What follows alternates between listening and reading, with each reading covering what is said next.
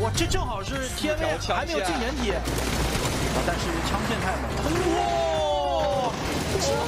大家。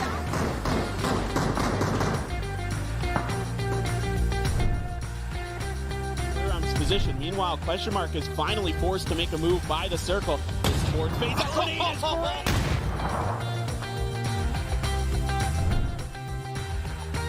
đơn giản đem về cho 4 điểm kill trước tên Yahoo.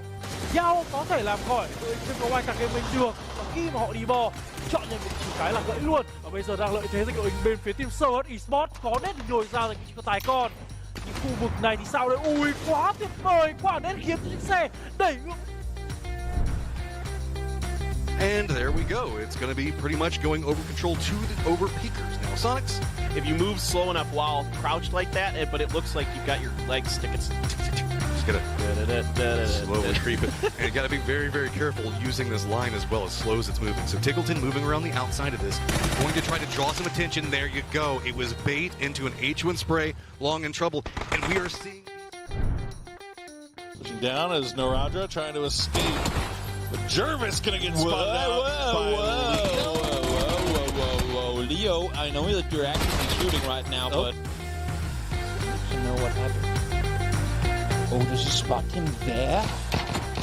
And then he steps in. Okay, you know what, Leo?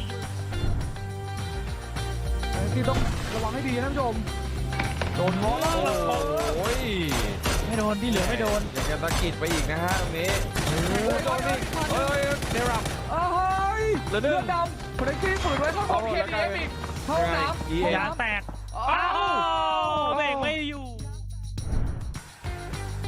去南边其实也没位置。对。哎，这辆车开不了了。刚刚的话呢，是为了想要把这艘船开到岸上，不让后续的队伍去开，然后导致自己的车呢又滑下去了。过得也非常的谨慎。哎，这个车又裂开。这样堵住了，就只能从桥上过了。 들어가요 이거. 아수라. 이겼어요. 구상이다. 구상. 아, 의료키트. 엔트로픽이 먹고 있는 그 1층 집으로 잡히게 될 확률이 있거든요. 이제 그 다음 서클은 물을 피해갑니다. 자, 숨이 얼마나 있나요, 아수라? 자, 아, 숨이 좀 모자란 것 같은데요. 얼굴을 내미는 이유가 있겠죠? 자, 이 식생 사이로 도망가면. 그렇죠. 자기장 맞아야 하거든요. 일단은 상륙하는 데는 성공.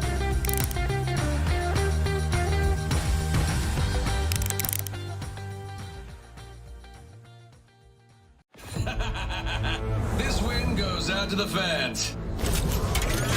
Meditate on that. High five. My eyes are up here. A bold message. I will not rest.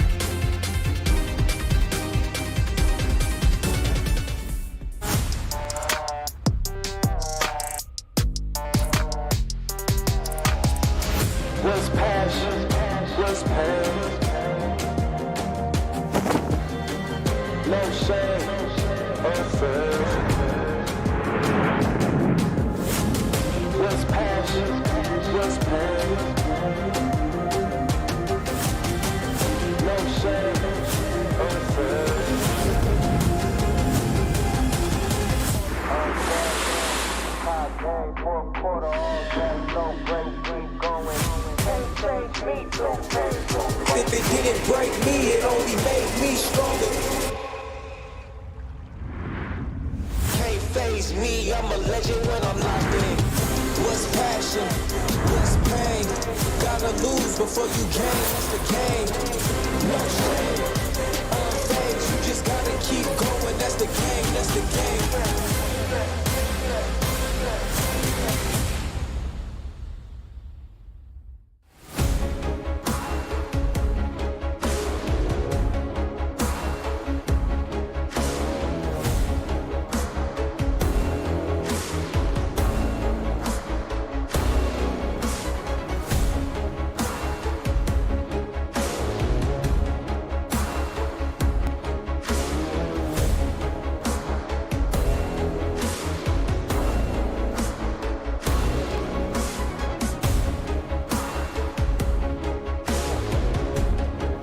Good morning, good evening, good afternoon, wherever you're watching around the world. Welcome back to PGC 2022. It is day 3. My name is Toffees. I am joined by the intrepid duo of Porosaurus and Martin as we break down all of the action today. And gentlemen, this is the moment. We're past the halfway point. 5 to play today. It's where dreams are made or broken.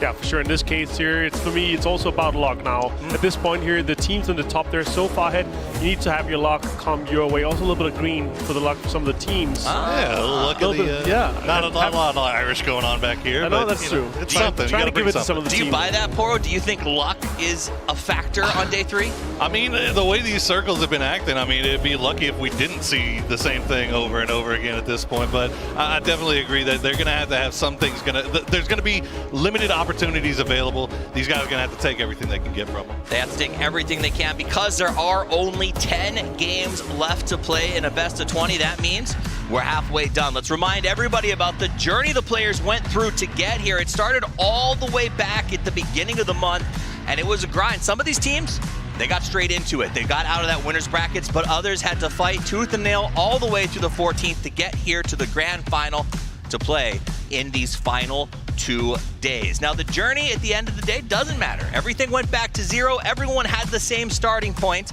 And we're going to talk about how some of those teams really made the most of day 1. Now, that day 1 was similar to day 3. We're going to start with 3 maps of Erangel and then finish up on Miramar.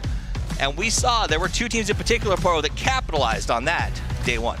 Oh, yeah, absolutely. I mean, 17 just came out gangbusters, didn't they? And I wouldn't expect them to do anything different here today. They slowed down a little bit yesterday, but it's not like they were dropping points anywhere. Like, they were still pretty consistently climbing. Honestly, with this 10.8 points per game in a final here is just unreal, right? And that's what we're expecting to.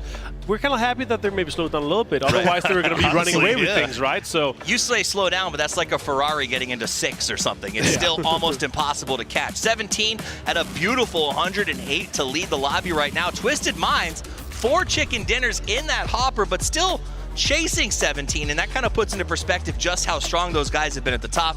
United and then Navi bringing up that back. And we're going to break down the highlights. We're going to talk about all of those top teams. In fact, I would say we can probably jump right into this idea of 17 Gaming in particular. They're the teams to watch, one of the top 3 performing teams on Erangel, and this is a team that is absolutely phenomenal. We got Show's last call. He's retiring at the end of this event, and then we got Lil Ghost, who is terrifying, haunting the lobby with his barrel sprays. Nothing seems to stop this man.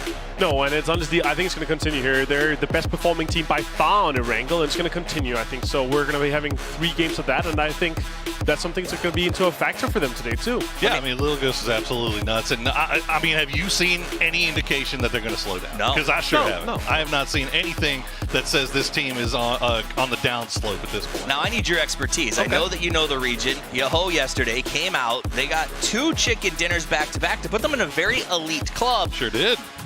but it felt like their chickens were a little different, or some chickens were not like the rest, I guess is the way to say it. Do you think they can do it again today? Look, it is what it is. They caught circles, but you know what? That's what you're talking about at the beginning of the day, right, Martin? There's a certain element of luck that goes along with it, where you want to every now and then you're going to get some circle favor, and you've got to make the most of it when you get it.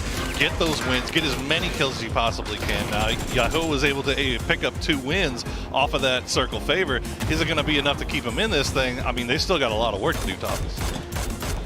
It's also reading the circles, also what you're expecting from them, also what you want to play. And honestly, the way that they played both of the games was how you were expecting a team that had that priority, had that situation in the circle here. They're playing on the eastern side here. 29 grenades. It is the best spot to play in these circles here. No matter what, it's the best way to approach if it goes east. It's a good way to engage if you want to go into the compound.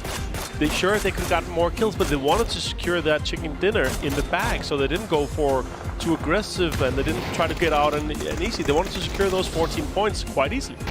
I mean, on the opposite end of the spectrum, you had United, who I would argue, look, they played great yesterday, right? They got a lot of points. They did what they needed to do. I would say that they should have gotten more. Like, they had 4 games in particular where they got, I mean, they had 3 Northeastern Miramar circles. Those are tailor-made for that team. They got the Milta Power circle, which they ended up getting the win. I mean, or the almost win against Yahoo. But yeah, I think they're going to be kicking themselves thinking about what they could have had. No matter what, like one bad game here for 17 and one good game for United, they're straight back at it, like head-to-head in this case, right? Only 18 points different, and we talked a little bit about them. Yeah, they could have made some more aggressive pushes. They could have made some different calls, but still, it's one different call. It's one difference that could have made it, you know, maybe from a 8-9 point game to maybe a 12 or 14 point game for them. United doesn't seem too worried about it. I love seeing the 2 top fraggers on the team getting each other fired up. It's nice when the IGL can just sit back and relax get some belly rubs to get ready for things to start. Let's take a look at the teams to watch over on Miramar. We do only have 2 matches with them today, but a team that is different on this feature is Twisted Minds. These guys seem like they're the brain trust when it comes to playing this game. They are the Miramar team right now. They before going into this and before we started the final, they got 10.3 points per game in PGC 2022. They've been able to continue that, and just this is insane performance here. We're looking at so many points. It's 12.2 points per game on an average on Miramar. It's just insane. Also the clutches we saw from Spyro yesterday, like, they played that so well, and they had to fight for it. Remember, on a really, really rare hard circle, they played around. They fought so many teams. TMA, they fought Question Mark, they fought Entropic, and then they had to take TMA on again. Yeah, I mean, look, they've been positively nuts this tournament, but it hadn't just been this tournament, Mark. No. This is going all year, back to the beginning of the year. 2 years. 4 tournaments now, Twisted Minds. On the last day of play, they're averaging 12 points a game. Yep. That's absolutely nuts. United and 17 also doing really well, but they average about 6.2, 6.4. So that just kind of gives you a little bit of a notion of how crazy Twisted Minds is when it comes down to those clutch scenarios, those last-minute end-game scenarios. Do you think they can transfer that over to a day like today, where we're playing 3 in the grassy pastures? I think it's fine for sure. I'm not too worried about it on their case. I think they're going to be able to continue this momentum. They're also close, right? They just need to continue this consistency, because at one point, one of the 3 teams at the top, they're going to have a bad game, and that's the time. That's your time to jump. That's your time to pounce and maybe take the lead away from them. And then we're going to get even more time watching 17 Gaming. We've got to talk to them a lot in the interviews. We get to see them a lot in the highlights. But I'm not mad about it, Poro. When a team is this, dare I say, perfect in their execution? I mean, it's for good reason, isn't it? I mean, we're talking about them all the time because they're always up there. I mean, it doesn't seem to matter the map.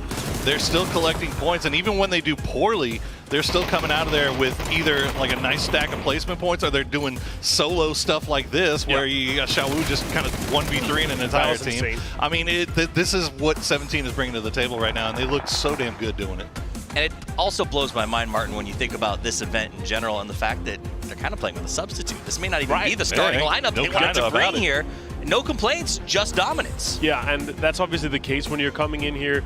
You're missing potentially one of your impact players here, but your 5-star lineup is just this good. And also Lucas has been able to step up in a more fragger-heavy role, and we've seen that's really paid off. He's winning so many, if not basically all of his 1v1s, and also doing multiple clutches where he's getting 1v2, 1v3 duns, just like Xiaowu did in this game here versus United. Yeah. All right, well, I actually heard we got a chance to check in with the teams that are performing at their best. Let's go over to Sam to hear a little bit more. Most of the fans have left the fan zone because they're heading to the stage because we are, of course, getting ready to start day 3 of the grand finals. But Bolot over here, I pulled him aside before he went in because I wanted to chat to you. You were busy playing a stack of PUBG just now, right here in the fan zone. Are you a big fan of PUBG? Yeah, I'm a big fan of PUBG, and I like the team Navi exactly. So it's like, I think that it's the best team here, and I just hope that they will win here. They're currently sitting in 4th place. Uber is one of my favorite players. He's obviously playing, he's fragging off. How good are you at PUBG? I can't say that I'm good at PUBG, but I'm just trying once or twice a week, just play something to improve my skills in PUBG, exactly. So you're going to be watching the professionals today, getting some tips?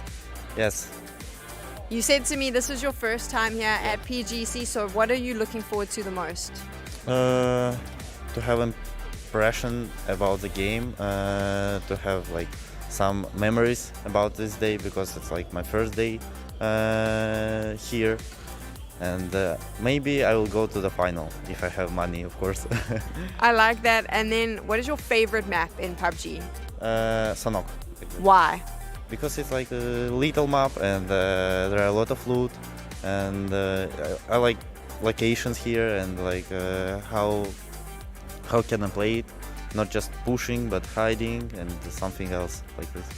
Well, I thank you so much for talking to us. I'm going to send you off so you can watch the games. Thank you. Controversial map opinion there, which was quite funny, but I mean, there you go. So obviously the fans getting ready, getting excited. We got lots of fans here. They're all inside, which is exactly where I'm going to, because I want to catch the action in game number 1. Well, I've got great news for you. Game number 1 is just about to get underway. I hope that gentleman gets some great memories, and I know 4 gentlemen who will probably be coming away with some big memories is E-United. This is a very young team. I want to call them the young guns, the future of sort of North American PUBG. Kickstart, the most valuable player in terms of fantasy. I mean, these guys look like they're pretty good. Look, man, they've been taking it in the pants all year long for multiple years now in the battle against Sonics for first place, right? It's been neck and neck competition, arguments going for both ways, who's the best team in North America, who's the best team, and at the end, it always ends up getting settled by, oh, well, Sonics won PGIS, so therefore they're the best team. Well, now E-United is posed to make a run here at PGC, so they might be able to shut all those Sonics fans up for good. Yeah, we'll see. Honestly, I'm excited for United here. One good game for them, and they're straight into it, and they're going to be pretty much tied with the top teams right now. Extremely close. We're at the fan talking a little bit about Navi. They need a couple of good games. They actually fell off a little bit yesterday, even though Example is still sitting very close to 2nd place. I think it's 2 or 3 points to catch up to Kickstart there, right? So Navi with some good games today, and they're going to be able to make it a 4-horse race rather than a 3-1. You guys have talked about some top teams. In a second, I think they're going to show us the top teams for fantasy here amongst the casting team. I'm dropping like a rock, Xenox at 1608. Martin, you are closing the gap rapidly, and I am still beating Poro, which is all that really matters to me in the world. Remember when I was in first, man? Yeah, I remember that. Way back a couple of days when we were like 2 days deep into the tournament. That was great. Well, now, wait, grand finals started. I caught 13 games up to Xenox. He's obviously not here, but I'm pretty confident my team. Well, let's give a big shout out to our caster from Down Under, who turns out to be on top with his 1608. Let's see as it continues. It is going to be fun. Hope you guys are playing along at home. Let us know what choices are or aren't working out for you. We touched on E-United a little bit. I think part of the issue that we had on scoring is Kickstart started slow. Flood has been on fire.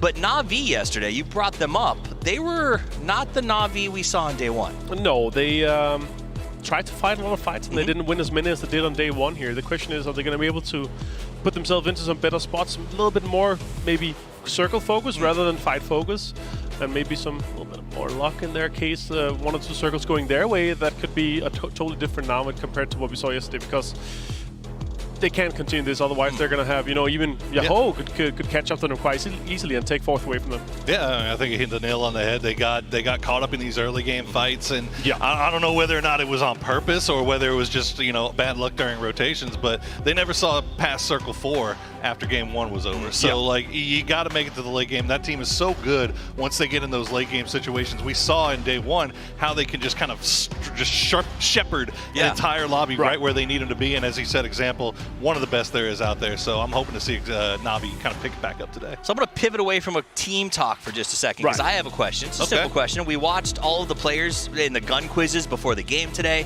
and they knew every game or every gun. They've clearly used them all. Nuts. But when I watched them play, I even asked, I asked 17 across the board, hey, what guns do you choose? Like, I'm trying to figure this out. Every one of them seems to use the barrel. Tell me what it is about this gun in particular that is dominating PGC 2022. So especially for LAN, right? It is the best gun when you're coming. Also, it's most available in terms of the AUG and the Groza that you have in the crates only. But it's the best gun in terms of close quarters combat. One of the fastest guns to kill. Time to kill is super fast on it. And yes, you maybe can't hit as much when you're shooting at cars, but it's not their focus. They're going to take out their minis. They're going to take out their SLRs. See, even when they're doing drive-bys and so forth, they're even taking out the mini and the SLR, shooting them on the higher ranges. So they're much more focused on those really close quarters fights to win those, because you will almost always win a barrel versus an M4. On land, 7.62 superior. Makes sense. Well, we're going to see a lot of barrels, but I can also tell you that we are going to see some amazing PUBG, and we're going to get it started right now. Ladies and gentlemen, it is time for day 3 of PGC 2022.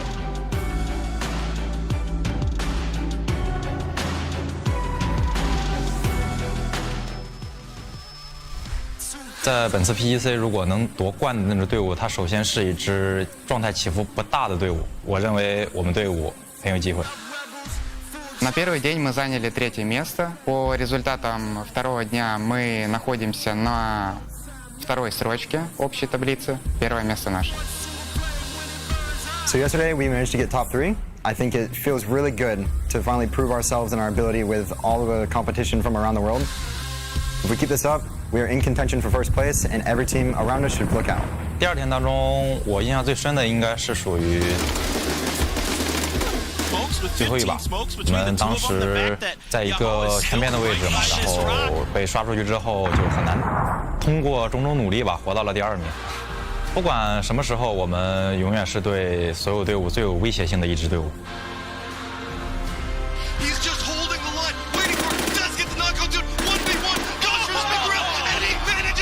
Из 10 игр мы выиграли 4. И я рад, что мы выиграли игры, которые мы должны были выиграть. Я думаю, что мы готовы выложиться на 3-м дне и показать нашу лучшую игру. Мы будем стараться занять 1-е место. So the first half of the finals is over. Going to the second half, we're looking to make the stage ours. 我们一定会守住第1名的位置，一定不会放弃夺冠的机会。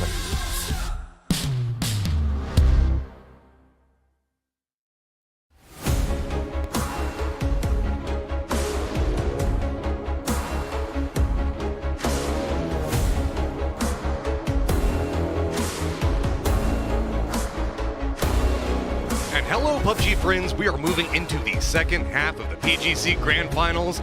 We are, you guys know us at this point. It's too much hair, no hair, and we're going to be looking over a very hairy leaderboard. Yes, absolutely. This leaderboard is much hairier than I am, and that's okay. That's the way it should be, absolutely. I mean, I think it's, in some ways, maybe a 3-horse race at this point. Navi still has a shot, but we need to see Navi kind of spring into action again. Every single time we think that, it feels like suddenly they manage to step up. And because we were kind of having that conversation yesterday, right? Where it was like, okay, yeah, E-United's not really in the thick of it, and now they're back into it. I feel like we're starting to see a slide in some cases, though. There's a lot to be looked at here, and specifically, who still has the gas in the tank, or who has at least managed to find like an extra fuel canister and a refill moving into this last half. Yeah, exactly. You're typically allowed one not so great day in an event that's like this. That's 4 days long, 20 games. You can have like one day that you put up not a lot of points, and then you can bounce back, have big days the rest of the days, and still come through with the championship, but that's all you get. You can only have one. That is the minimum. Whenever we say that, it's like, whatever you're in the top 4, it's like you can have a kind of bad day. Whenever we look at the points per game that some of these teams are putting up at the top, I mean, whenever we're talking about like, 8 points per day is a bad day. Well, yeah, I mean, 10 points per game is going to put you at least in contention for the championship. Usually if you're 11 or 12 points per game, you have got it in the bag. Well, enough of our pretty faces, as we are now going to get everything set up and move into our first game. More and more tension's going to be mounting, and we are going to be going through a ton of action as all sights are now set on that trophy and who can make it in through this first game of Erangel. Well, yeah, I mean, you really got to keep your eyes on 17 today. Erangel has been where they have been absolutely dominating this entire event. Not just this entire event, this second half of this year. They have been absolutely just phenomenal on Erangel.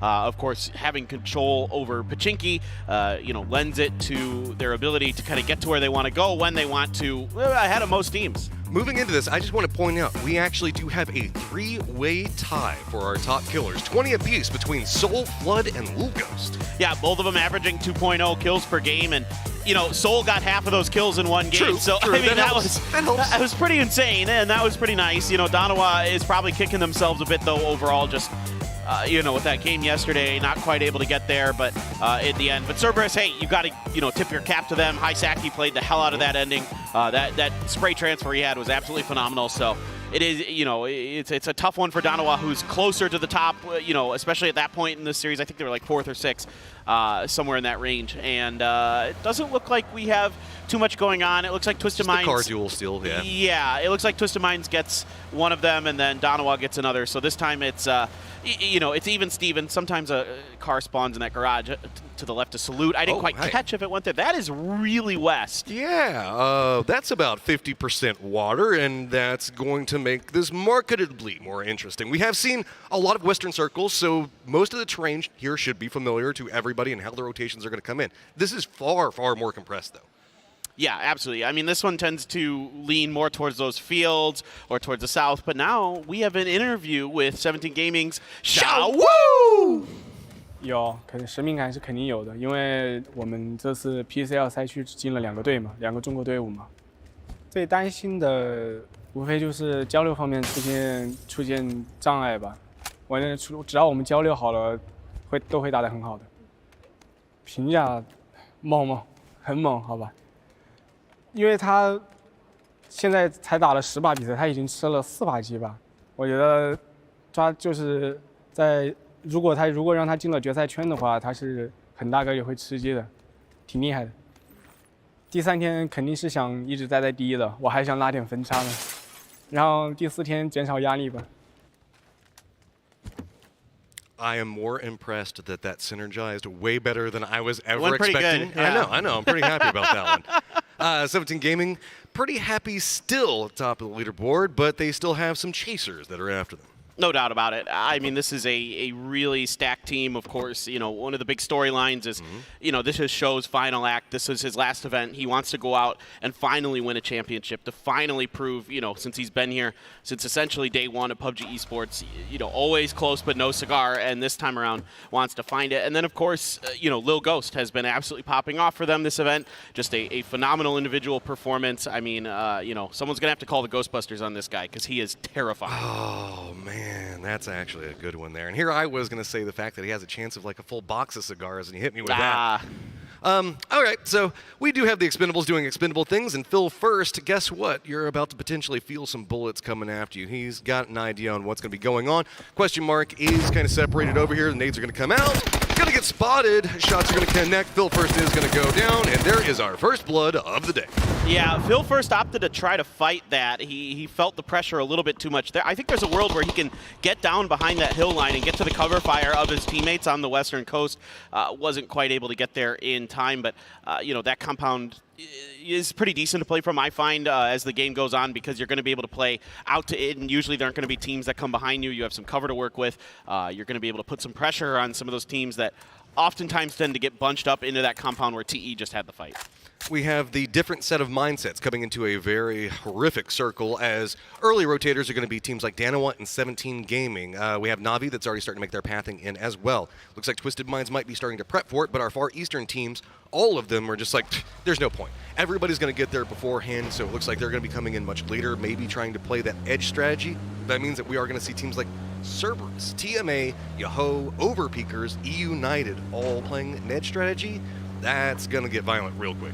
Yeah, eventually. I mean, it just depends on how fast the water gets cut out, right? Like that, the edge teams might have more space than you think, and the center teams might get forced out earlier, if it hard shifts down to the south or something like that. I mean, those are all possible, pretty unlikely, but, stranger things have happened, as we saw on the Miramar game, where it ended literally right next to land ratio 3. The best game ever. I mean, that was a great game. No, I mean, I absolutely loved it. And, circles here can end really strange. Not the best game, but I've never seen that circle before, and it made me happy. It was I've never seen that circle in esports.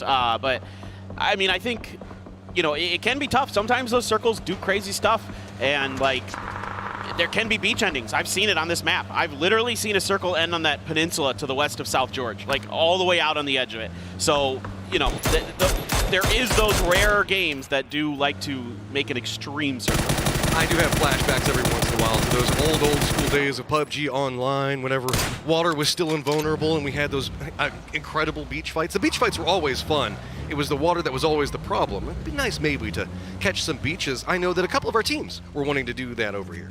Yeah, exactly. I mean, it's, again, you'd rather play on the beach end, right? A lot of teams will prefer to do that because you're much more likely to have your backside clear. You can kind of, take the fights that come to you or take the third parties that come to the other teams, those kind of things. So you're really able to kind of dictate your own pace. And this is a viewing party in Bangkok, Thailand. A lot of big fans in Thailand, as we saw at PNC. We had a great time there. The fans were absolutely incredible. Yeah, always big fans of any of the events. And yeah, Thailand was so much fun. So big shout out to everybody that is over there right now. And you can see they were all coordinated and everything else like that. I find it interesting how different regions all have their different celebrations and little side things that they've got going on.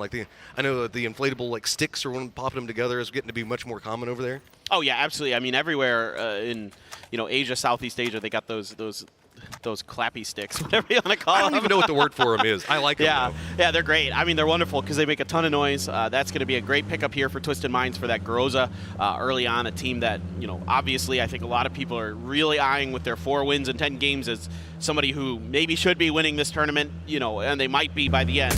And putting that into the hands of Lou, is absolutely nuts. He's been incredible so far. He's actually been their top fragger. Now, that being said, Twisted Minds, they're a really well-balanced team in terms of their kills. Minds. They might have to defend. This is a team that I don't think Cerberus might turn into this if they get shot at. Yeah, that's the whole problem is you don't know what Cerberus is going to do. Sometimes they go to the bullets, sometimes they go away from the bullets. Well, GAC is open, so. Yeah, this is the safe play without a doubt. This does make them actually one of the most eastern teams right now, with the exception of Yahoo, who's still playing east of Everest at the time. Yeah, I was really hoping that Cerberus wouldn't crash that because that probably would have been not so great for them in terms of just how good Twisted Minds is. And I want to reiterate, in terms of their kills per game, their lowest is 1.2, their highest is 1.4. So Spyro and Perfectix averaging 1.2 kills per game, Batulin's 1.3, Lou 1.4. So I mean, in terms of the total package, this team has it. They are absolutely just from top to bottom insanely talented, insanely skilled, insanely smart players. FaZe playing the numbers here. We've seen so many Quarry games. They're going to be pathing into the south. Jokes aside, this is just how FaZe do things. They love these long ramps coming in. They are going to find a pretty open area. They are going to have day trade that's going to probably be about another 500 meters in front of them. There is nobody even close to United right now, so while they are coming in safe, making sure to check every single angle as they come into this one, they still have to the opposite side of Chopsticks before they're probably going to bump into anybody, which would be Cerberus. Yeah, they got about a kilometer before they run into anybody, so plenty of space for United to kind of just see what's going on around them. I mean, maybe they're going to kind of fan out a little bit here. They have the opportunity to do so, claim some real estate. And there's a real world here where the circle might just really hard shift over towards the land, and, they're just kind of in it for 3 or 4 circles on the edge where they can just vibe, just kind of listen and see what's going on around them and try to make some plays for the later game. And, they were talking today to us, and they were saying, yeah, we got some circles in the early game yesterday, but the later game, we really had to fight for things and we didn't, maybe live up to the expectations we wanted to. Well, okay, so all this is going on. We've got TM that's starting to push up onto Everest. It looks like they're getting aggressive into Yahoo, but also TMA is going to be running right up next to Wildcard, who's holding down south of Georgia Pole. So with the shots exchange, it looks like they're going to step back down this one. Yeah, no real reason to be aggressive yet, as Lord knows where the math is going to go inside this circle. It looks like TMA does at least get by on the first part. Cal, you about to have some friends following him back behind this one. Is he going to take any shots? Now he's going to open up and not going to be able to do enough to stop. Yeah, it's tougher to spray the vehicles with the barrel. You know, we've talked about, and I think the Deaths did a great job highlighting this, the difference between the barrel and the M4, why some players prefer one or the other. You know, for spraying down vehicles, the M4 is the superior gun because of the tighter spray control. Oh, Matt, what? Matt, we might be going there. Where All right. TMA is, circles can end there. It happens. Yep. All right, it is time to just go absolutely wild. We're going to have a major press in. It's going to go full on Mad Max. Everybody is hopping inside their vehicles, and it is time to get to Georgia Pool as fast as humanly possible. Everybody is playing down in the south of it, and there is some of North Georgia that's in play, but everybody knows that this is probably going to lean into the south, so we're going to start to see a lot of people crashing into buildings, trying to compress in. We might even see a couple of teams that are playing out on the edge just say, there is no way I can make this work. It's time to just start getting some kills. Yeah, Helen's going to light up some crossing members of Na'Vi along with Lambu here for Donawa. Not really doing a ton of damage. Vehicle damage mostly what's coming through here. There's going to be a run over off screen. Helen able to connect a couple shots. FaZe right behind Na'Vi as they cruise down the beach. Now there is a hill. Oh my God! They're just running each other over. Oh my God. This is just massive. There's just bodies littering everywhere. Trying to roll into this one. It looks like Daytrade is trying to stabilize, but it's going to be Danoa that gets a vision into it. Spray's going to be popping off. Now just trying to move away. We're already down to 54 people, and we're just in circle 2. Yeah, Soul's got to be so careful there. He almost got knocked for reaching out for going for those grenades. Now some counter grenades coming towards Salute, and I think Donawa would be wise here to back off of this fight and maybe start thinking about trying to regroup with their other two members north sooner rather than later. Aduzi and others now, QM getting involved, working into this TE mess. Late rotator is going to be very, very beneficial in this situation. EU United is going to be coming in, finding an open compound just to the south of Everest, actually to the west of Everest, my apologies on that one, as we still see the continued rain of grenades and firefighting going on. FaZe did get into position that's going to be just to the west of where we saw TMA stop and the location that you were talking about, Paper, so this could be good. Now they just have to figure out, make sure that they survive, as there's going to be a weak Na'Vi looking in on this one. Danoa that might also be able to get some angles, and TMA so close. FaZe has got to play this one super safe. Yeah, TMA has the opportunity there to reach out and go for some frags, see if they can get some knocks. Overpeakers is going to find Sparking out in the open in South George. Now this is a pub lobby inside of South George. At this point, everybody's just going to be scrapping and fighting, trying to get out of this alive. But TMA, there, because they control the compound on both sides of the road, they're able to reach out relatively safely to try to go for that hill. Now, there's a hill on the other side where FaZe is, and that is a very powerful position if this keeps shifting west. Yeah, this is just not going to go Yoho's favor. They're going to go ahead and get eliminated. 13 teams, and we aren't even in circle 3 yet. I'm telling you, this can end right on FaZe. I mean, with the way that this shifted already. I'm not even making a prediction. Usually I like to kind of throw my hat in the ring. I've seen it, man. I have no idea. I'm just going to say, why not the bridge at this point? I've been there. I'm having flashbacks. I think it was PUBG Charity Showdown, or PCS Charity Showdown, I think, is when it happened. I love the fights around those hills up there, though. That little peninsula, or whatever you want to say, is lit that's sticking out, so we'll have to see how that goes. Question mark still playing to the south, and we have EU United that's going to be playing to the east. And this is just, I want to see this one closer. Just he just hit him with the rolls in. I mean, this. What do you even do in a situation like this? I mean, it's just whoever can react better. I mean, it's just, that's all this is. This is all just instinct and, you know, raw mechanics. The only thing that wins here is car damage numbers. That's, yes. Unfortunately, those don't add to your actual damage numbers, so at least I don't think they do. I don't think that that's fair. I tend to agree. At least we should count cars as their own independent entity then, and see how they end up on the damage charts. Matt, it's doing it. We're going to that peninsula. I can't believe I said it at the beginning. I'm like, yeah, I saw a game go here once. Good. That means the fact that we're in for a continued press as everybody is, we can hear the audience just audibly just like, oh my God, players, everyone, they know this is just going to get more and more hellacious for these teams. Now, our teams are kind of fortified up in Georgia Pool right now, and our edge teams are going to have to compress in more. And the more this continues to move into that one spot you're talking about, means the fact that this edge play is just getting more and more troublesome. Yeah, and 17 Gaming is a good spot here if they can lock the hospital down. There are avenues to breach the hospital, but teams have figured out pretty good ways to lock it down for the most part. So now, you know, United trying to, you know, keep their flanks clear, do some damage to Entropic. Entropic gonna do a little in return. Twisted Minds just trying to get as close to this road towards this western edge as they can, because they know there's a decent chance that this is going to end up over in that area. So good job by Twisted Minds. The fact that they get there relatively unscathed is huge. They have made a really smart, really well-timed rotation. I do want to point out Overpeakers pretty much has all of the north to themselves, and this is the a team that really can handle a lot of very weird situations. So this might be an environment in which they can absolutely thrive. So if you've got your map open, make sure you're keeping an eye on how Overpeakers is going to be playing this one, because you know, Clib's driving around. Whenever you got Clib in a car, you talk about it all the time, Paper Thin, he can pop off, and there's going to be a lot of driving potential. Yeah, all he needs is a car and an M4, and he's good to go. Lukaruk's going to be priming a grenade here at EU, but it doesn't look like that one's going to be anywhere near anybody as they have pulled up into the open compounds. Lukaruk's all on his own right now. The rest of Entropic is kind of driving around scattered. I think they're trying to figure out how to handle this. Well, they also have Naileup that's ahead of them, and there's 17 Gaming that's taking shots into United. So this has just led to an awkward fight for everybody that's involved in this situation. Looks like Entropic is just going to move to the west and try to get around. Lukaruk did get the knock, and there's a flush on Rello, but that's this is just harder and harder to deal with the longer this goes, because 17 is still just taking peppering shots. I just love what Lukaruk is doing here, trying to get an unexpected angle, but he's caught by Flood. Red. He looked away just at the wrong moment.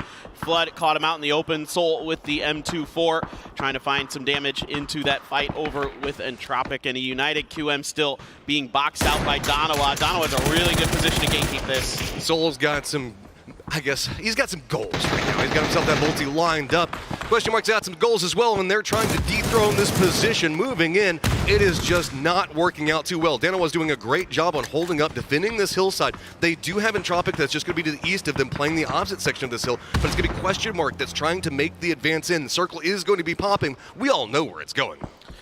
Yeah, well, it has to remove as much water as it can, and that'll give you a pretty good indication of where this one's going to end. So now it's got some options. Now it did remove quite a bit of water. Good spray from Naileup onto Snakers. That's going to take him out of the vehicle. Looks like he's going to be unrecoverable. Kickstart gets a ton of air here. QBE tries to spray him out. Kick, getting a little bit of help from Flood. Finally, Ibis takes Kick out.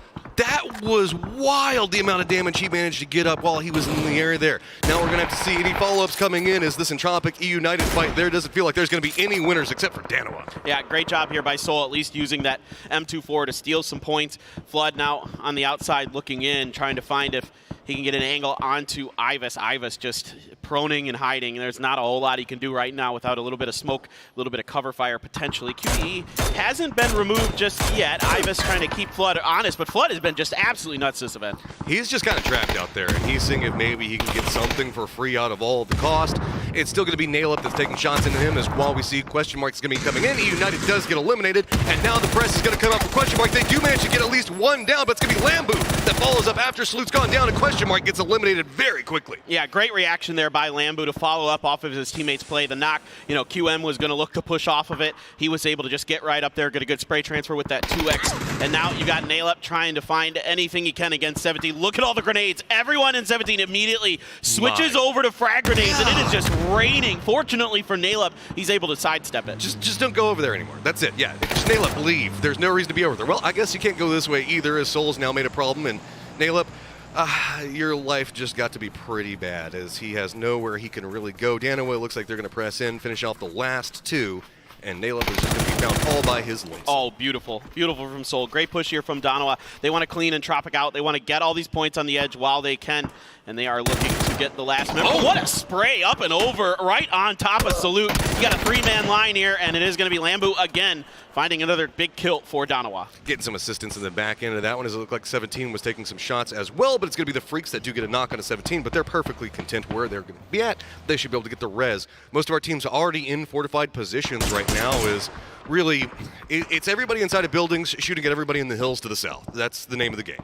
Yeah, absolutely. I mean, if you're one of these teams here on the south, you know, you're going to have to make a rotation most likely eventually, and really your only options are either to crash something inside of that city or try to loop around to the west and try to get to the beach, but that beach is completely controlled right now, so there isn't much of a hill where FaZe is. Ghost just moved into Danawa, and they said, we don't even care. They're moving up, and it's going to be Danawa that's trying to defend. More nades going to be coming out yet again from 17, and they are going to connect. Helen's going to go down. Now, what are we going to see 17 do with this when the shots are still going to be coming out? And that's going to be Twisted Minds from so far away, trying to see if they can get more into this one. 17 wants to continue going forward, but it's not going to happen. That's like, what? I'm looking at this 250 meters meters that we're seeing the shots come into the net. Oh, what great grenades from 17. Absolutely doing tons of damage. Helen had just been reds, and now they're all gone. The grenades are perfect from Xiaowu and 17. 17 now coming back to reset, trying to see if they can get to some safety. They want to get Ghost, and it looks like they should be able to do so. Those shots are still going to be coming out from Twisted Minds, but the angle is much harder over here, and you can see they just want to try to get him out of the spot. Looks like they are going to be able to get the res finally. Sport's going to be coming in, and it's the other two members from 17 who look like they're trying to get to the hillside to maybe take some shots into Perfectix, who's just not relenting. Yeah, this is really, really tough for 17. Like I said, trying to get into this city is really, really challenging because everything's already taken. So you got to find some way to rotate maybe around to the coast. I don't know what their vehicle situation is like. Looks like there is a Dacia. It'd be best if they had more than one, as that Dacia is already no helmet too. Pretty, yeah. Things are bad for 17. I mean, in terms of just getting into the next circle, they've had a great game so far. 6 kills is absolutely great, given kind of the strangeness of all of this. But hey, let's see if they can make this run. I think this is going to have to be a clown car. I don't think they have anything else. Yeah, and look at this. This is, all right, whoever's going to get the first spray into this vehicle is about to pick themselves up some kills because there's not much to be working with on it. Going to try to rotate around. Looks like it's going to be FaZe taking those first couple of shots into it. They have nowhere they can go, and it's going to be Cerberus that picks up one. Batulin's going to go ahead and flush it out, trying to roll in, see if maybe they can get out of the car before it explodes. At least one's going down. Vehicle is rolling. It's going to go down. Yeah, Twisted Minds there has a great angle onto this, and with only one Dacia, there was just no hope for 17. Well played on the edge. Good job taking down a out, but yeah, just an impossible rotation there. You can see there's a lot of exposed terrain just to the southwest here as Cerberus just barely in, but inside of one of what you call the ice cream stands. This sucks. I mean, you've got kind of some healthy vehicles-ish. They're smoking, but you can at least drive them. We do need to point out, though, that Twisted Mind has a massive opportunity here. They're pretty close to the center of the circle. Math should be favoring them in this. They are now only 12 points back behind 17 Gaming, so we might see this as a big game because you got to take the games as they're given to you, right? Twisted Minds navigated this. They got into a position. They were the harassment into 17, and now they have an opportunity. How much is the circle going to let them exploit it? Again, it's the timing and the reconnaissance that Twisted Minds does that has set them apart from other teams for the last couple of years. And you could see that this compound was left open by TMA because they retreated to try to keep FaZe boxed out. And I mean, to TMA's credit, you know, they were probably in the back of their minds thinking, this is going to this peninsula out on the west here, this very small peninsula. We need to play for that. And still, this is not a bad position at all for TMA to be in.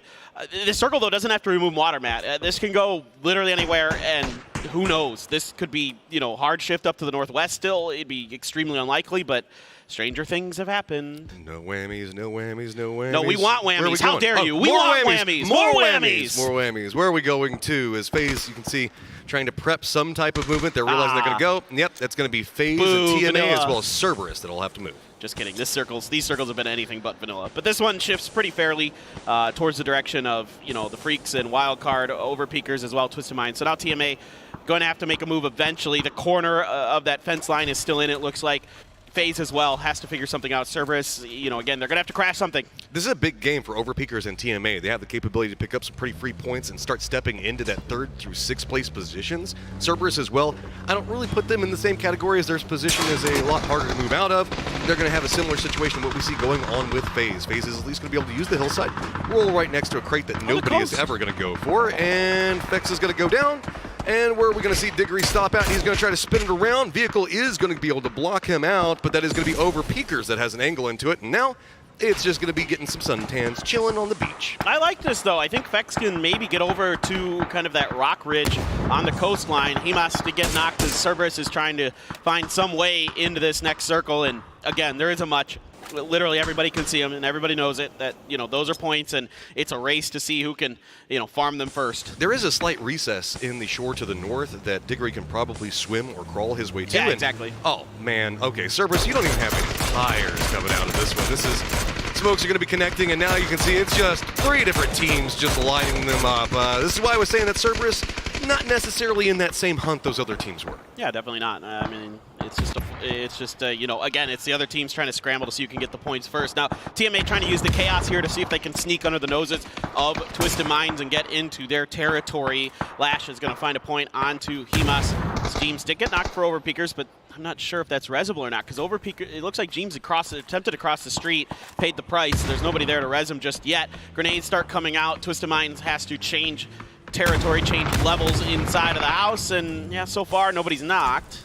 Every 17 E-United and Na'Vi fan is presently cheering for TMA, hoping the fact that Twisted Minds can't pick up yet another victory and start making a runaway with this, creating an even bigger gap between 3rd and 4th. Cerberus finally does go down in a hail of flames and explosions. TMA does manage to cross, make landfall, and now it's just going to be about TMA being the only moving factor and the only team not inside a building. Yeah, Overpeakers tried to send Mexi to save Jeems.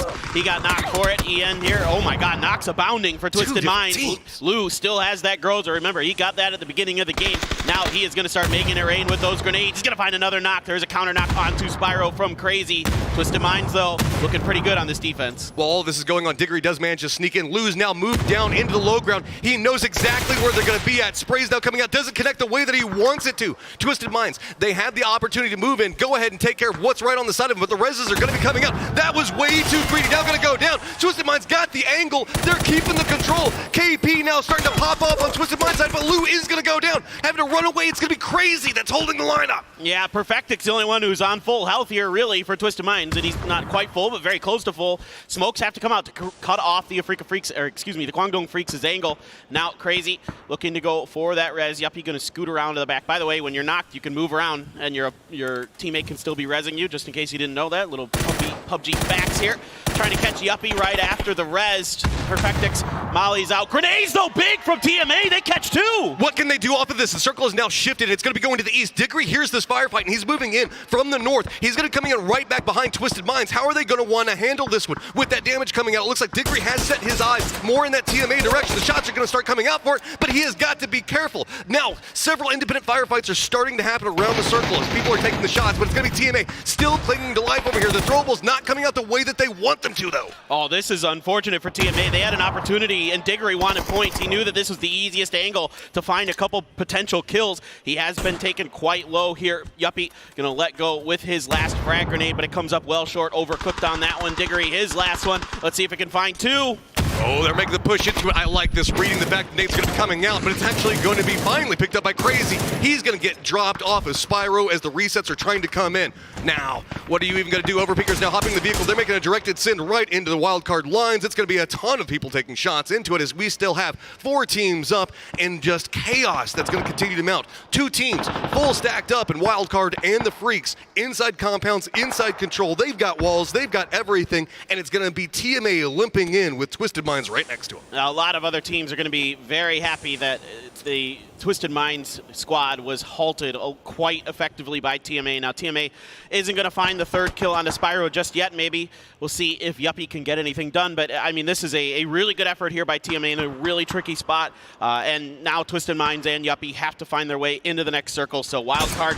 The Freaks going to be holding this angle down. Decent little shot there from Lash. Catches a jumping member. Ooh, Yuppie, though. Yuppie gets Perfectix. That is going to be big. He's still just trying to take that last stab at the team that has caused him so much problems. They're continuing to climb. TMA is now up in 5th place as they finally do get eliminated, but they picked up some very needed kills as that is just a compacted section of the leaderboard. Twisted Minds, though, does get into the circle, and we still have 3 teams. It's a 4v3v2. Yeah, okay, now for real, Twisted Minds has to leave, and you've got 3 members of the Freaks just completely tunneled in on that direction. Akkad watching for a flank from Wildcard. I can see Nikos out there at least flirting with the idea, but Akkad should have a pretty good hold on that angle, I would assume. We'll see if Nikos can somehow squeak his way in there, maybe get the knock onto Akkad and cut off that angle. Shots there from Greg, trying to see if he can catch Lou. Lou, you know, he's very smart. He knows that there's probably some grenades coming. Moves right over to the angle. Now Wildcard going to reinforce this side. A little bit opening damage. Adam does connect onto Lou, and it is now just Spyro as the circle is going to be coming in just a few seconds. And I think that Twisted Minds realizes this is their death knell. There's not too much they can do. 2 teams, again, both of these compounds and all of these compounds and buildings that we're looking at, I have walls around them, have a whole bunch of different ways. Spyro is, he's really, really good, but I don't know what you can do here. Getting a couple of shots on the Freaks who just revealed themselves in a bad way, that is the freest kill that he should not have been able to get. Yeah, that was kind of a little bit of arrogance there from the Freaks where they thought they could make that rotation and they paid the price there. Spyro has just been money with these minis, so he's almost out of ammo on top of this, but still got a barrel in the pocket, and again, he's on the outside looking in here, so he's going to have to make a move eventually. May just opt to let the blue do the work for him, but I mean, what a game from the Twisted Minds. Truly, this is a really well-played game because of that maneuver they make early on in this game to take this compound, recognizing the open territory, taking the open space at a perfect time. That's Twisted Minds in a nutshell.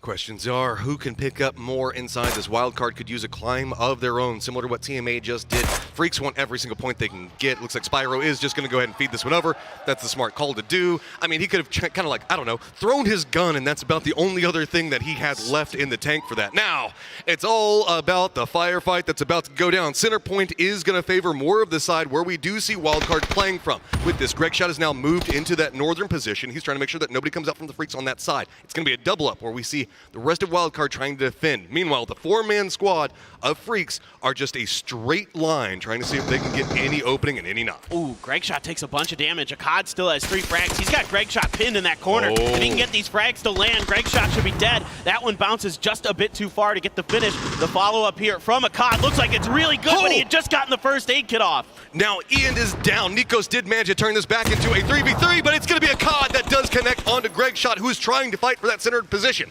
With this, Adam now has to make a reposition away from where he was at. Nikos still just trying to hold up, make sure that he can defend everything that's going to be happening. Adam wants to try to get his teammate back up, but he is cooking. Viking Funeral is going to go ahead and send him to Valhalla. Yeah, exactly. That's a toughie there for Gregshot, with Akkad still sitting on quite a bit of damage utility. It was just a really difficult spot to get out of. Nikos has been absolutely disgustingly good for a wild card this event. Does he have some magic here to pull it through for the side of the NA squad? And well, you can see Akkad he still has a couple more mollies in the bag. Adam has quite a few frags himself. Okay, smokes are now out, and it's moving into that wall-to-wall, minimal vision, listening for footsteps. Throwables being the king of everything that you can do. Nate is going to connect, do some damage into this one. Adam just trying to hit some bank shots onto somebody. Molotovs could pay up really big, specifically in that choke point that you can see that they're trying to push through right now. The Freaks are going to have that Molotov land in front of them. Akkad still playing up top, as it looks like this is just going to be moving into an absolutely close range. You're on no vision. Nikos does get a knock. Now we shifted this back into a 2v2. Throwables now coming out. Adam's coming up to reinforce. Nade's going to be pretty close to this one. Is it going to be able to take down Akkad? And yes, it does! Nikos picks him up. 2v1, and Wildcard are starting to feel it. Oh, they're pushing in, though. They might get a little bit too far in to make sure they get these kill points. Last year, trying to hold the angle. Hikari trying to give him information. Stun comes out. You've got a Saiga in the hands of Lash. Oh, my God. I think he should just switch to that. I think the range is going to be nothing but point blank the rest of the way. Spray comes through, he gets the knock. 1v1, now lined up, but it's going to be spotted out. Wildcard manages to pick it up, several kills, and finally finding themselves a good game. There we go, a great finish there, a great hold. Adam doing a wonderful job with his utility, really making sure that that exit out of the fence line was completely under their control and that the Freaks had no ability to leave it.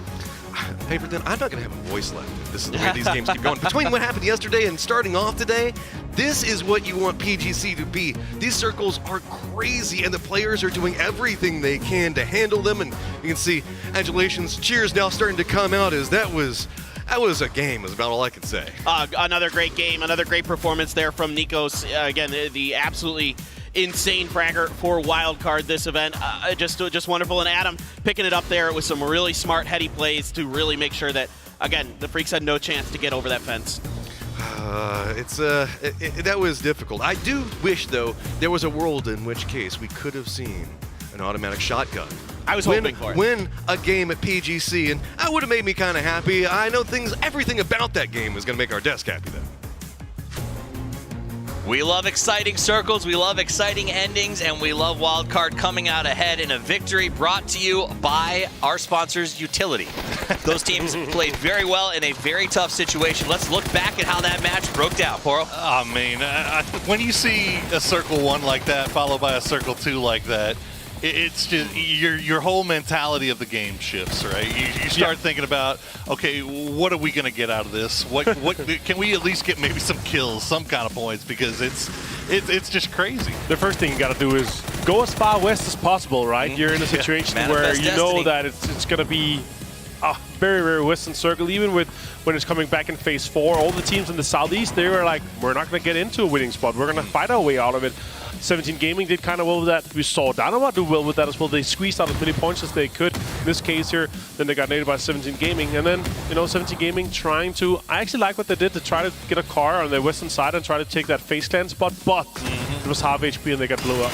Yeah, it was tough, man. It was always going to be a tough rotation for them, and to be fair, they collected a lot of points before they went down, which is why they're maintaining their top position right now. Because Twisted Minds had a beautiful spot until it fell outside of circle, and I guess I gotta imagine I wish they would have got more kills from that, but you know what? It's still a lot of points. They're within, what, 3 points of first now, I think, maybe? Yeah, we'll have to see when the leaderboard pops up. I mean, I think with circles like that, any team that managed to make it to the top 5 and pick up some points is pretty happy because of how difficult it becomes. You saw, for instance, United came in late and just had no options once that second shift happened. Let's look at the top 4 teams' performance in that match. Wildcard does walk away with the chicken dinner and 9 total kills. Freaks, though, I think played really well from that building. I loved watching a COD sort of lock Greg shot out. They were planning well. I just don't think they were quite ready for that bank shot grenade at the end. No, I don't think so either. In this case as well, I was actually expecting a little bit more teams try to kind of send it into some of those blocks of South George. Yeah. Because there's so many buildings where you can kind of breach into, but both Freaks and Wildcat, they were able to hold it down. Wildcat took out Overpeakers where they tried to cross the road, and even in this case here, when the blocks are so far apart, you have your buildings, then you have your walls, then you have a big grassy patch where you have to use like 5, 6, 7 smokes to even get across, right? So it's quite easy to defend if you're able to commit a little bit of utility to it. And as you saw both Freaks and Wildcat do, they managed to hold their kind of separate blocks to themselves until they then had to fight in the end. I mean, even early on, we saw what happened when you try to crash into it, when Yahoo tried to send it in. Right. They just got absolutely roasted. So, I mean, you wanted a lot of the stuff that may work in your regional lobbies, a lot more difficult to get away with this in this lobby, obviously. But, again, credit to Wildcard for holding on that north side. There was a lot of teams that were trying to make their way in from the north, most notably Overpeakers. Yep. And I mean, that was just a big clutch late game there for Nikos. I do think the teams that got to this end game owe a little thanks to Overpeakers. They were like a big burly bully up on the north side. Everyone went away from going into there because they were just spread out in a death line for anyone who tried to crash. Let's take a look at the points and how they break down. 19 going the way of Wildcard. Twisted Minds, who just is the picture of consistency, walks away with 13 second. The Freaks are going to be able to get a little bit of a climb. Donawa as well. The big one for me is 17.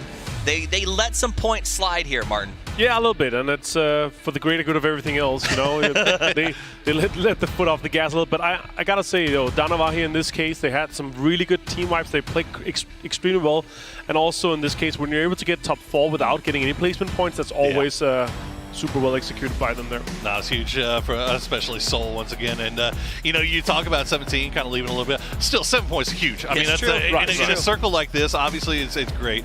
But then you look at United, 1 point, Navi, 1 point. Right. I mean, we're talking about this coming in. You can't afford to have those slip-up games where you're getting 1 or 0 points because these guys are still climbing every single time. That's true. I mean, they did come in 17 with a 70%, I think it was top 5 rate at the start of today.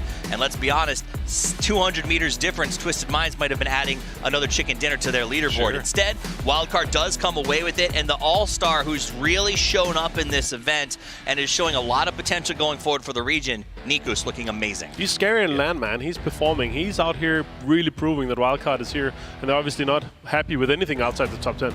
I mean, because it's one of those guys we've been talking about for a long time as being like the next potential big superstar from North America, or well, I guess from our newest transplant to North America. But you know what? He's finally showing up here in a big way, and yeah, that jumps him all the way up to 5th. That's not too shabby. And we were sitting over there chatting with Sam in the green room about the games, and we're sort of like, this is good. Another team is going to have to climb the board. And I was skeptical about Wildcard because they were so far down. But I think that really shows, Martin, just how close the mid-pack is, because one big game puts you into the hunt. Yeah, look from 5th place all the way down to 11th. 51 points to 64. It's 13 points. It's one good game and you're straight into it. And it's tens of thousands of dollars difference, those placements there. It's crazy. And I do. Oftentimes we're tempted to sort of watch those big 3, Poro, and sort of the race to the top, because that is what the whole year is about. Absolutely. But Martin brings up a big point. Tens of thousands of dollars for a team like, let's say, Yahoo, who is non-sponsored, that could be an entire year of training and ability to really focus going into 2023. Yeah, absolutely. I mean, that could be the difference between a lot of different. I mean, that's them basically taken care of for the next couple of years for sure. And again, you see Wildcard making that big jump. Yahoo did it yesterday.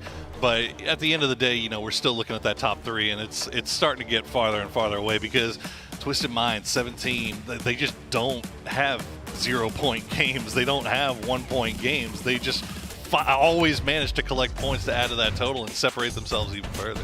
Okay, go ahead. It's feeling very much like New Happy Heroic last year. Like okay. It's becoming a 2-horse race, so they're running away with it right now. More than 20 points difference, down to 3rd. Somebody has to stop them, and there's 14 other teams that's looking at it too. I'm gonna take a brief chance to look away from the top 3 to ask a few more questions. The team that we saw in that game put in some work was Overpeakers. You got to remember during the interview, how can we not remember? Before this started, Jeem said we're not playing together anymore. Mixie literally went up there on stage and said we hate each other. And in a game that is all about communication and synergy, how is a team that quote unquote hates each other doing so well?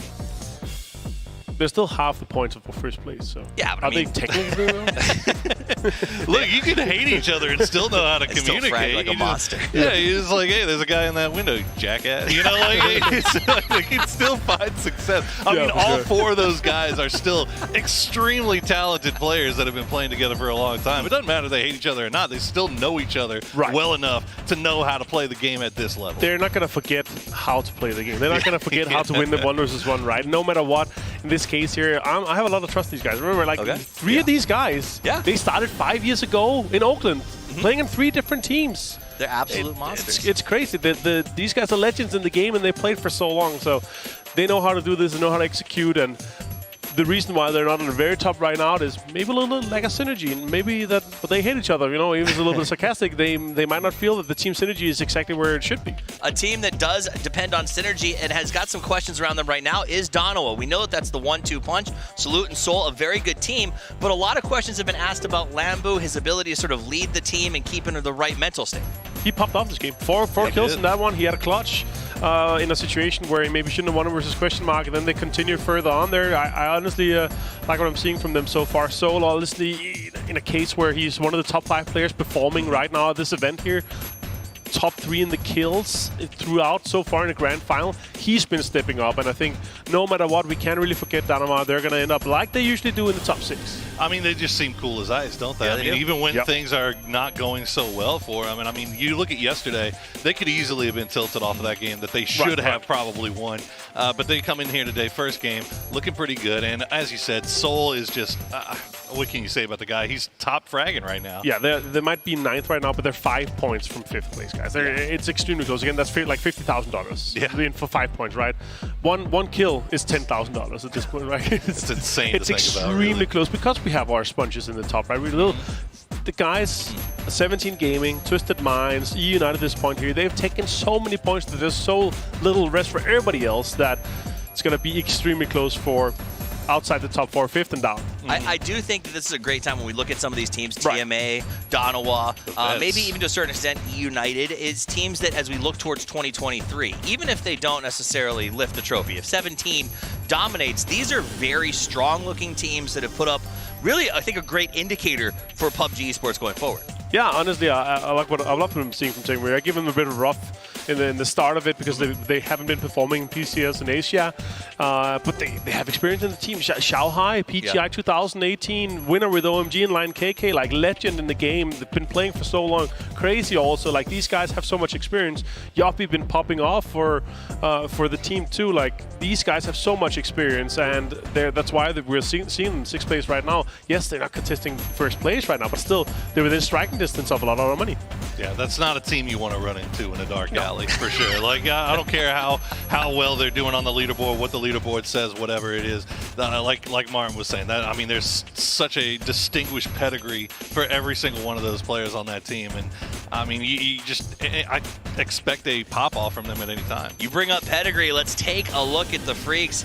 They know what they're doing. They've done it for a long time, and even that master's class we got from Akkad on how to like isolate Greg shot with grenades and then keep his knocks framed off with those Molotovs. These guys understand this game intimately.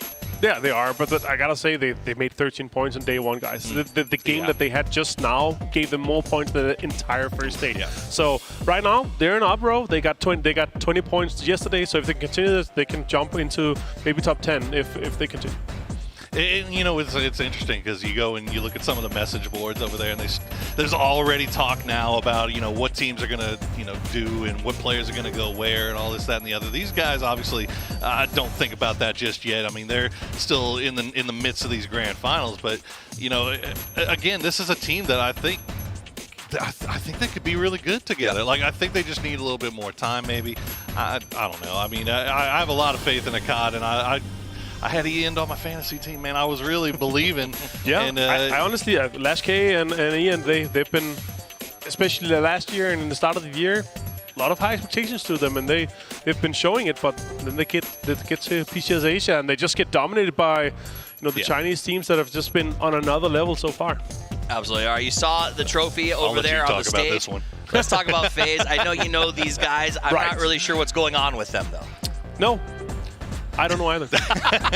I talk to them, and they don't know either themselves. So, no, of course, they have some insights, they have some ideas, but right now, they're just not hitting the mark at this point here. Again, two legends of the game. Gustav and Etsy also at IEM Oakland 5 years ago. Yeah. Gustav played on Wind and Rain, and, you know, Etsy played with Method, Andy Pyro back in the day before he then joined FaZe. Now the longest standing member here, left from 2019 era of Etsy, right? So these guys, 15th place right now, 37 points. It's just not good enough. We're expecting them to be at least top 8. We expect them to be one of the contenders right now. But yeah, they haven't been performing and popping off as we would love them to see to do. Especially to say what Fex was able to put together at PNC, right? Oh yeah. I mean, that was an insane performance. We know what they're capable of individually, right? So you know, and I think that's the problem for them is they know what they're capable of. Gustav is an incredible leader, and they have to be frustrated. I mean, the fact that they got into this in the last moments of a grand survival, do you think that took a toll on them? The fact that they had to go that deep in to get through? It just can't, right? You have to be able to mentally reset from that. You have 2 days off. That you take maybe one mental day, and then you take the next day, and that's where you start prepping up and really getting into things. On the other side, one fantastic game, one win with double digits right there straight into the top 8. So I'm just hoping that they're able to turn this around today before it's going to be too late on the last day, because that's going to be really hard to catch up then, right? I understand, guys. I'm with you, but we are making sure that obviously the playing field is even. We're taking care of some tech stuff, and we'll be right up and running in just a couple of minutes here. But let's keep meeting the teams. Wildcard came away with the win there. I got a little worried. Adam seemed like he was jumping the gun on some of those grenades he was laying out in that last match, but it didn't matter. They played it perfectly. No, I was looking at Adam. I was like, he has 3 nades and 2 Molotovs. That's going to be easy just with the utility. That's literally going to win them the game. They just needed them to get off their kind of inner side of it, but then they bounced off a few nades here and there. They got an opening knock, and then they got another knock with a nade, and then they could go aggressive with it. He used it a little bit early. For my taste, I'd probably waited, but then again, if you get held out or if you get naded yourself, all that utility is going to be on your dead body rather than being used in action. So. And then 17 will sneak up and probably loot it somehow. That's in the next game. I think 17 just starts off every game with 5 grenades, right? Like on each of them. I mean, it was an awesome finish from Wildcard, and kind of touching back on what we were saying before, right? It's so awesome to see, you know, for having us in the Americas talk about Nikos for such a long time now, and be like, oh yeah, I mean, this guy's actually cracked, he's nuts, you should really watch him, he's going to be the next big thing. And then you get here, like, meanwhile, in the back of our heads, we know, like, okay, well, he hasn't been on land. We haven't seen him on land yet. Right. What's he going to do when he gets there? How's he going to take it? And, like, so far, he's taking it to it like a fish to water, man. It's so much fun to watch. Yeah, he had a little bit of a rough start. He felt a little bit of sick and stuff with it, but now popping off here in the final. Yeah.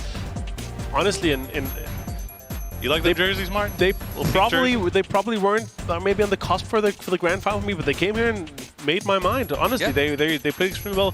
Day trade, yeah, I love that. Looks good. It's a good look, isn't it? Honestly, I think Paper, he matched with them yesterday. It should have been yesterday, and then they would match perfectly. But yeah, day trade, 2-time PCS champion here, and these guys, the 1-2 punch Flash Nerds, high expectations to them. Still on the cusp here, they can breach in the top 4 if Na'Vi continues to have a rough time. But in this case here, yeah, I really want to see them pop off. One good game and they're into the top 5, top 6 easily. There again, this huge mid pack, because we have all these teams in the top that've been able to take so many points. 2 teams in double digits. our mid-pack team's on 50 points, right? So 10 points, 12 points, 15 points, and you're jumping, you know, $50,000 worth of placements. That's a lot of money, man. I mean, and we're only a game in.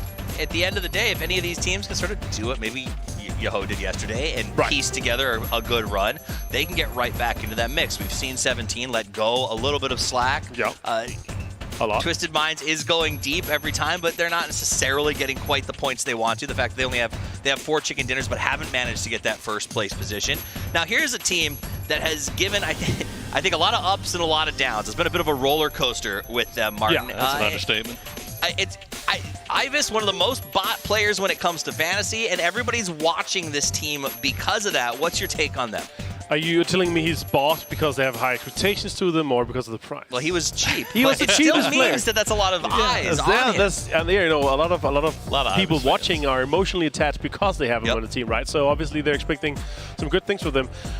I told Naleb walking into him here before the game started, and I said to him, Naleb, today, only focus is get me as many points from my fantasy team as possible, because I have Naleb on my team. And yeah, they yesterday they fell off 10 points compared to the 30 on day number 1. It was actually looking pretty good day number 1. We're like, okay, these guys have come to play. They're potentially going to be able to stay within the top 8. But right now, 13th place, 43 points, still one good game, jumping into the top 8 easily. But they gotta do that. They gotta get the ball rolling here. And if you then don't do it in day 3, it's going to be hard to catch up to the other guys in the mid-pack and other teams in the mid-pack that are still rolling the ball slowly forward. 2 more Erangel games to go, too, that they can kind of try to... unless, of course, we get some wheels off circle like we did last Entropic is actually worse on Were they really? Erangel. Yeah, 3.8 points per game compared to the 6.8 points per game on Miramar. So they're actually a Miramar team if you look at their PGC 2022 performance so far. Yeah, Now, besides the Grand Finals. Sure. Another team who has done well on Erangel in the Grand Finals so far, Yoho, they got those back-to-back wins yesterday, and I was informed that their mascot is not a chicken for everyone at home. It's apparently some sort of... Gloucester Canary, man. Is that like a canary from Gloucester Gloucester? Canary. It looks like a gangster bird, right? Looks like a canary that played for the Beatles. You know? Okay. Well, either way, these guys have sort of blossomed a little bit into Eagles. They've been playing very, very well. They do understand positioning, and it is setting them up for a big year ahead. Now, someone who understands positioning better than I think anybody else in the game is Batulin and Twisted Minds. I love Twisted Minds, but I actually want to talk about Yoho a little bit quickly before, because we've been talking about them so much, right? And we're going to have plenty of opportunities. Right, I want to talk a little bit about Yoho here. What I love, I played a few games, competitive games with Balefrost. This mind is something else. Like, he remembers kill feed players, what happens around, and like, you can be, there's 23 players left. Like, I'll talk to both, like, there's 23 players left. He's going to be able to tell you what teams are alive and how many is on each team. Well, I know 2 other guys who can tell you exactly how many players alive and who's left on each team. It is the Titans of Talk. Let's go check into game number 2 with Paperthin and Matchroom. Thank you, Tompies. I don't think it's really fair on our side because we get a nice little observer client. Yeah, we get to cheat. We don't have to. It's not like the players where we have to like mentally keep track of the kill feed. We get a little assistance. That being said, let me tell you, whenever I play PUBG, how mad I get that I don't have that God mode still. Oh yeah, no. I mean, I will say I've gotten okay at it, but I'm still. I mean, in a 100-player lobby, forget it. I'm not even trying in a pub lobby. But you know, when it comes to fights, I try to keep track of things a little bit as best I can. And I mean, our players, though, they're experts at it. That's why they're here. They, you know, these IGLs in particular, you know, a lot of them, you know, you may not see them in the stat sheets as much. I think that's something a lot of people need to consider, is that IGLing in PUBG is absolutely one of the most difficult things to do in esports there is. Yeah, and there is also the secondary factor we don't get a chance to talk about too much, which is the inadvertent benefit of having your IGL die first and sometimes putting themselves in more riskier positions due to that. Yeah, I mean, there are IGLs who play like that. You've seen Jeems do it a little bit this event. I mean, PO, of course, is kind of the GOAT of doing that as a solo. But some IGLs play back, some play forward, some are in the mix. It all just depends on what's comfortable for them. Oh, God. 777. Does he have a gun? Is he driving at this? Okay, no. Okay, he's pulling out. I think he was looking for maybe somebody screwed up their shoot and could run him over, but did not get that opportunity. I thought he might have a gun because that was playing with fire a little bit there. I always love it whenever somebody blows the horn as they're running away, or specifically right before they run over somebody. That's the must. I mean, that's like, you know, that's a given. It bothers me when people don't do it. It just feels wrong. If only you could turn on the radio. And my friend and I do this sometimes in pub games where we turn on the radios in the car and then we send them down hills at people to sound bomb them so they can't hear what we're doing as well. Yeah, it works. Well, you can see the circle is more standard, I would say, than last time, which is, I think, a sigh of relief. I mean, sure. Again, we like some fun circles, but also let's not break the servers. Yeah, that one right there was pretty wild. I mean, we've had a couple really wild ones in these grand finals, so you know, maybe we've gotten those out of our system. I'm not sure. With me and you on cast, Matt, you never know because we just seem to absolutely bring chaos every time we're together. So it is what it is. I mean, again, the way that Nikos and Adam handle this, it's so well set up, and I got to give a ton of credit to Adam, the IGL, for wildcard with the way that he dictated the pace of this. You know, using his utility to make sure they can't get out of the fence, setting up Nikos for the angle. And then they're going to push here to make sure they, you know, get these points, see if they can catch, you know, maybe a res happening potentially. You know, some players might feel like they're comfortable enough to go for the res in that moment, just because you wouldn't maybe necessarily expect somebody to cross this this sort of dirt path. But yeah, Lash gets the first one, but by that point he has not much health, and one bullet from the barrel gets the job done. Small thing I want to point out that, again, in the thick of a lot of this action, notice whenever Adam got knocked, he instantly reasserted himself, looked directly at who knocked him down, moved to the side of the wall so that way whenever Nikos, whenever he went for a peek or anything over there, would have some type of extra shield and body block. Yeah, you can do that too, yeah. That is so useful at the end game and can often turn a fight entirely. Yeah, sure. And I mean, you can literally use your own teammate for cover, absolutely. And you know, those bodies completely block bullets. There is no bullet pen in PUBG except for Windows. So I use Poro for that all the time, except for the fact that I kind of try to put the bullets through him whenever he's trying to pass. Yeah, he deserves it. You know. It's just sometimes, you know, whenever you're playing with your friends, just shut him up right as fast as you can. You know. One of my favorite moments, I think, was whenever we were looking around for stuff and everybody was getting really geared, and he couldn't find a level 2 armor. So every single time he would find a level 2 armor, I would sneak away and shoot him to damage his armor, so that way if he wanted to look for another one. That's pretty mean there, man. It was so hilarious. Whoa. And then he turned around and shot me. I'd run over there and then go find another one. Massive BM there, my man. All right, well, you know, it's all good. All right, we have another viewing party. This one in Vietnam from the X Stadium in Ho Chi Minh City. So, I mean, a wonderful PUBG region. I mean, you saw what they did at PNC this year. The fans there are absolutely wonderful. And they've got some great teams. They've got some great prospects. You know, I think the future is really bright for Vietnam for PUBG esports. Man, they were so coordinated. Like, I guess the other groups are just like having fun, relaxing. They're like, no, we are going to show how supportive we are of our team. I like it. I mean, I appreciate the coordination. Hey, what's up, Vince? That means you've got, you know. What's up? How you doing? You know, you've got those cheers. You've got, you know, the leaders that are kind of starting the chants. I mean, you know, at Korean esports events, they always got the fighting chant at the beginning. You know, all these kind of things. I really love that stuff. I mean, it gets the crowd fired up. It gets me into it. You know. I mean, that's kind of, you love all the independent chants that happen everywhere. You're like, we're Americans, so I don't have like too many chants. It's more just like one of those things. Yeah, what does America do? The wave? Oh, that's cool. Oh yeah, no. Usually we just pop open a beer. That's kind of what we do. Yeah, that works too. All right, well, 17, just going to take these blues and Lil Ghost on a mission. This is one of those solo scouts. Lil Ghost is I think the primary IGL, I guess you could say, and Lambo had no idea, and he's the IGL for Donawaso. He is done and dusted. It looks like Soul is out in the ruins, no hope of getting to him, and this is just, I mean, you know, this has been a problem for, you know, a lot of the teams. I'm going to say a lot of the teams where these solo scouts get picked off, you know, by another solo scout or things like this, and that's all part of the game. It's part of your research that you're doing beforehand. It's part of the preparation. You know, where is your opponent likely to go? If they're going to do solo splits, where are they going to be? Can we pick on that? Flash, you were so close, hiding in that shack right now. And he's got Na'Vi that's just up on top of him. Daytrade kind of running a 1-1-2 split. The other two not here yet. I guess maybe they're just waiting for Na'Vi to scout this one out. And yep, gonna hop back in vehicles and now say, okay, guys, it's okay to come now. Yep, it's just Flash doing a good job there. You know, using his ears to make sure that everything's safe. Greg shot. Why you gotta run over a moo cow? I don't know. Because he only did 24 damage last game. You gotta. Poor cow. He's been playing really good this tournament, but that last game was definitely Nikos and Adam stepping up big. And yeah, okay, no problem. At least, again, if you get run over, it doesn't do damage to your armor and your helmet, so you got that going for you. I'm just lucky he didn't do a whole bunch of damage to that car. Whenever you hit a cow with a car, dude, that's just like...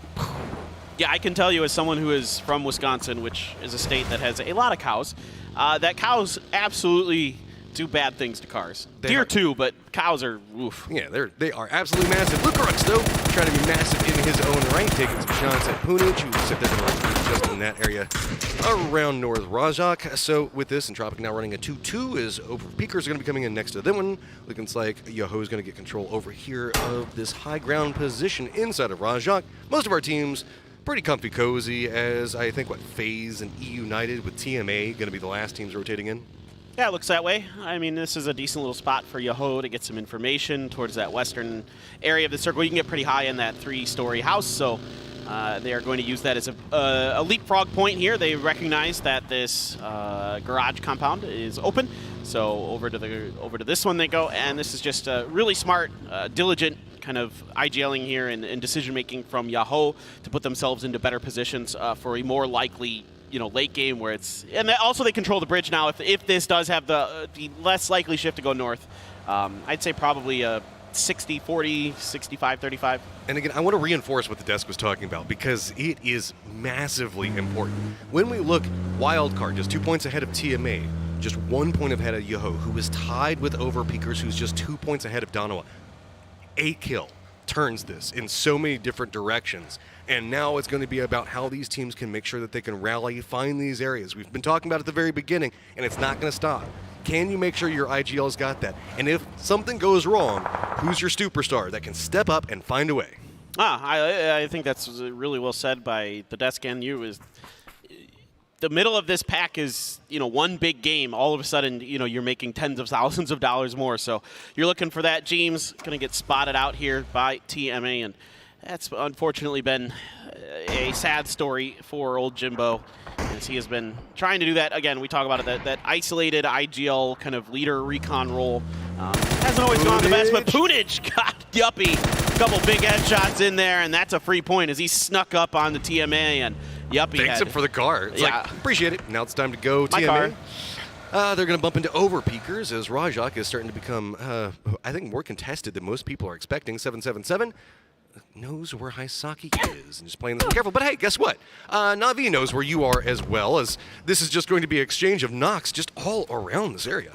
Yeah, this is kind of an interesting little spot that these two teams find themselves in. This is southwest of Pachinki. I see teams fight over this hill a lot, and it is good territory. It is good reconnaissance that you can get to your north in particular in this circle. I do want to point out, how far were those shots from Na'Vi while we're watching FaZe do what they're doing? Was that like 600 meters into TE? Like more like 700. That was ridiculous. Just to even hit any damage. I know this is cool what's happening here with day trade and everything else, but Na'Vi just hits some ludicrously long shots. Yeah, hopefully we got to replay that because that is dumb. That is just ridiculous. All right, FaZe though. Yeah, okay. I'm gonna say it right here. Look, TE is over in Everest. Look where Na'Vi is. Yeah. No. That's ridiculous. That's some of the longest range shots you're gonna hit in any PUBG game. So. Circle is going to definitely go southwest. Maybe we get the mountain finish. I would love a mountain finish. I think they're some of the most exciting finishes in PUBG esports because there's a lot of different ways that teams can approach it, a lot of different angles and opportunities that present themselves if it ends on top of it. So fingers crossed maybe we go up there. And 17 on the move. Twisted Minds just now... well, they're actually sort of behind 17. Xiao Wu is trailing pretty far back behind the rest of his team. Yeah, this is interesting as we also have Na'Vi that's on a similar path right now. 17 looks like they're going to cross. COD is going to get spawned out and go ahead and get run over on this other bridge as Entropic is still going to be holding down the quads over here.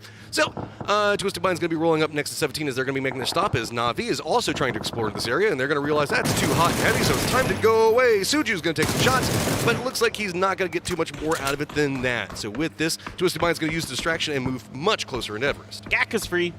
So we saw this with Cerberus in the previous game, and now Na'Vi is going to use their opportunity to find some free space. You know what's better than having all three of our top teams in here? What? Let's make a fourth as well, as United is coming into this path, and they want to join in, and they're going to be just to the south of 17. Looks like they're going to be trying to path right in front of them, while this fight is going on right on top of Everest. That's exciting. I mean, if this starts going southwest, Himas got Batulans down and out quick with that barrel headshot.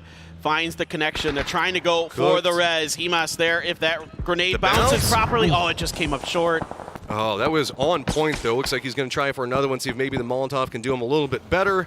Looks like it's not going to get there either. Just about a meter or two with the angle on that one. Could have been able to establish a Twisted Mind's going to do damage control right now, but at least at the footholds and at least in the foothills, too, of Everest. No helmet there for Batu, so he's going to have to either find another one or pray he doesn't get hit by a 7.6 bullet in the face. And now Perfectix trying to drive up underneath Cerberus. Cerberus doing that long split across the ridge line of the top. You have TE with 2 up there, 2 down below on the eastern side of Everest. And United has taken this radar. We saw them do this previously in the grand finals where they like this spot, and I totally get it. I really like that spot too. If the circle does end up going into that field, it is a power position, no doubt about it. It's a kind of gamble on where people think that they're comfortable from. United had a pretty decent game in that position. Also want to point out Wildcard gone back into Georgeville because they just had a good game over there. Twisted Minds is still staying around Everest as we do have Entropic take those shots. Can Soul manage to juke it? Oh my God! What? Soul! Fancy feet, man. Oh! The triple Lux from Soul gets him out of the firing line of Entropic, and Helen saves the day. My boy can pirouette. That is worthy of a ballet. That is beautiful from Soul. I mean, just keep it on going, dude. Follow him for a while. Apparently, that's where all the shooting's going on. We do have a couple of shots that are going out. Really, it's just the continuation of what's going on top of Everest, as it is going to be Cerberus that's looking down on Twisted Minds, TE that's going to be holding to the east of Everest. Rotation's going to be coming in from Overpeakers down the south, and Yoho looks like they have set up a trap.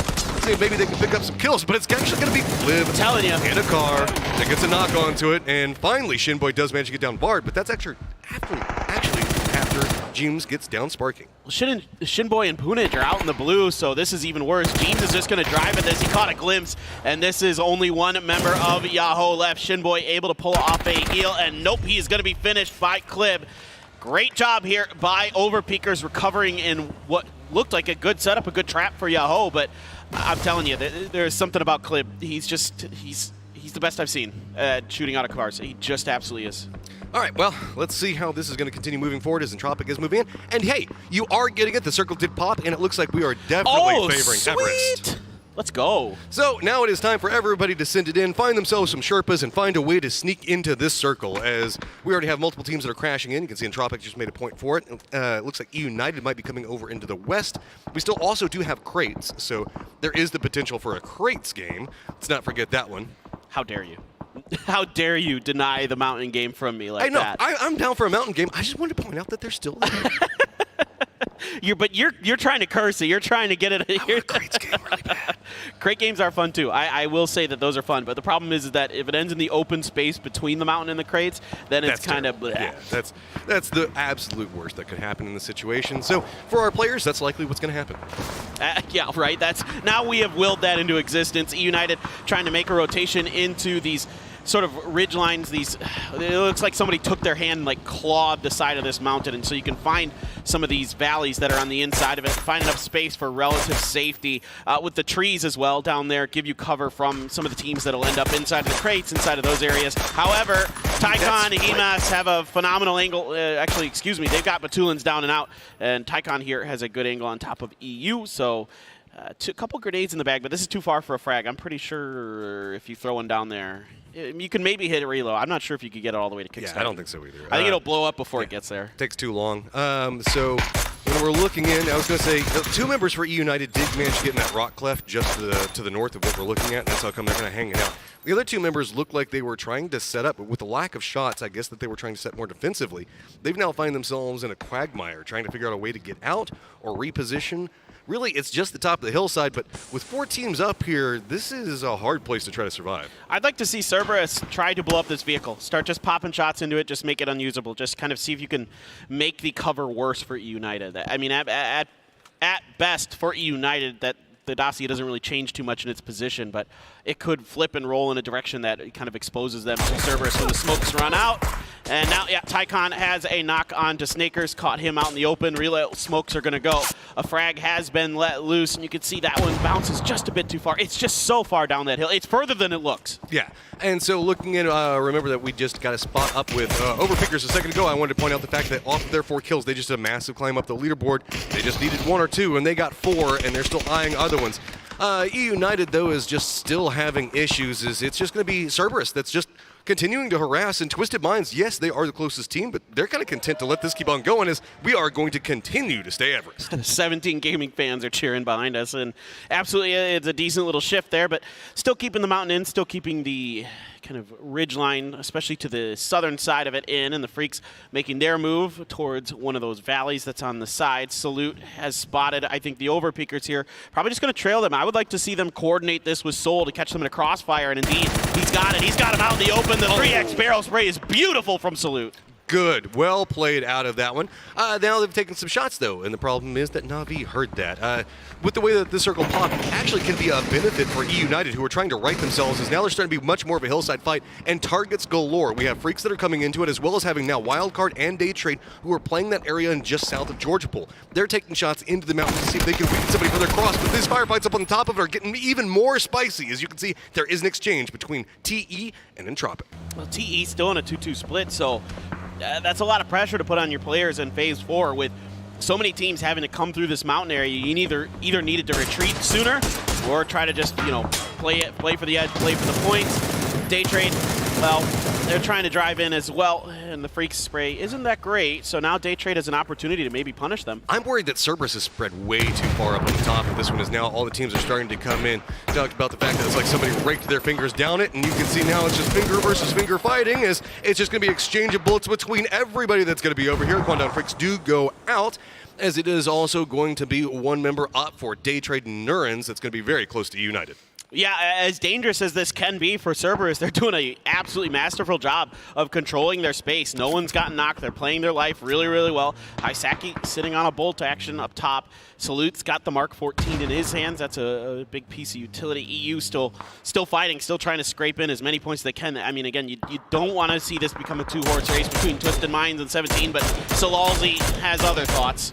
Yeah, Cerberus just going to continue to harass down onto E United. Tropic finally gets eliminated. Wildcard's now starting to stretch out more and more. Nate's going to come out from Snakers to go ahead and finish that one. The south is calm. It's chill. Twisted Minds, here's what's going on to the west of Cerberus. They're, again, just content to let this continue to go on. We have Question Mark as well as FaZe and 17 that are playing to the south of Everest. They're kind of chill. The only thing that could happen is this 2-2 split, or I should say 2-1 split that was going on with TE might be exploited as Na'Vi is starting to make a push in. Yeah, Navi's got to make a move, and they're the only ones that are kind of on the outside looking in currently. Donawa found enough space on the eastern edge of the hill, so they're going to load up. Phase 4 Blue is going to tick them down a bit, but they should be able to get back in, no problem. Going to pick up some speed here, looking for some kind of space that's open. This side of this hill has just enough room to keep you safe from 17 compound, and that is going to be their stopping point. So nice little maneuver here for Na'Vi. Should be okay for now. And the circle stays yes. Everest. So teams that were holding down inside the fingers don't have to make a wild rotation through, but now the teams that are in south that have been comfy, cozy, comfy no more. As shots are going to start coming out. It's going to be 17 Gaming realizing where Na'Vi is, and yet again is going to be Xiao Wu that gets an opening knock. I just love how aggressive 17 Gaming is here. The circle shifts away from them. They got to clear space, and it's a follow-up grenade from Xiao Wu that has found a flush and yet another knock. Mel was on a sliver of health, found the first aid kit. Smokes are abounding here for Na'Vi. They are trying to stabilize. FaZe is using this in the distance just to cut right in between them and Question Mark. Rolling in there. It looks like they were trying to see if they could sneak through. They do lose Gustav in all of this, but they're rolling down onto this. Suju realizes he steps in, gets the knock onto FaZe, and FaZe thought that they were going for a comfy position of their own, but it is instantly denied. Yeah, Cerberus as well getting involved here on top of FaZe. So FaZe tried to third-party this fight a bit and instead got cut apart as they tried to walk in, and Suju positioned himself perfectly. Fex is going to find the knock on Suju, though, in response. So let's see if 17 can recover some damage, indeed, keeping Fex, pinned behind that hill.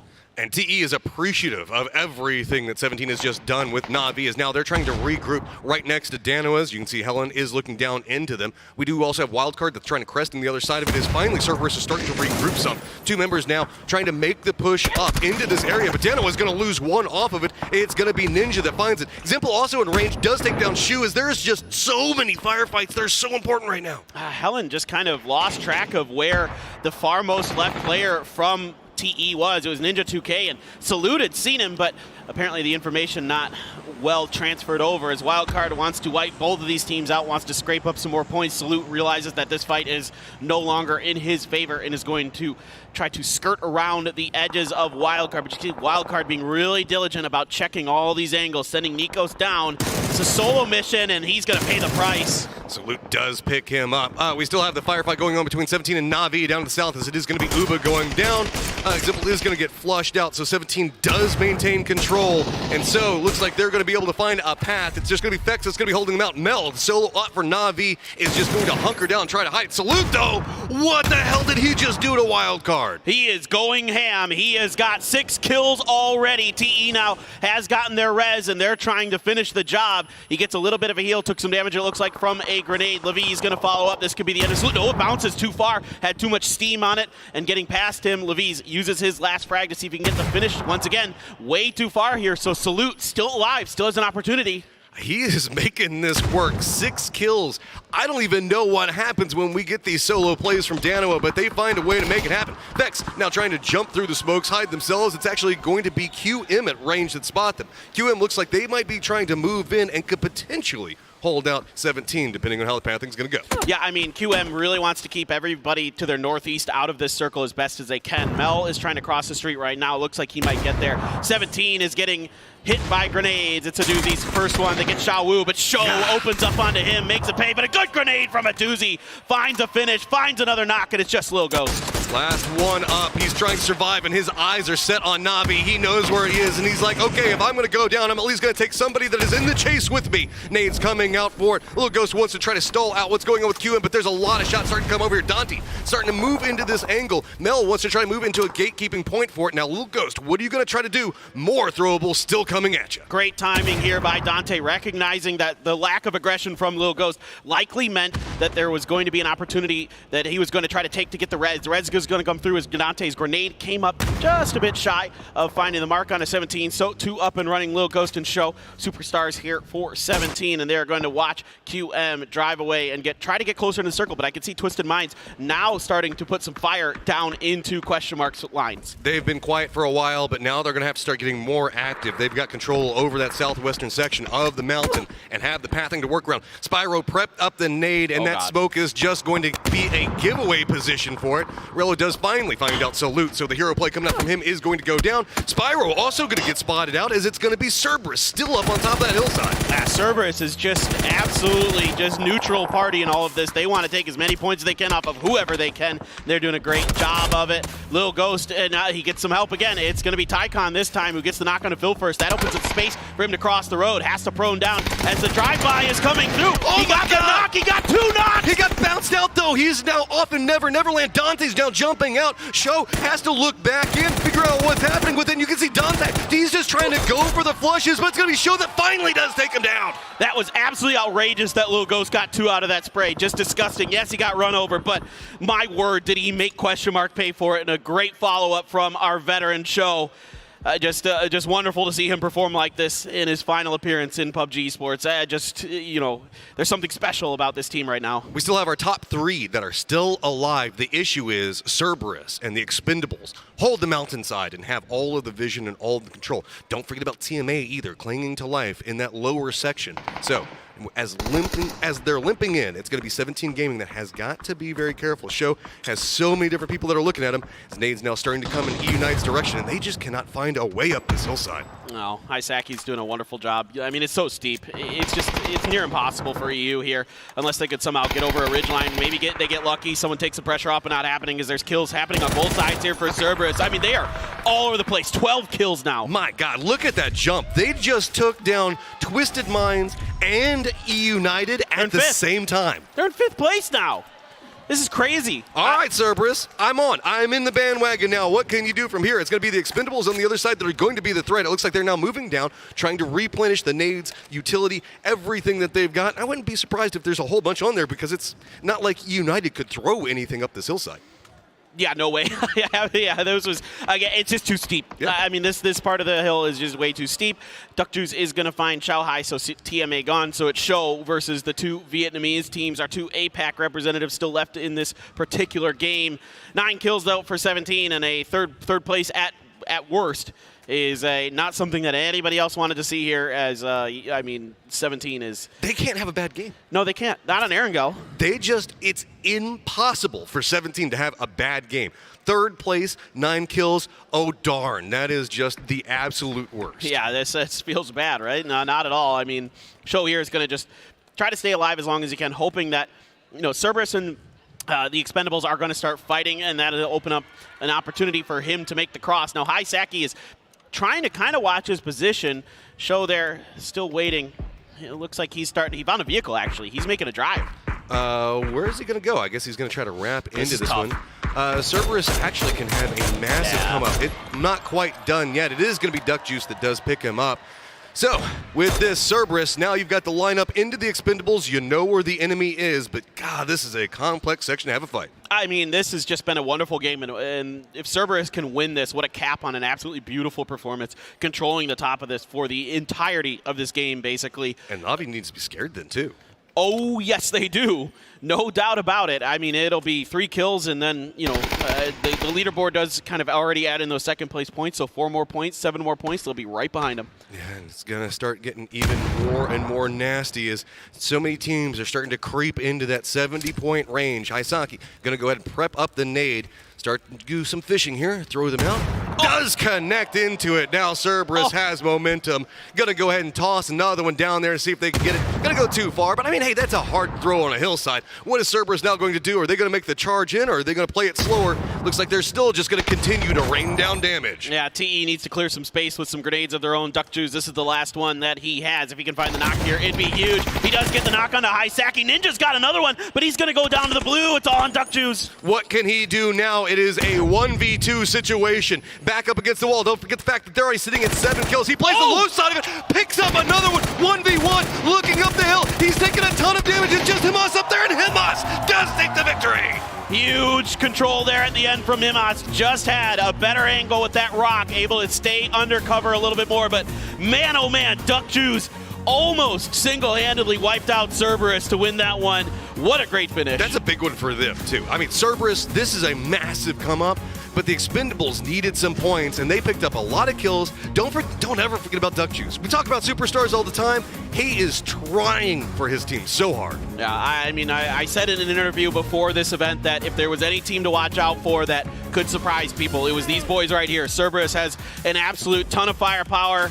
I mean, they have great leadership, they have great coordination, they have Tycon, the up-and-coming superstar, and this is a well-deserved, well-earned win. That is not an easy position to lock down like they did. I am still just astounded that what they were capable of doing. That is, I don't think that I've seen a team be that dominant on Everest in a long, long time. And to do it with the teams that they were competing against, that were trying to push up and kill so many good ones at the same time, that's just absolutely mad. And I know the desk, where are we going? Cerberus is so hot right now. Thank you, gentlemen. Well, if trends continue, we're going back to that part of the map on the next game, but let's talk about this one as Cerberus adds a second chicken to their count for the grand finals and dominates from the top of the mountain. Hey, you said it going into today that you got to make the most of the luck that you're presented, right? Cerberus takes the top of Everest, and they just run it from there, right? I mean, it was just a ridiculous amount of points that they were able to pick up for themselves. And, I think they got a little bit of help as well with some of those weird circle shifts, too. Oh, they did? Yeah, I mean, in general here with Everest, I was just looking at it, I'm like, okay, we're going to have a top of Everest ending, but unfortunately, it did go down to 17. Happy for 17, but still not so good for everyone else trying to chase the very top guys. And then FaZe Clan, Na'Vi, they tried to take them down here, but it's just insane. Like, Little Ghost is just too good. I mean, look, 17, Na'Vi, FaZe Clan, QM, all of them, and they still had one left alive. Like 17 is if just it wasn't for the car, they can't be killed, man. They're the the unkillable demon they gotta kings. use cars. It's ridiculous. It's like really Hulk was. trying to throw cars. You know, Right? like, oh, No, but it really was. Everything I mean, you can. in that fight in particular, we saw Na'Vi fighting with 17, and FaZe was like, oh, we'll third party this. And then 17 somehow turned themselves into the third party in that fight. Like, they just seem unstoppable. And then, end of the game, we go to the top of Everest. A nice little standoff between the Expendables and Cerberus. Poro. Cerberus looks good. Tycon, I think, turning back on a little bit here. Yeah, I mean, obviously it helps by having the top of the mountain and nobody really kind of pressuring you. I mean, Twisted Minds was holding on to that eastern or western edge rather, and you had fights going on the eastern side. I mean, Cerberus was able to take over literally the entire top of Everest, take care of everything on the north side, third-party things onto the south side. 3,154 damage. That's a 3K club. 3K club. Lots How many of of those we got? Not many. Not many. I don't think we've even got one. 12 grenades, but only one smoke. If you can win a game, One smoke. if you can win a game with one smoke, in my book, you're using the terrain to your advantage exactly how it should be. Executed perfectly in this situation here. And we saw it, and these guys have been proving it to us throughout. Also, what we saw from Haisaki yesterday, that double headshot, some of the nastiest spray frames I've seen so far here at PGC 2022. And now them wiping multiple teams, maintaining control, and staying 4 guys alive for that long is just super impressive. I mean, group stages, it was the darlings of APAC, right? Yeah. I mean, that's all we could talk about was, oh my God, how much this region has just kind of stepped up and found their place here at international level competition. And then it kind of started slowing down a little bit during the beginning here of the grand finals. But, you know, this might be one of those games, obviously. I mean, we talk about that big game that just kind of snowballs your confidence that you can pick up off of. And all of a sudden, everything that was wrong is now right. And you feel confident in pushing and taking your own destiny into your own hands. Best week of Xenox's life. Let's take a look at the match leaderboards. 24 points for Cerberus going their way. And yet again, 17 Gaming comes out with 14. Question Mark does get 9, but Martin, I swear, it's felt like half of Europe was working together to get rid of 17, and they just couldn't do it. They did, eventually. With some help. With some help. But yeah, 3 teams did try indeed to take them down. Honestly, the way they played on that compound, they were trying to like kind of just make a good play with some smoke, get across the road, but everybody else was trying to gatekeep them. We saw Na'Vi trying to gatekeep. We saw Question Mark eventually obviously getting our car kill on Lil Ghost, but Lil Ghost was just insane. Xiao Wu did insane, like 14 points there. Yeah. If somebody doesn't stop them today, they're going to be unstoppable for the last day. I mean, that's one of my problems. Oh, three points off the 1K club. Oh, 3 points off the 1K club. I mean, this is big, though, and when we talk about 17, it's because all 4 of the players are doing well. Cerberus hasn't been in that same conversation up to this point. We've kind of always talked about 1 or 2 players popping off. Everyone was coming through. I'll tell you something. Start of the day, they were in 9th place. Now they're going to be in 5th with 3 points behind Na'Vi. All right. It's actually nuts. Poro, 129 points up on the top. Twisted Minds still trying to close that gap, but 17 seems unstoppable. Wildcard, who we just saw up at the top of that, like in the mid-pack, falls back down. Yeah, I mean, like, that's what we were talking about in the middle of the game. It's like Wildcard makes this huge jump to 5th place, and we're like, oh man, that's like, you know, hundreds of thousands of dollars difference, and then one game, it's just right back down to 9th. I mean, that's how close all these guys are. That's got to be the most tilting thing on earth. But, you know, again, still plenty of time left. You still got 1 more game on Erangel, 2 more on Miramar, so we'll see how it shakes out. 1 more on Erangel, 2 more on Miramar. It is going to be a barn burner as everyone tries to figure out how do we stop 17. Let me ask you, Poro. I was going to say, we have one chance. If you are, I mean, I know you coached the Rumblers and got them to do pretty well there in Sweden. What would you tell these guys? How do you stop 17? Well, first of all, just keep letting Europe try to fight them. That's what you do. Just keep letting just keep throwing bodies at them. It doesn't seem to be having much effect because they still managed to get everybody out of it. But I mean, look, you can't think about 17, right? You got to play your own game. You got to think about yourself. You got to try to play the best to your team's ability to play to your winning conditions, and just whatever happens with 17 is going to happen, you know? Well, we're going to see what happens with 17 in just a few moments. We're going to take a quick break, and when we come back, it's game number 3.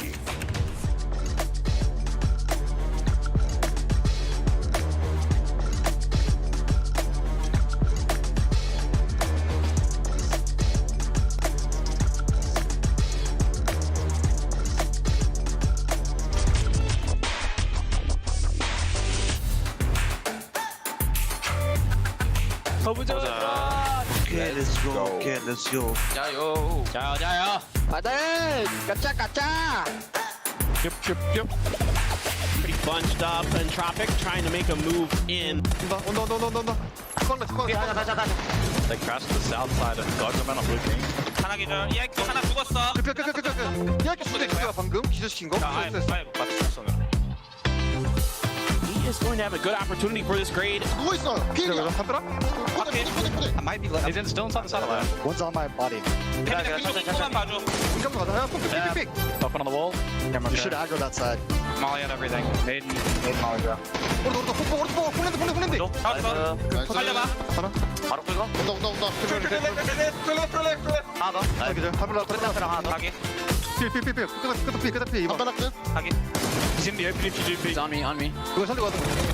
No, dude, that's terrible. Wild card that goes down. BGP survive. Moving in, Burram going to be very happy. FaZe as well. They're driving. They're getting picked up at the bottom. They're getting picked up in the smoke on blue.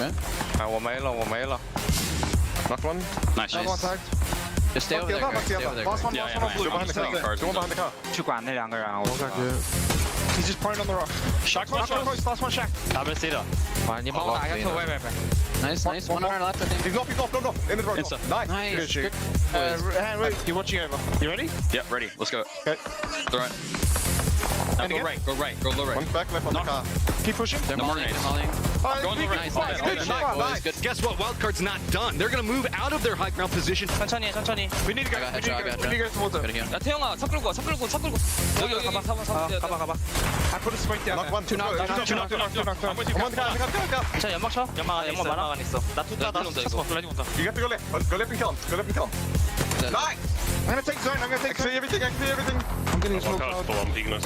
ทำได้เฮ้ยกูต้องขับทางยิงขวากูต้องขับทางโอเคสี่กูถ่ายกลับลงไปก่อนกูสมมติกลับมาได้ไหมกลับได้ผมกันไว้รอก่อน Throwing smokes towards him, guys. One's going now. Knock the car. Just shoot. สวยอย่าเพิ่งน็อกนะไม่มีกูมีไฟมาที่กูแฝด5 ลูกมาชุบนะ Push this guy the mountain. Then they do some damage. Peek the right. มันน่าจะไม่ใช่มึงหาไฟไปได้นะ Knock one. Here we go. Moving forward. It is going to be a massive kill. No! Go, guys. Good job. 22 kills. 22 kills.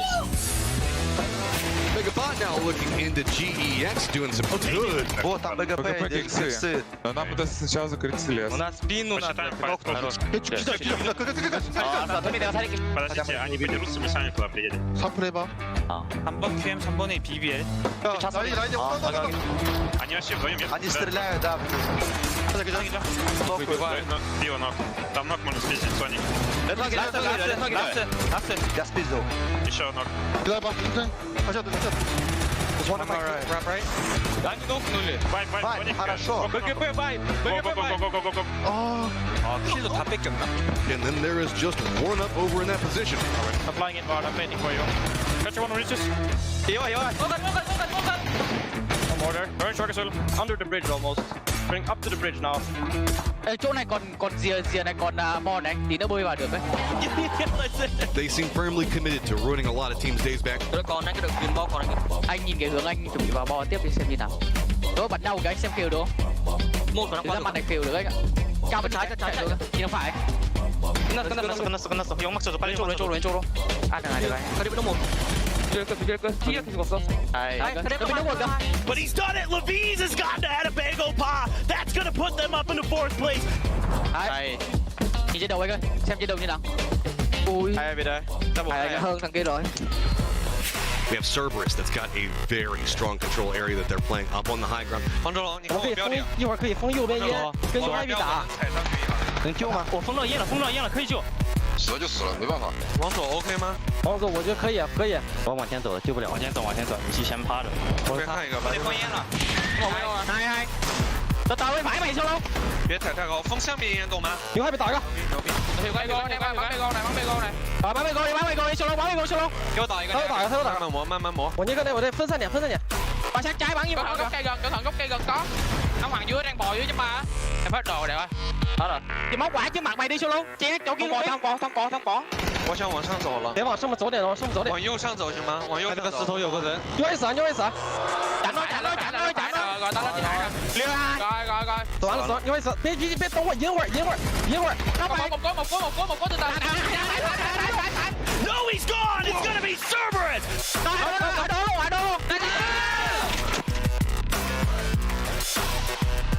Smokes are now starting to line up onto it. Are they just trying to get a running start with their vehicles? Yep. He stopped in front of us. Knock one. Nice. Burns are right there. ต้นไม้ขวาเลยได้ไหมดูได้ไม่ได้ว่ะเฮีย What west stage? West. Yeah, I am. I'm coming with you, I see. They're behind the tree, like 5 minutes behind it. Pick right, two guys. Knock one. 一起，兄弟们一起。压那个，右边烟的。It's 3 enemies right now. I think T5 is 2. Try to lose one, okay? ผมมาความยาวนะพี่ต้นเฮ้ยฟังเลยลองดูทำมิ่งเอ้ยขวา I'm gonna drop after. Hey, no, still, I'm ready. ไฟมา น้องหนึ่ง ไว้ โอเคขวาได้ Maybe pushing. Come, we need to pick this. I'm gonna flash them. You guys do that, okay? Yeah, I'm probably smoke to the left. 右边树有一个跳过去了，看见没？石头有，看见了。ตีสองแล้วว่ะต้องเล่นว่ะเล่นบาดเจ็บมาก Both there, same place, both same place. They're pushing, on me. One knock. One up. Yes! Go. FaZe does manage to pick up their chicken dinner and is going to the grand finals.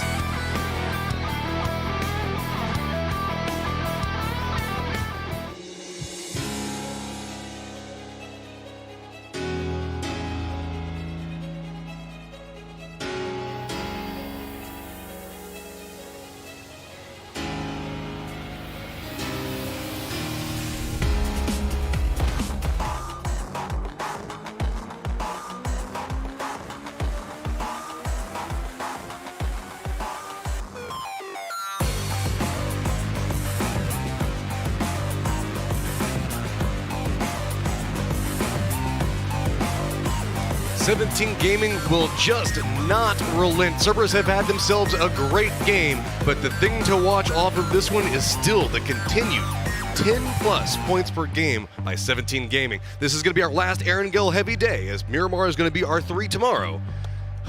How much more can they manage to put up? I mean, it felt like if you were going to be able to hold 17 back, it had to be on Erangel today, because this is where they are. You know, they've been most dangerous throughout this tournament. That's where they're putting up their most points, but no one's been able to stop them. They continue to just absolutely brutalize this lobby on this map. So, I mean, they brutalized everybody on this map all year, to be honest. Nobody's been able to stop them. They are just a absolute force of nature. I feel bad because this is just such an absurd set of points that we're seeing 17 Gaming capable of, like, putting out. I mean, Lil Ghost alone is just 25 kill points. Oh, he's bananas. I mean, again, it's just, you know, like I said at the beginning, you're going to need to call the Ghostbusters on this guy because he's just dumb. I mean, that double spray that he had on QM when they were driving at him, yeah, sure, they ran him over, but he got 2 of them before they got there. I mean, just absolutely nuts what he's able to do individually. Show, of course, is, you know, right there with him. Suju has been a wonderful substitution player for this. Of course, Xiaobei, you know, had visa issues, couldn't make it to this event, but Suju has stepped up masterfully for them. So here's the question. Do Twisted Minds pick up, like, Egon or Peter Venkman? like, who is the go-to pick? I'm an Egon kind of guy, so it may not surprise you. As, you know, yeah, I know. That's, you know, I got a science degree in school, so yeah, I was kind of an Egon guy. I mean, he is pretty good, too. All right, looking through. Plane path, you can see that it was leaning into the north, so wouldn't be surprised if we see another northern leaning circle. And hey, we're not over on the west coast this time. We're moving up around that Stolber Yasnaya area. Yeah, you can see right now our kill and damage leaders. You know, Lil Ghost is topping the charts, but Soul not too far behind him. He's had a big 4-kill game today, so it seems like the kills come in bunches for Soul, and that's, you know, that's Donald in general. It seems like, you know, one player or another is popping off, but they are never, sometimes, except for that one game, all on the same page, and even in that game, they ended up, you know, not being on the same page in the very final moment. So. But Salute has been doing this stuff all year, for the last 2 years. I've seen him win so many 1vx's in Korea. He's just absolutely disgusting. This guy has just ice in his veins when it comes to these moments. He's just playing this so well. Like, look at how he just uses the terrain to his advantage and just pulls Wildcard exactly where he wants every single one. Yeah, I mean, he beat Twisted Minds by himself earlier in the tournament. I mean, he had a perfectly cooked grenade, and you know, he was funny because he was yelling. They got the comms for him, and they put it in one of the highlight reels, and he's like, "I heard you." He's like, "I heard the footsteps," and he cooked a grenade perfectly, you know, to win a big one for Donawa, just to be here in the grand finals. Look at the damage numbers that we saw Cerberus putting up there. They were just raining hellfire on every single team that was below Everest, and it was, I still am astounded at the fact that they just were breaking apart, holding the top of that, and just holding back E United and Twisted Minds at the same time. Yeah, nobody could get up that hill. I mean, that's pretty rare. Usually, eventually, somebody figures out a way to find either that west or eastern flank. You run out of ammo, you run out of something. Oh, maybe, yeah. But, I mean, in general, I'm talking more like there are two ways to get up that hill, right? Either on the east or on the west. And eventually, typically, someone figures it out.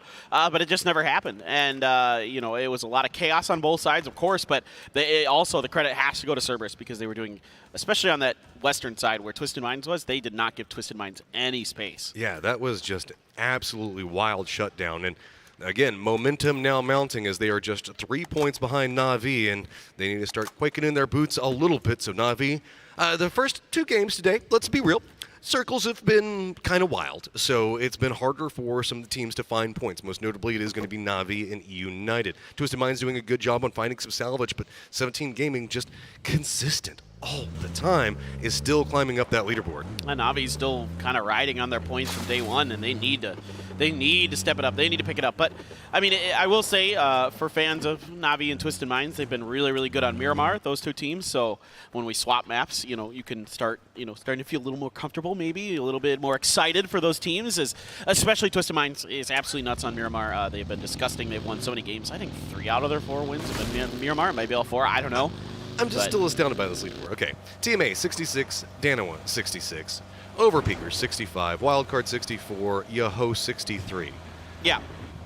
There's only 1 day to go. There's still only 1 day to go. So this is just ridiculous. I guess this is the 3/4 of the way through match, right? Yeah. I mean, 6th to 10th is nuts. I mean, a win for Day Trade or QM as well just rockets them up to 6th place. So, you know, this is kind of, again, like the desk has been talking about. With how top-heavy this lobby has been, the middle tends to get compacted. And, you know, the pressure starts to be put on them, and every placement point matters for them. Every kill, everything starts to really add up because, you know, again, every spot you change on the leaderboard changes your money by tens of thousands of dollars. So, absolutely a lot to play for, a lot to keep track of, a lot of excitement. Even if your team's not in the lead, there's still a lot going on, a lot to root for. That's what makes PUBG beautiful. Yeah.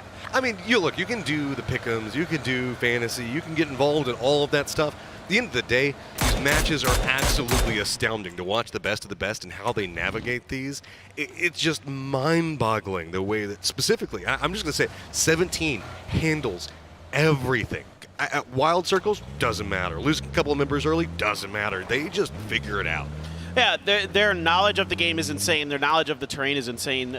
Their ability to capitalize on teams that think they're safe, or, you know, their ability to find third parties or just to hit absolutely outrageous shots, is those things all combined have put them where they are, and that's why they're in this position. And frankly, I predicted them for PCS 6 and PCS 7 Asia this year to be the winners. They were close, but never able to get there, with Petrichor Road and New Happy being the ones that won both the PCSs in Asia this year. But now, you know, this is what matters most, right? This is PGC. What do we have going on here? Little Ghost's going to be running up right next to Twisted Minds inside of here. So we have the potential brewing for a very impactful fight for this leaderboard. Twisted Minds needs to make sure they defend this one. There is a 14-point lead on 17 Gaming. Nades are now starting to be prepped, tossing them out. You can start to hear the shouting going on by the audience and the players both. Molotov's coming out to slow down everything and any approach that's going to be happening. Looks like reinforcements are coming in from Twisted Minds, but they got to get there quick. Yeah, 17 had a good read on this position that there would only be 2 there. However, they haven't been able to find that knock to really start feeling comfortable to push space, and that is going to allow Twisted Minds to reinforce this. And let's see if this becomes a stalemate or if somebody's going to find a knock and try to just end the fight. And there are a lot of players kind of watching this, shooting into it as well. You can see some shots ringing out from Donawa, but so far Lou he's the one that's on an island for Twisted Minds. He's in the most dangerous position. So now it's all just a matter of seeing who gets the peak first. You can see both teams playing this very, very safe, realizing how important this fight that is brewing is going to be. seeing if they can connect. Show's not going to find any shots just yet. Perfectic still playing up theirs. A lot of smoke has been used to try to deny some of the vision and some of the rotations, and Lou still clinging to life in point.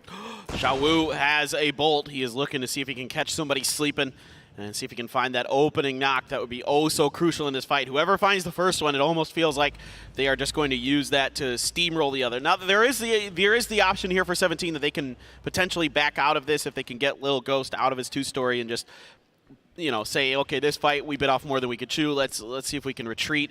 But I mean, with the first and second place team here, I mean, this is a nail biter. This is so tense. This could pretty much cement how the leaderboard is going to be looking for at least the remainder of the day.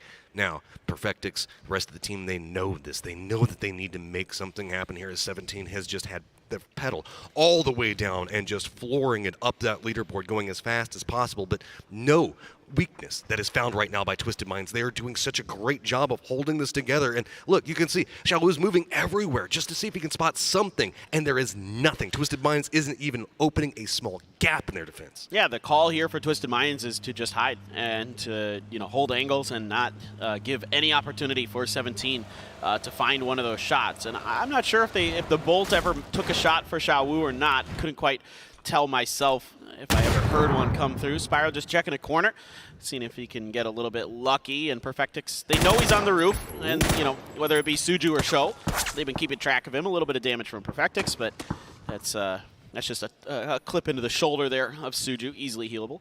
I mean, just so well read by both sides. You can see that they're navigating, trying to make sure that they're shoring up. Xiaowu also has to be careful, but there's no real other threats. There are really freaks might be able to take some long-range shots in. Danawa is also pretty close, and Danawa might push this if they hear too much. You can see they are taking some pot shots in, but they're waiting for a potential fight to break out there as well.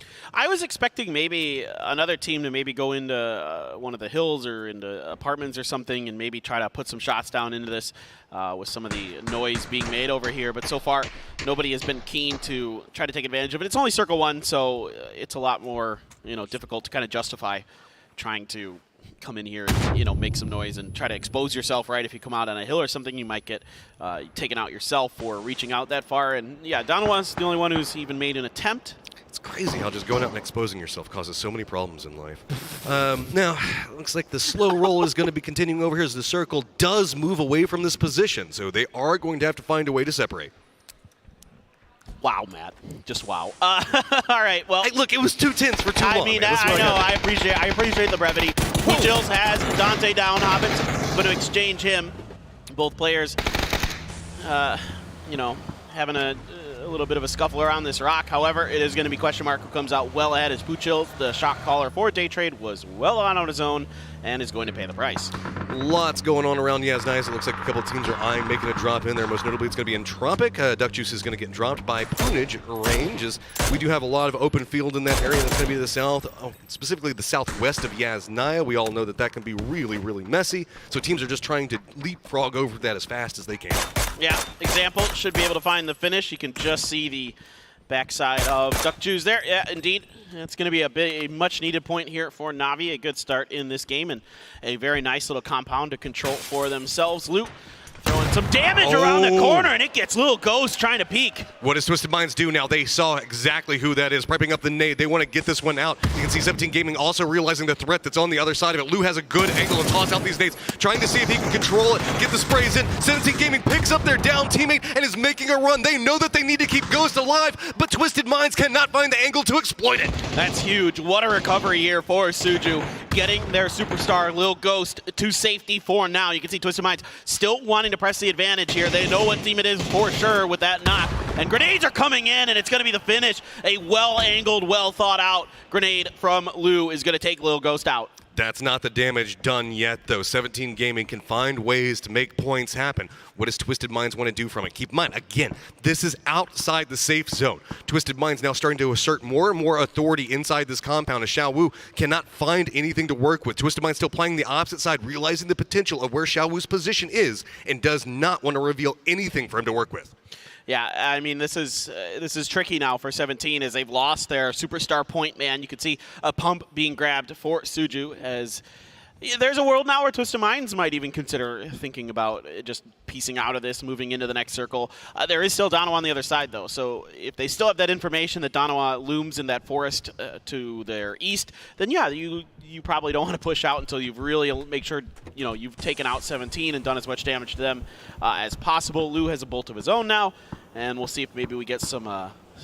This is bolts. massive respect coming out from Twisted Minds. They had the numbers advantage, and they're still like, no, this is 17. You still got to play it safe. You still got to play it slow. Too many teams have learned the hard way that fighting 17 up close and personal is not fun. They are rather nasty. Toon's trying to find a very cheeky angle into this one. So maybe you can spot out Xiao Wu as well. Nade prepped up. I think that he knows where he is. Doing the cook. Is he going for the window? Is he going for Xiao Wu? He's going to do the toss over there. I don't think it's going to connect. Yeah, building's going to go ahead and deny, but that's going to start revealing more. But Toon's now leaning out. Going to go ahead and get the spray to see if maybe they can open up something for him to work with on the other side of it. But Xiao Wu, reading this, look at these just counter moves. This is an absolute 200 IQ firefight from both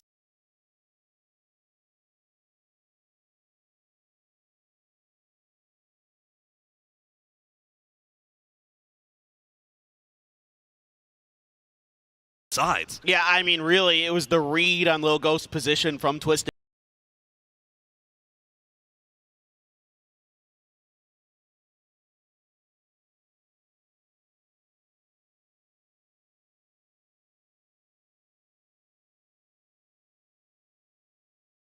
Minds that broke this fight at least a little bit open, not very wide open. Show here looking for the greatest. Spiral had taken some damage, hits the windowsill, doesn't go in. And Show there has one frag left, but he needs to start healing up as we are in phase 3 blue, and this one ticks pretty good.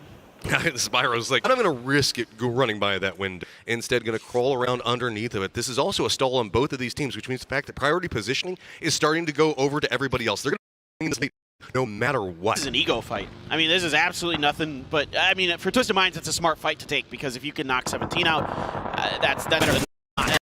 Levies, 7-7.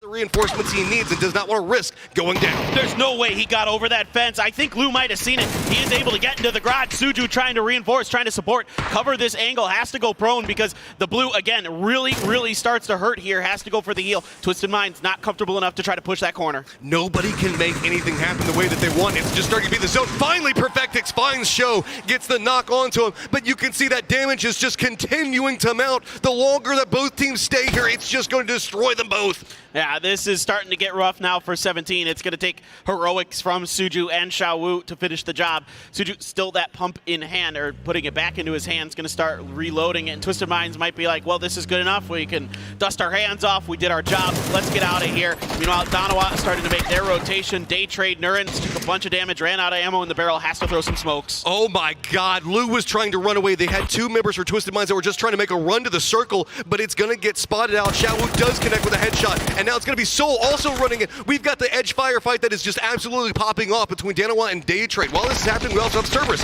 that could be coming in the path, and this is also exactly where we're going to see Twisted Minds or 17 coming into, so weakened teams all around this Alamo position. Yeah, Soul and Salute combining for a lot of damage, and speaking of damage, Suju might be knocked by the blue. Yep. Indeed he is. Perfectix had done enough by the time Suju got through the window that the blue was going to finish the rest, and Xiao Wu, maybe we get the replay, please.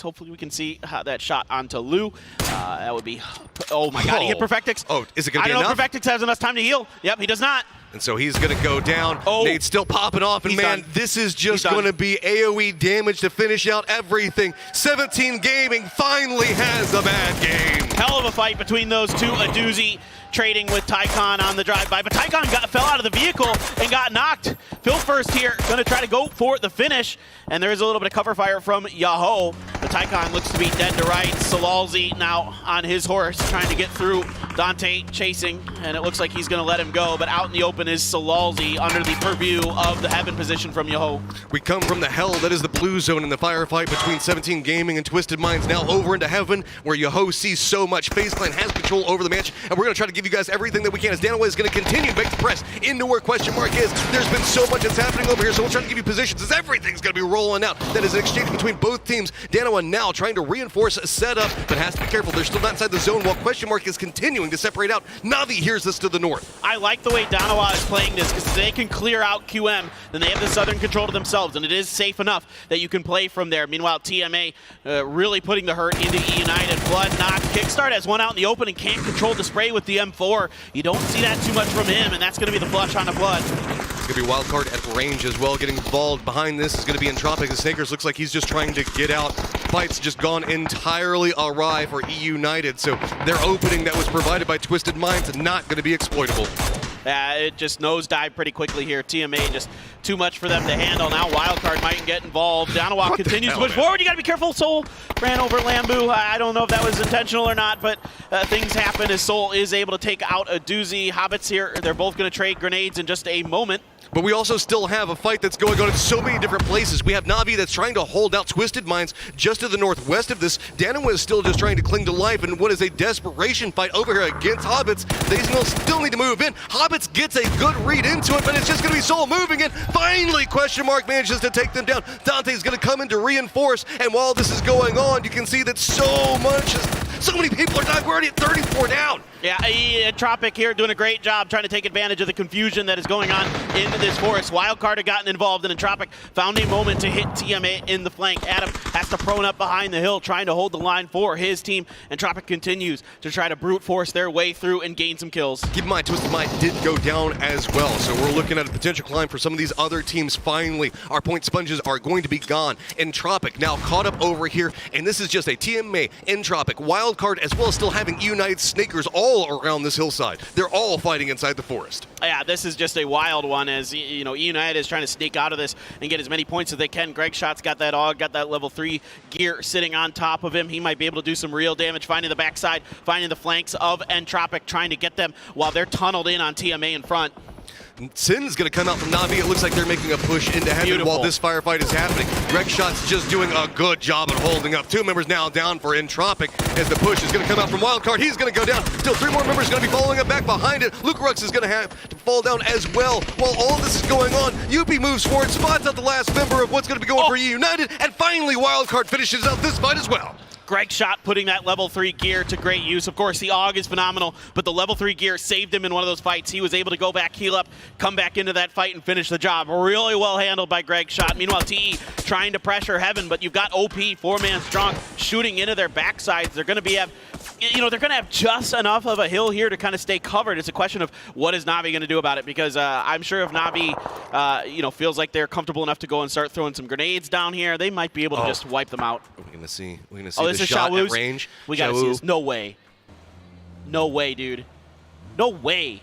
Oh my God. That is just such a clean shot. Okay, now 3 teams over in Heaven is not enough. Let's go ahead and add a 4th, as it is going to be over Peakers. They're going to take the opposite side of this hill.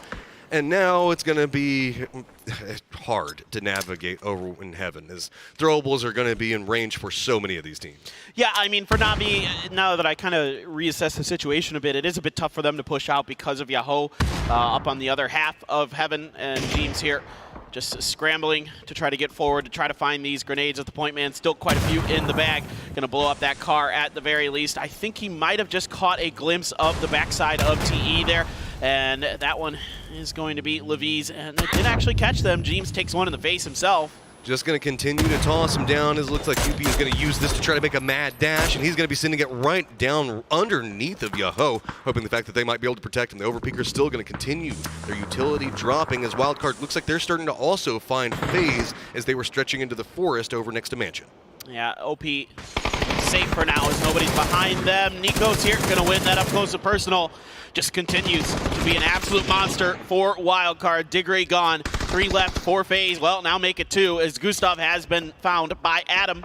Things starting to slide the wrong way for FaZe Clan. We have Overpeaker's Bard that was taking some shots over at Wildcard as well. As Overpeaker's just going to continue. Is it just rotating who has nades at the time? 777 did move down this hillside, so if Overpeakers does choose to overpeak this, they could find themselves getting dropped pretty quick. Yeah, it's tough for Overpeakers here because they have to rely on nades to do damage to the Expendables, because if they push this hill, Navi's just going to lay into him with their guns. Going for the res on the Cow, who had been knocked by a molly from Fex. Gustav has been res for FaZe, so both teams able to trade reses here. And now the push is on. I love it. Grenades out. Vard finds a big one into 2. 7-7 cannot respond in time. And Vard and Mexi combine to wipe out the Expendables. That was absolutely brutal coming out from Overpeakers. Now it's going to be QM trying to make a move into this as the circle is going to continue to stay around heaven. Yuppie living the good life in the shade under that hill right now as Navi, who's been holding down, being quiet, is going to have to contend with Overpeakers here pretty soon. Oh, just that's why we get hard for Vard. Those plays like that right there, just absolutely insane. What a grenade and what a follow-up from his team, and they continue to hold control of the northern side of what we call in Korea the Sky Garden, and I think that's the superior names. They come at me, but I don't see a lot of garden up there. There's garden up there. I like how you were like, no, there is. Okay. Look, there's a garden. Okay. And it's in the sky. I do like heaven, though, because you could call the southern edge of this, like underneath the hill, hell, that little dip that's out there, because, well, nobody wants to be there because a lot of teams find their doom there. But, yeah, I like Sky Garden. I think it's cute. It is good, too. I like it as well. I mean, and honestly, neither one are in the sky or the heaven. You know what they call it's not that big of a hill. Here's a funny one. You know what they call a Potato Mountain in Korea? What's that? They call it Bald Mountain. They named after me. Oh, well, did they? No. No, I was going to say. That's, all right, now it's going to be Overpeakers just looking at that again. That is just so good. Now, Navi's got Overpeakers to deal with on their own account as they're going to start doing some throwables out here. And Overpeakers now, with the sounds coming out, it's going to be QM trying to run in. You can see that they're going to get dropped by Yoho at range. Navi's just going to try to make sure that they secure this one as the fight is still going on between FaZe and Wildcard as they're going to have to leave the mansion and the forest. You're losing that level 3 gear on Greg's shot in that exchange. That's a big piece of equipment that Wildcard would have liked. Smokes are coming out. That's the knock on to Adam from Fex. Fex going huge right now. Gustav has the angle through the smoke, has the spray as well. Wildcard out in the open, shooting ducks for FaZe. FaZe Clan needing those points. You can see, wow, that is some heart rates jumping up there as that was an intense fight. FaZe, though, now pretty much controls everything that isn't heaven. Yeah, huge plays here from Fex. Just what a monster he is. What an ability to hold the line that he has.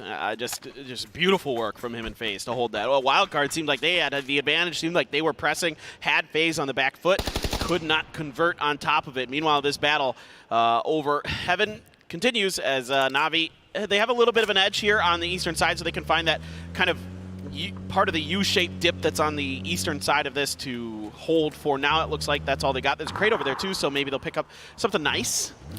We have also the 3 solos that are just kind of hanging around the drop down into the center of the circle. FaZe, you can see they did manage to right themselves, and they are now going to try to figure out what is even happening in the rest of the circle. But it's not hard to figure out. It's going to be mostly around the heaven area, as looks like Navi is going to lean into the north of this. FaZe is going to spot out Hobbits, who's going to try to do a little bit of a car juke over there. As now their position is revealed, that means that Navi is going to start taking some shots of their own at him. Yeah, and you got to knock again into FaZe here from Alia. Circle continues to shift right into the Sky Garden as you have Yuppie sitting in there. Punich has a house to himself. Open over is Vard. Continues to just be a thorn in the side for these teams. Great job by him. 4 kills. He's had a hell of a game. Circle did shift into heaven, though. So while FaZe had control over the circle and had vision forever, now they are going to be the only team that really has to move in, and that's going to be pretty open. No doubt. This is going to require a clown car here for FaZe to get into this circle. You still have Yuppie sitting below. Yeah, you've got trees, and Yuppie went for the bolt and then switches over to the AUG, finds damage, but does not find a knock. Oh, here comes a quick push out on this one. Jeem's going to be coming in back behind it as well. Overpeaker's just going to be flushing in behind. Yuppie's going to drop down. He's going to go down, but it's going to be Navi on one side. FaZe just runs right into a hornet's nest. It's going to be peaks all over this. It's going to be a look down from Navi. It's just fish in a barrel, and that's going to be FaZe gone. Overpeakers, though, continuing the push. I don't know if Navi knows that this is coming. Just jumps up, but they read it very, very quickly. Zipple already going to go down. Now it's just going to be Uba. Navi's got to deal with this, and it's still 3 members of Overpeakers up and active. Yeah, that's the Groza out of the hands of Na'Vi there. Great timing on this push for the side of Overpeakers. Uba has to play defense. He has to run. He is a solo left, and he gets caught on the corner. Clib and flanked out. Takes him down. 10 kills for Overpeakers, and they look to find a win here in the grand finals. All right, Punaj, what you got?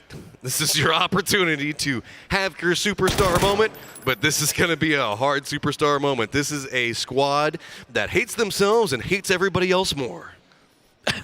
He needs to use his frags.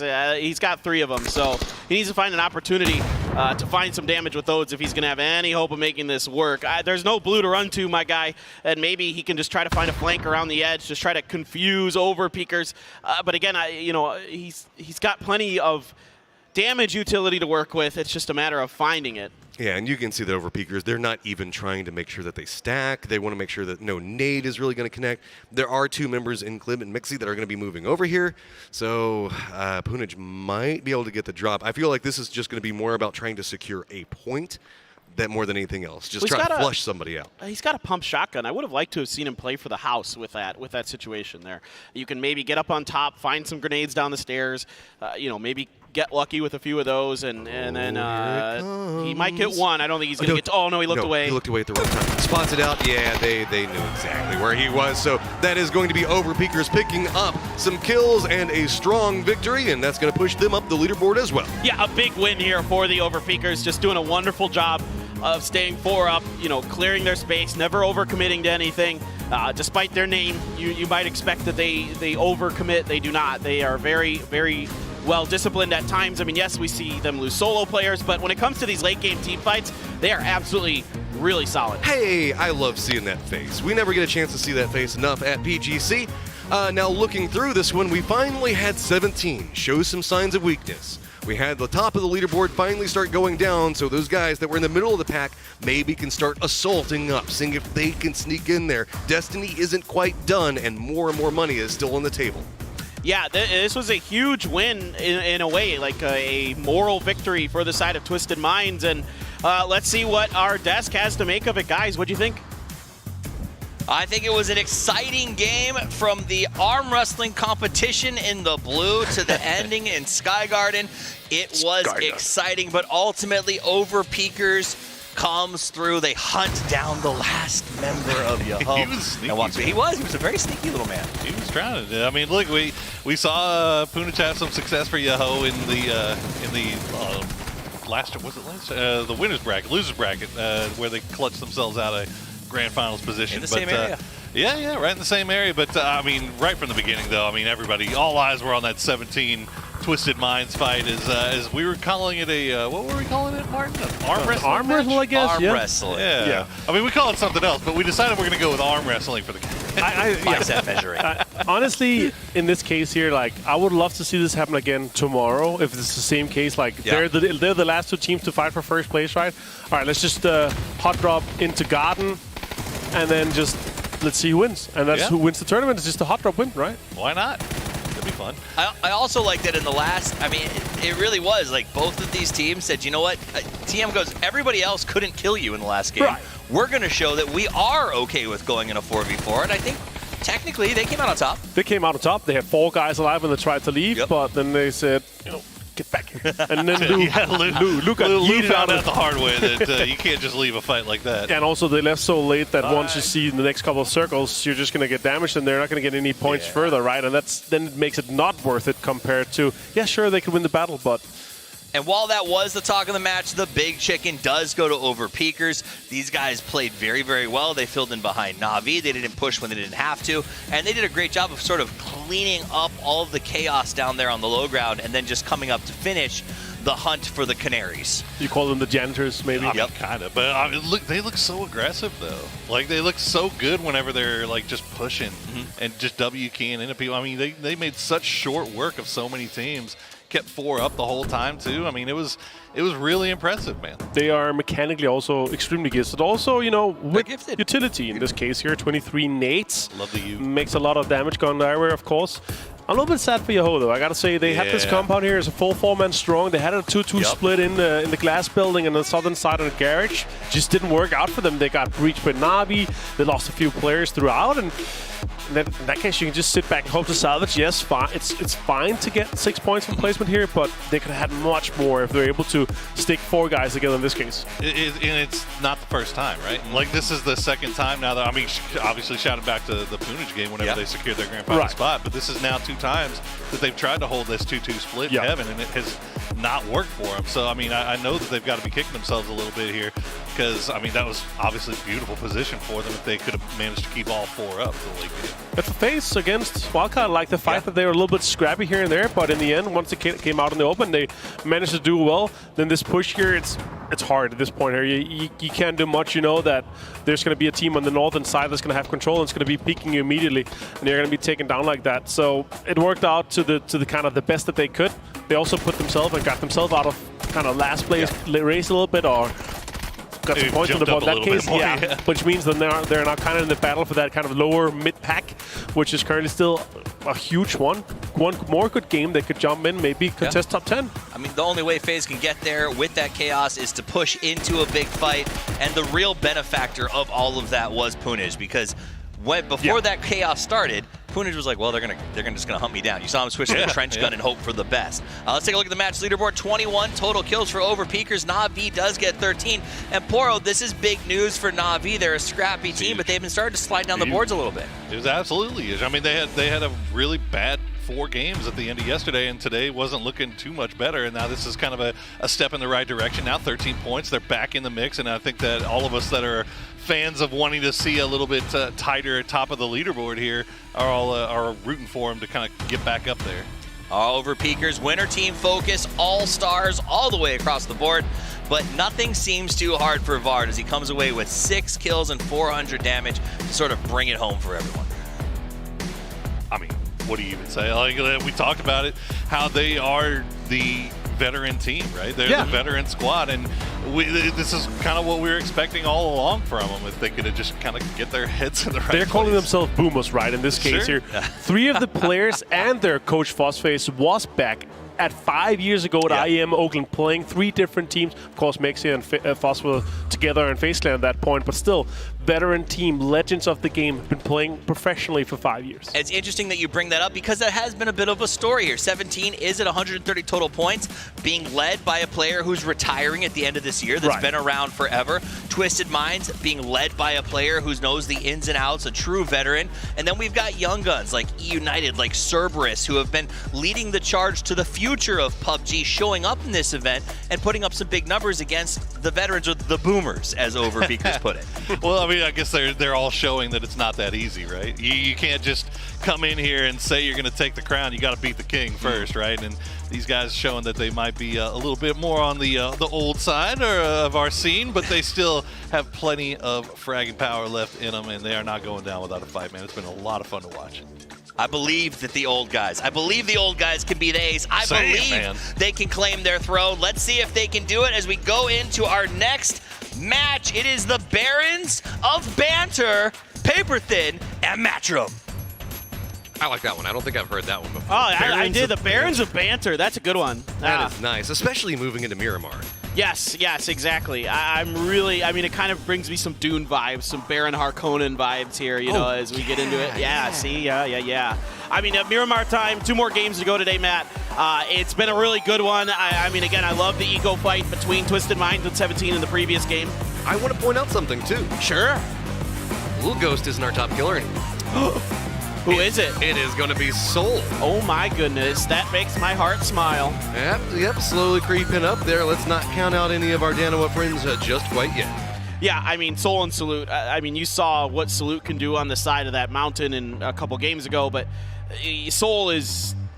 he's on another level. I mean, he has been getting better and better and better these last couple of years. The way that Danoa has taken him and molded him into this superstar player is just phenomenal. He's just a great talent, and you'll have to see it. So, a pretty southwestern heavy plane path here, Matt.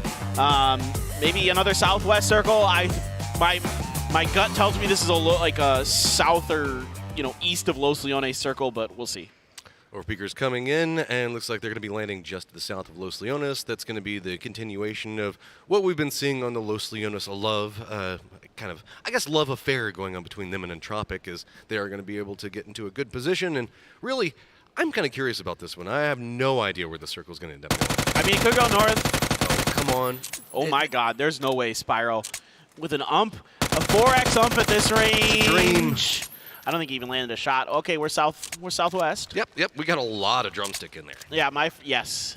And we do love chicken here in PUBG, so absolutely love to see that island in there.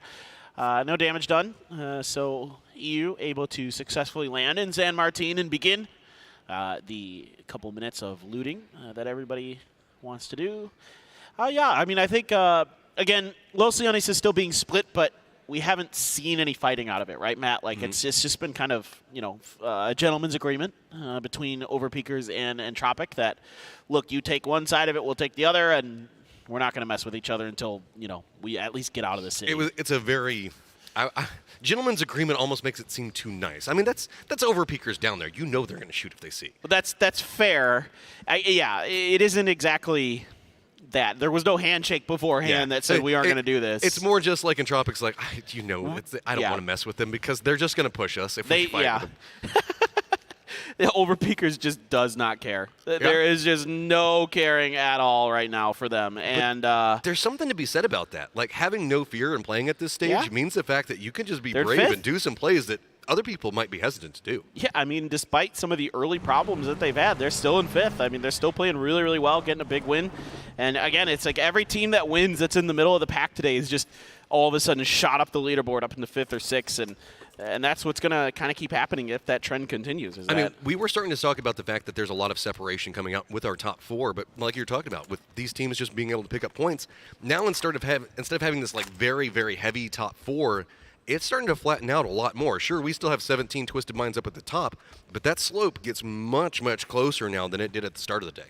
It's like a heavy top 2. And then 2 under that, it slides a bit, and then OP is kind of in the middle of another pack before you go from 6th to, I guess I'll go to 10th on this one. That's not a big difference there. That's 6 points from there. And even then, QM at 60, a big win will shoot them up the leaderboard. You can get that 20-point game, and all of a sudden, depending on what CES does, you're maybe ahead of them if they kind of bottom out a bit. So a lot can change here coming into the last, the last couple games of the day. It's 2 Miramars, anything's possible, and that's why we play the games. Again, I talk about it all the time, but PUBG is more akin to a racing circuit. It's more like poker meets F1.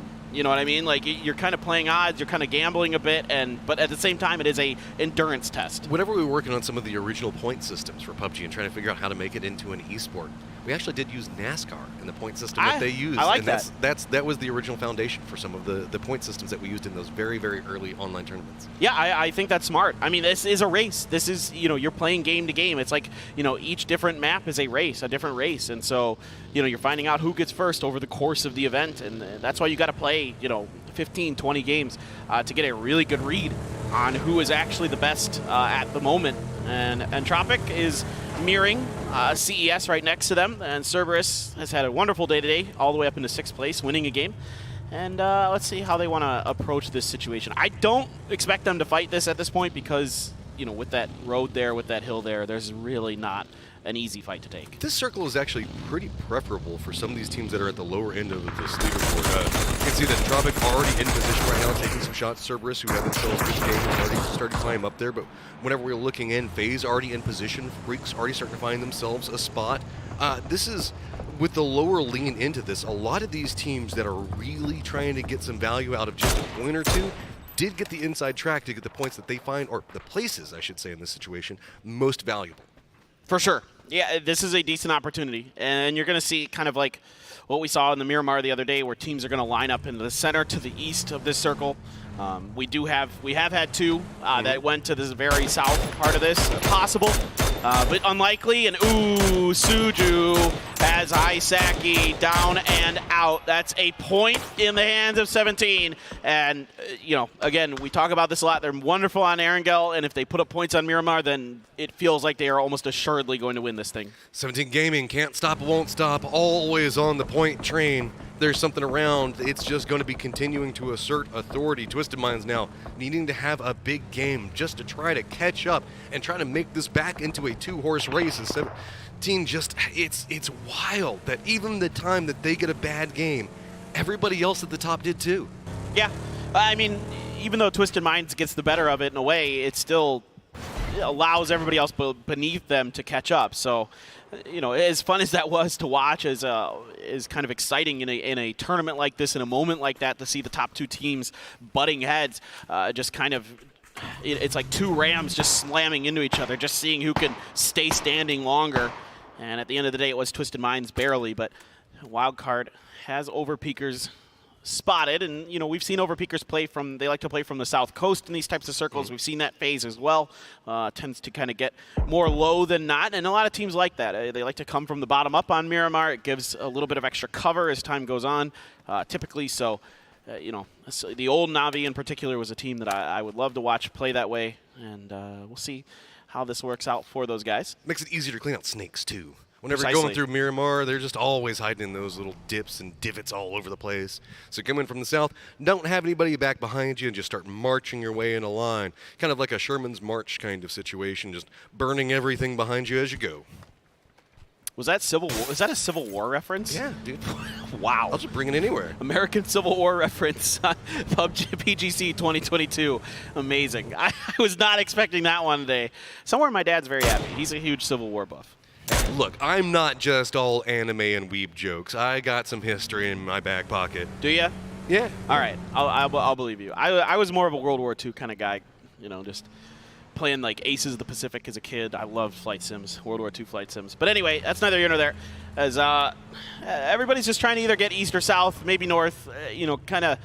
You know, it's kind of funny. I feel like I can watch the way that these teams take space in a Circle 1 like this, because we've seen the Circle 1 3 or 4 times in this since you and I have been here in this event, and teams are almost like gambler fallicing it. Like it's normally going to go east in some fashion, but instead now I'm seeing teams kind of be like, well, we could have that hard shift up to the north. The circles have been so crazy that maybe we expect the crazy. Maybe that's going to happen. That's totally illogical, but at the same time, if you gamble right, if you roll those dice and it comes up, you know, snake eyes, then that's awful. But if it comes up 2 6s, you say that, Paper, but see, as somebody that I saw the MPL circle so often, I just always feel it goes down into these hills south of Chumacera. It's not supposed to. It may not, but it just always feels it like trends that way. For maybe it's just like, I think you have like some kind of confirmation bias there, like just hey, like whatever. Hey, it gave us our really cool Minas Gerais circle later. Oh yeah, no, I mean, look, they're fun. I would prefer to fight on those mountains. I think they're a much more interesting area to fight than in these fields,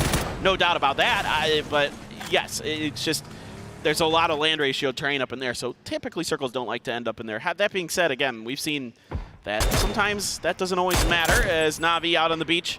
Speaking of Na'Vi making south coast rotations, here they are doing just that. And there is Wildcard up here. I don't know, they might be driving right into him, Matt. Oh, Na'Vi. Are they going to read this? Adam is just getting into position in time. He's not going to be able to take any shots, and he's going to get caught out. He is going to at least try to see if maybe he can defend this. Wildcard's not really prepped. They're going to take some shots, but does manage to get down example. And if you're going to take down somebody on Na'Vi and try to defend, that is a good first pick. Yeah, great setup here for the side of Wildcard. Adam with an AK, though. That spray, tough to control. Couldn't find the knock. Stuns are out. They've got Na'Vi pinned here on this rock formation.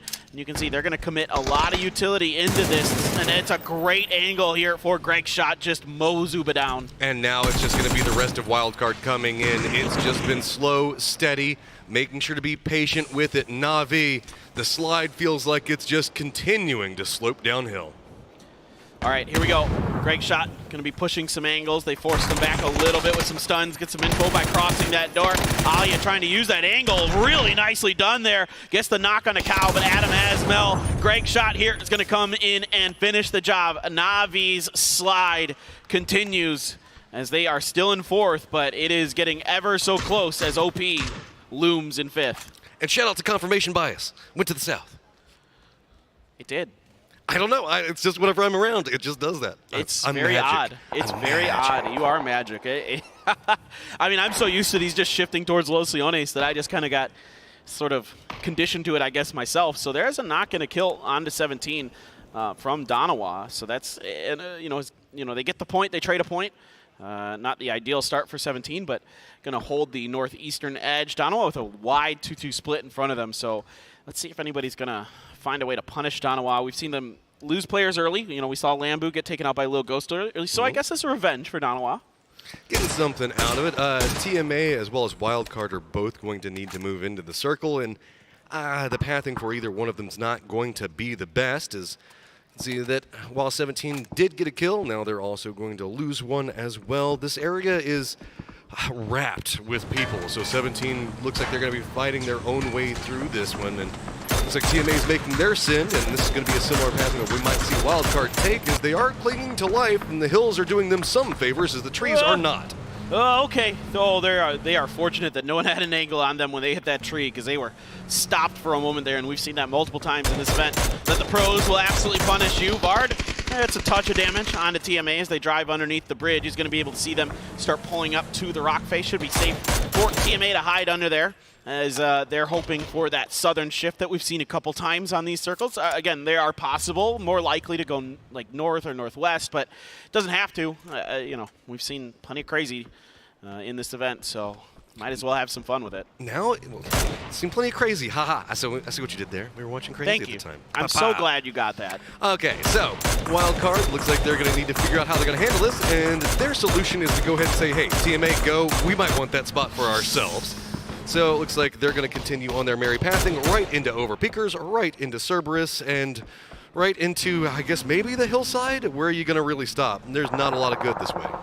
It's not fun, but we have seen teams be able to stay underneath this hill line and survive. However, with Cerberus a little bit deeper into this territory, it's given them some firing lines into TMA, and TMA, just by the hair on their chinny chin chins, are getting up into the sort of safety on the other side of this road. I mean, if Cerberus starts peeking up and over. Now, the good news is that TE is also sort of watching this with Ninja, but they've got a huge spread controlling the top of that mountain. Where is this going to go? Is it going to be south again? Are we going towards TE? Are we going north? Okay, so we're going west. So still, this is possible. It could go north or south of this as well. There's kind of two areas like to end in, either on the north or the south part of this. Well, remember that whole Wildcards, TMA, Cerberus, Overpeakers thing? That just got real weird. And now we're going to figure out how they're going to do anything with this one. 17's now making a sin of their own. You can see just trying to juke in between the bullets. It's going to be Dano on one side. Twisted Minds are also going to be setting up in just a moment, and they've got a hill that they could look down into this one. Freaks are also taking some shots at Xiao Wu as he's trying to move forward, but somehow 17 is just kind of getting away with this. Yeah, they're just kind of squeezing in between people. It reminds me a bit of how Twisted Minds rotates, where they're just able to find enough space between the other teams to safely get to where they want to go. And Lil Ghost going to be the trailing member here with his teammate. I believe it's Sho in there. I think Suju was the one who got taken out. I can't remember for sure off the top of my head. I can't see the name, but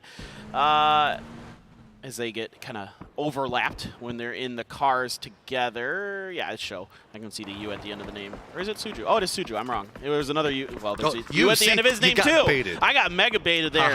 You got baited. I wish I could see their names, but that's not the case. Ooh, a headshot. Yeah, it's always the problem when they give you that +1. I know. I can't see the other name, and I'm like, it's like going to a wedding and they just give you the +1, right? You just can take anybody you want. That would be, yeah, that'd be nice. Yeah, it's.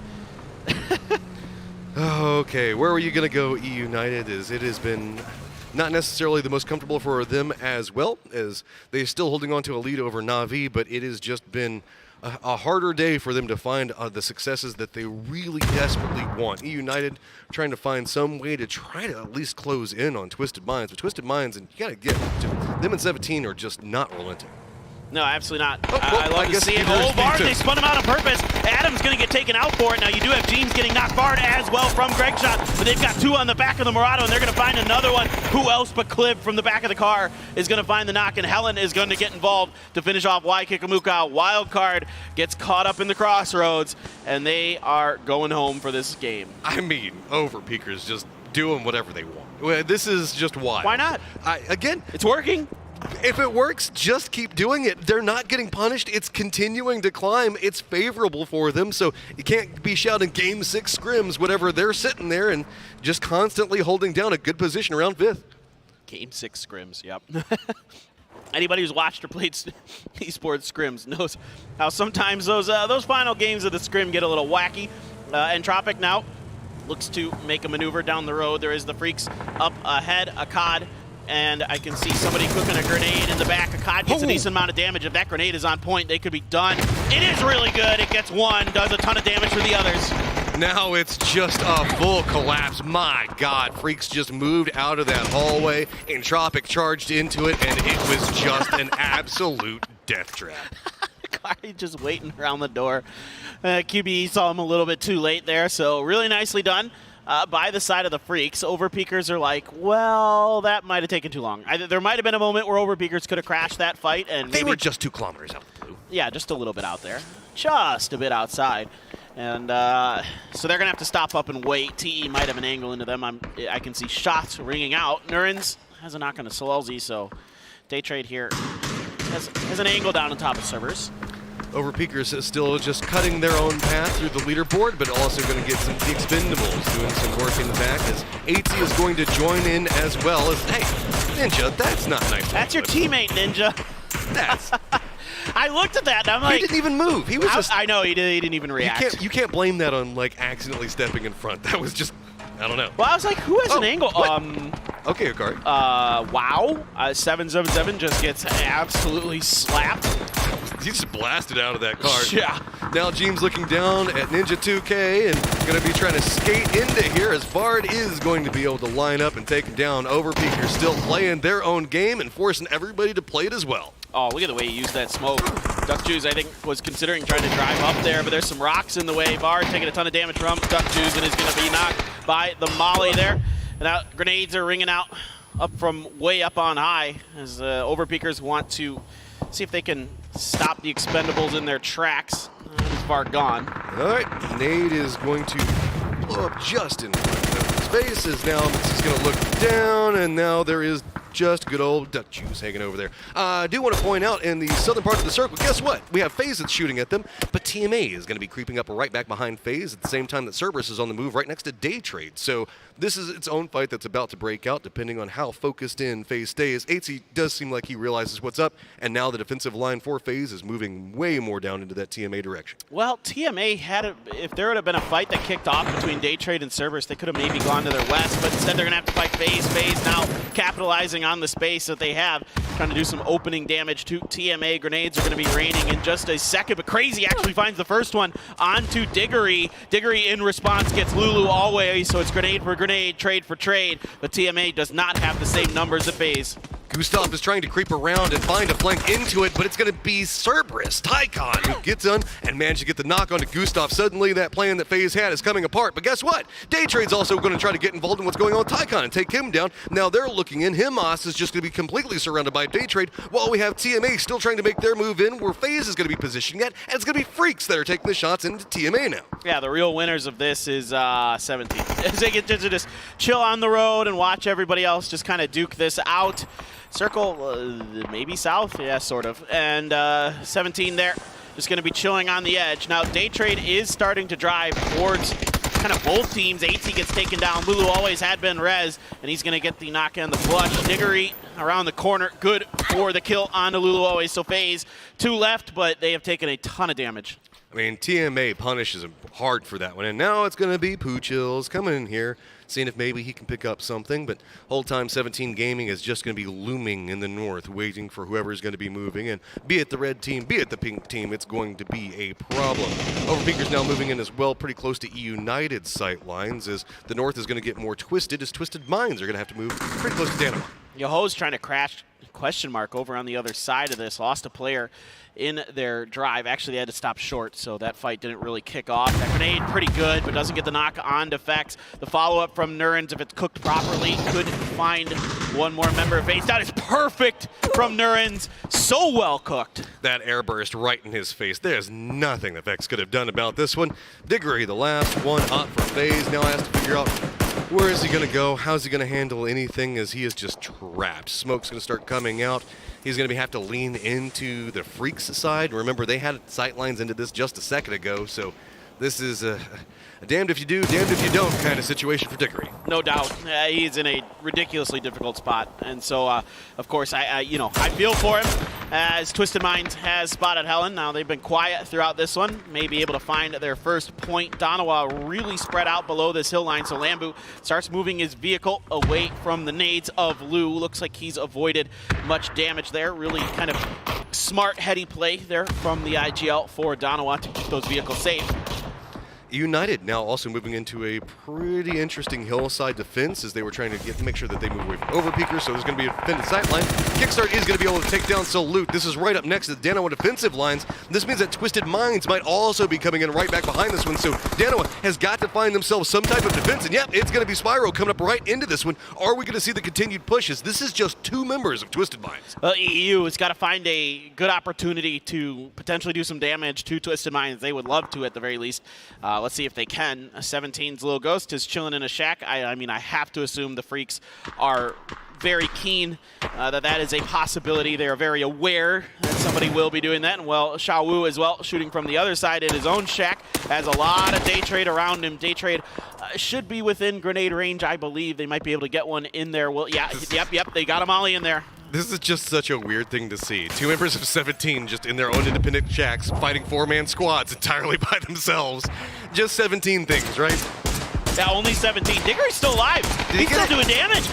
Trying to now see if he can pick up some more out of it. He does manage to pick up Nurens before he goes down. Yeah, the blue came to him, and he is gone, but he did a whole bunch of damage before they took him out. Meanwhile, the high ground was taken by Twisted Minds to start doing damage. They're trying to find the flush onto Belmoth. They had found the knock. Hikari now getting involved in this crossfire onto Day Trade. Day Trade's Poo Chills able to find the safety of the vehicle. Flash finds some return fire to back Hikari off momentarily, but the Freaks now, Little Ghost hasn't moved out of this shack just yet.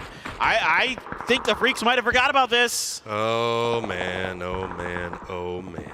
Little Ghost about to come in full on sneaky. Twisted Minds look like they're trying to come in, and Yoho just gets absolutely demolished. Twisted Minds now has to contend up with question mark, though, as one side is going to be contending with them as the other side has got their sights set into United. Well, EU here needs to get this res on the flood. They really need 3-up if they're going to take any kind of successful fight. The trap has been sprung by Little Ghost, but uncharacteristic spray just a bit off, and Lash able to turn and prevent any further damage. The Freaks have 10 kills in this one. They're playing a really solid game. They've got complete control over the southeast corner of this. Only Day Trade kind of even in their territory, and there's only 2 up for them. So if they can avoid any further damage, they've got a shot at coming through here. And again, a win would shoot them way up the leaderboard. Big game for them right now. These 10 kills were so needed, as now Twisted Minds looks like they are managing to start to regroup at least 3 of them. Perfectix now trying to make a pathing over to get to his teammates. Hobbits is down, and they're going to try to commit into a res for question mark. Day Trade, though, still playing pretty close to this area where the Freaks are going to be at, and you can kind of see there's a slight ravine running through this, as we do have question mark that's got some high ground to look into it, and that's really what a lot of these teams are trying to control, most notably question mark and the Freaks right. Yeah, Perfectix had taken quite a bit of damage. A good grenade there, going to catch Dante, put him down to about half, a little less than that. So Perfectix trying to find some space to probably try to go for a heal, but he's got a doozy right up above him, and a doozy isn't really able to push over this ridge with the firing lines that Twisted Minds has created on the other side. So a doozy here just has to fall back. There is not much else he can do unless he has a ton of grenades sitting around. Combined forces of QM and United could do a ton of work into Twisted Minds right now, but we're getting into those later stages of the game. And so now Twisted Minds going to try to see if they can shoo away what's happening. And Doozy still wanting to move in, and he's getting closer and closer by the second to Perfectix position. While all of this has been happening, though, we do see the Freaks have managed to take a much more dominant position down into the south. Yeah, I'd really like to see the Freaks clean out Day Trade here. QM is also trying to get involved in that, so the Freaks got to be careful that they don't overextend, that they don't give kind of an open door for question mark to come up over the top and maybe do some serious damage. Maybe see if you can just kind of push Day Trade into question mark, force that space. Meanwhile, the Twisted Minds, dude, the way they play this game is so freaking good. The way that they're covering Perfectix, the way that they're keeping EU pinned, they backed off question mark to gain space, just absolutely beautiful. Blue Chill up and over has Dante. He's got the flush as well. Finally, Hobbits takes him out. Flash, sliver of health left though. A butterfly has just flapped its wings, and with that kill, suddenly it's going to be the Freaks coming alive to the south. Question mark now moving in. They're going to have some vision into this one, so it's going to be the Freaks now taking some shots into QM. Perfectix now also starting to crest the hillside, looking back down on the team that was so close to him just a moment ago. He might be able to put in some work as well, but he does not want to overpeak into the Freaks line, and so with this, it's just going to be a quick step away. Circle did move, and it is favoring E United's position. Yeah, I like the recognition here from the Freaks. You can leave one to harass, but you need to get the main forces away from this fight, as Twisted Minds also had an angle into them. So let QM deal with Twisted Minds. You go regroup, set up for the next circle, see if you can find some kind of safety in there, and maybe you can squeak on through. Maybe get EU involved as well and see if you can just kind of force the other 3 teams to fight, and you take some kind of control over this low ground. It's going to be difficult for the Freaks, no doubt about it. Yeah, this is the territory that they're trying to move into, though, is going to be where Twisted Minds as well as E United is going to have some vision, and I think it's also going to be in a lower section of the circle. So you can see the Freaks, yeah, looking in. They don't have a lot of options to move in. They've got the trees and stuff. Perfectix, though, does see himself some question mark members. Throwables now starting to come out. Is this frag going to connect? Is it going to be Perfectix just lined in, and he is going to go down. Aduzi wins it. Man, he runs up there quick to flush that one. A great counter push here by Aduzi, knowing his teammate was weak, knowing that Perfectix was going to be looking for the frag, able to catch him off guard. Out in the open now are the Freaks trying to make their cross. Reload, though, hits the flanks of Twisted Minds, taking Lou down, gets the flush over to Aduzi, but Akkad has been knocked for the Freaks, so now EU starting to come to life. Oh man, running right over here next to Batulins. I don't even know if they know that this is about to hit them. Spyro does at least manage to take down Phil first. Batulin spins back around. He does manage to take down Hobbits. And while QM did get an opening knock to start this one off, it's all about Aduzi, the man himself who opened up the door for this capabilities. Now going to have to run away from this Twisted Minds defensive line as he's just going to get taken down. Yeah, beautiful grenades here from Batulins. Again, beautiful spacing, beautiful position holding for the Twisted Minds. Kickstart has the Freaks out in the open. A lot of smokes are going to have to be expended by Kwangdong if they are going to find any more safety in this next circle. They are starting to push down the hill. The blue is at their back. Kickstart and the others have them just dead to rights. It's Flood getting the knock onto Akkad. Lash looks to be soon to follow. See the fact the Freaks have had to go full-on Pineapple Express. Smokes galore down there, but it's just going to be too many angles to be picked apart from. It's going to be E United that gets a big chunk of this one, but they've got to be careful. Spyro is trying to creep over here. It looks like he wants to use his opportunity to kind of jump in. Rello is defending up for E United to make sure nothing can happen, and there you go. We've got a 3v2 to finish this one out, as it's going to be a very northern fight along this hill. It's a huge fight for United. They need this win to climb back up, to get close Twisted Minds and 17. A decent grenade catches Spyro, does about half damage. Batulins and Spyro now starting to let go with some utility of their own, but E United too far for the reach of the Twisted Minds players as it sits. Flood here gets the spot on Batulins, gets the information on the positioning. The rest of the players are on the edge of the circle, Matt, so eventually they're going to have to start making a move. The circle's going to force the issue here. Yeah, I mean, the center point on this one is nowhere near where we're at right now. E United isn't even really inside the circle yet. Rello's just kind of caught in an isolated spot. He's right next to Twisted Minds, but looks like they might be trying to bait something out, most notably Flood playing one side of this one.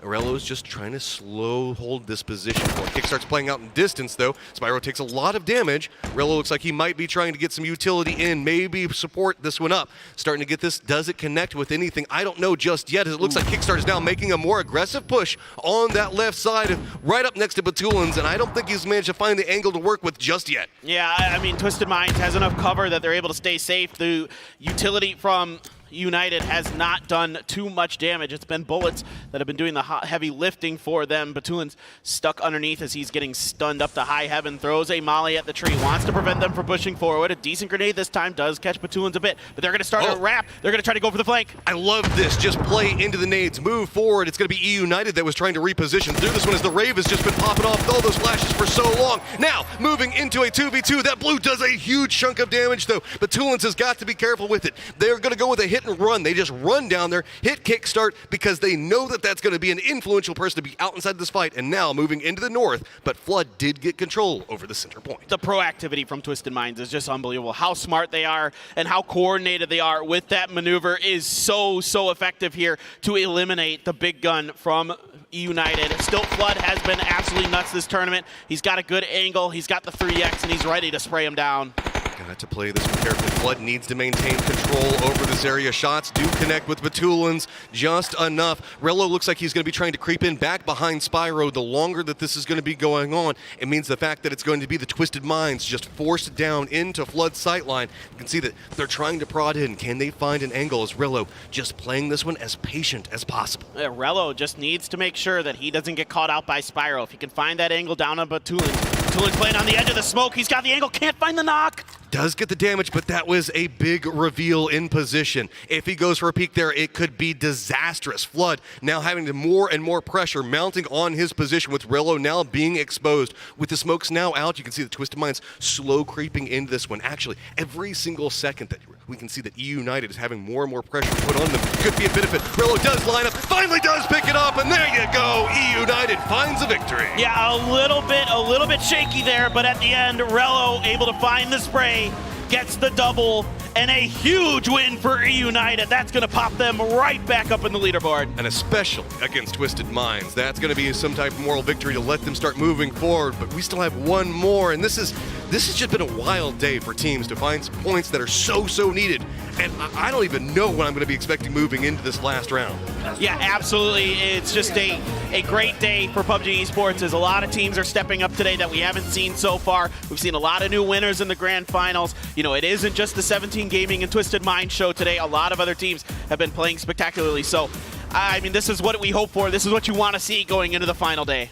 Well, I'm going to go ahead and toss it over the desk so that way Martin can try to claim EU United to his heart's content. Thank you, gentlemen, and congratulations to EU United, the young guns of North America, coming out, throwing down, and taking a big win off the favorites. Poro, an epic win for them. I mean, it was absolutely necessary too, wasn't it? I mean, it looked like they were holding on, but they're just not climbing, not managing to catch up to Twisted Minds and 17 as they continue to get further away. And then finally, just a huge win here. And it doesn't come closer than that at the end. That was a beautiful 2v2. And honestly, I love the way that they try to make it a 2 versus 2 and succeeded. Got Kickstart down, unfortunately. Also, one of their strongest players right near United. But Rello's angle and the way that he knew, all right, they're spending a lot of smokes here. Maybe I'm gonna have an opening behind this tree here, and it worked really well for them. Yeah, I mean, Flood taking the low side with Rello on the high side. I mean, it is just beautiful stuff. But Overpeakers, man, what are they? They are just farming North American teams. I swear. The only thing Overpeakers hate more than themselves is North American teams. As they go out and they just completely eradicate like yet another one in yet another game. But they're also collecting more and more points, and they're actually slowly kind of starting to climb up the leaderboard a little bit more too. So, I mean, they're still finding. They're another one of those teams that's finding themselves one big game away from being right in the mix with everybody else going to this final day, Martin. Yeah, 7 kills, only 10th place though. I love the way they were able to close it out though. I mean, if you're able to salvage a game without getting any placement points with 7, that's fine to me, but it was messy. And in general, in this area here, I love the terrain and how everything works in this area, but it's hard to get there when you first get started in a rotation, when you get stopped throughout and in the middle of it. In a lot of ways, the way you say it was messy is true. This game was messy through the entirety of it. It was. Until we got to the end, and then it became sort of a master's class in strategy and positioning, and it did start out as a 3v2, Poro. We saw Kit go down, and I was blown away by how TM reacted to that knock and just almost outsmarted him. I mean, Twisted Minds is such a good team, man. Like, it is a pleasure to watch that team operate and just see how they play the meta game and how good their communication is, how they have the trust that they have in each other to be able to cover each other's backs. I mean, that fight against QM, that could have easily gone another way, but Twisted Minds been able to pull it out. Still 7 kills, 1,800 damage, and, you know, finally United again back up in the top. In many situations, just a case where you outsmart people in high and intense situations, right? Batulin's waiting by a car for question mark to drive past that, getting like an easy knock once. Spyro also obviously got one, but it's just easy to outsmart like that if you're able to outthink your opponents in situations where, all right, everybody's just kind of scrambling to get into better positions, but they're just outplaying and outsmarting a lot of the teams that they're winning against. And of course, still combined with them being amazing mechanically. Now, I have to avoid the bias and call a spade a spade. Right. United did yoink 2 circles there at the end, both to the north, to put them in a winning position. but were able to capitalize off of that. A team that I thought did the most with what they had in front of them is your KDF and QM. Both of those teams had to scrap to put every point on the board for them. Yeah, and I mean, KDF kind of needs it too, don't they? I mean, I think they were in dead last going into this game, but you know, it's weird. Every now and then we're seeing games where these teams, no matter where they lie on the leaderboard, whether it's at the top or the bottom, they still show how they got here. Like, they are definitely worthy of being in this grand finals lobby.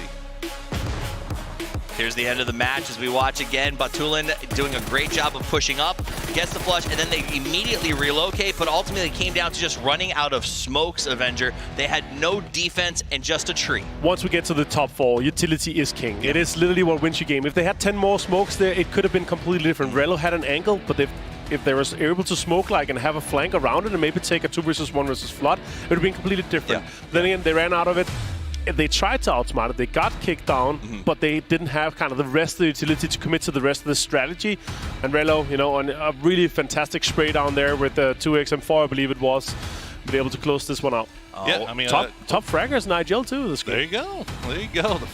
I mean, we've been singing Relo's praises all year, but yeah, I think you're absolutely right. I mean, they were down to what, maybe 2 or 3 smokes left. Right. If they have more, then they can use them offensively, right? Throw them on top of United, force them to kind of play through those smokes. But unfortunately, United in a perfect position to kind of take advantage of the fact that TM had to push out of that. And there you go. The new leaderboard is up. And United right there. Let's check it in. 17 Gaming does allow the slide to continue at 133. They went out in 8th and left the door open. Twisted Minds and United capitalize on the door being left, and they try to kick it in. Twisted Minds does close the gap. Had they won that game, they would have taken the lead, but United put a stop to it, and in doing so, gets closer. And dare I ask, Martin, is this now a 3-horse race? I hope so. I hope so too. I would love to do it. I would love to see maybe one more battle. Maybe they can, you know, hop drop each other and Picado in this chance here. They're going to kill each other and then not have that many placement points because I would love to see United. They had a rough day on their angle. I gotta say, I think it was 6 points, 7 points total. They managed to get in 3 games. It's just not enough if you want to make it a 3-horse race. They have to have a big game here in the last game of the day. Well, the last game of the day is not far away. We'll see if they do have that big one. Who takes home the last win of the day? You'll find out in just a few minutes.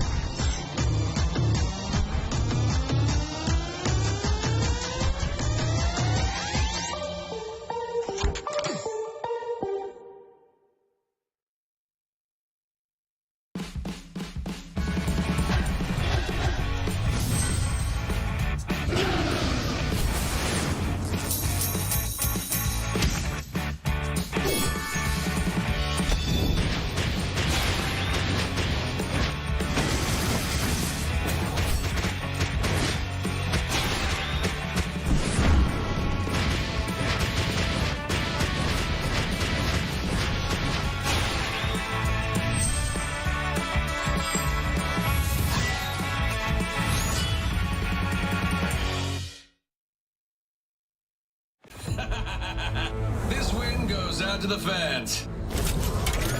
Meditate on that! High five! My eyes are up here. A bold message. I will not rest.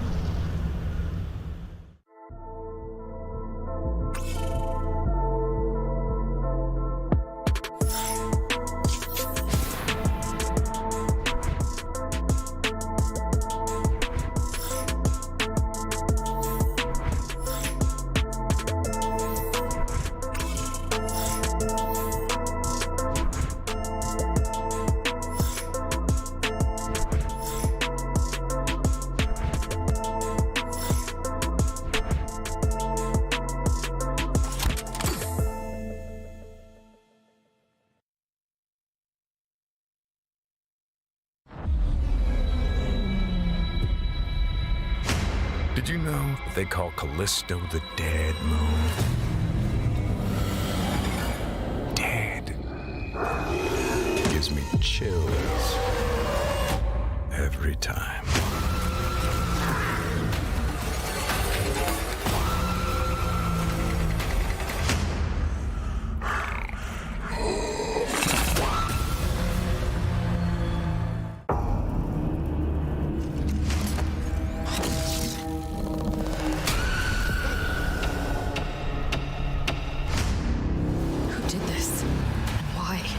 Things are changing. They're evolving.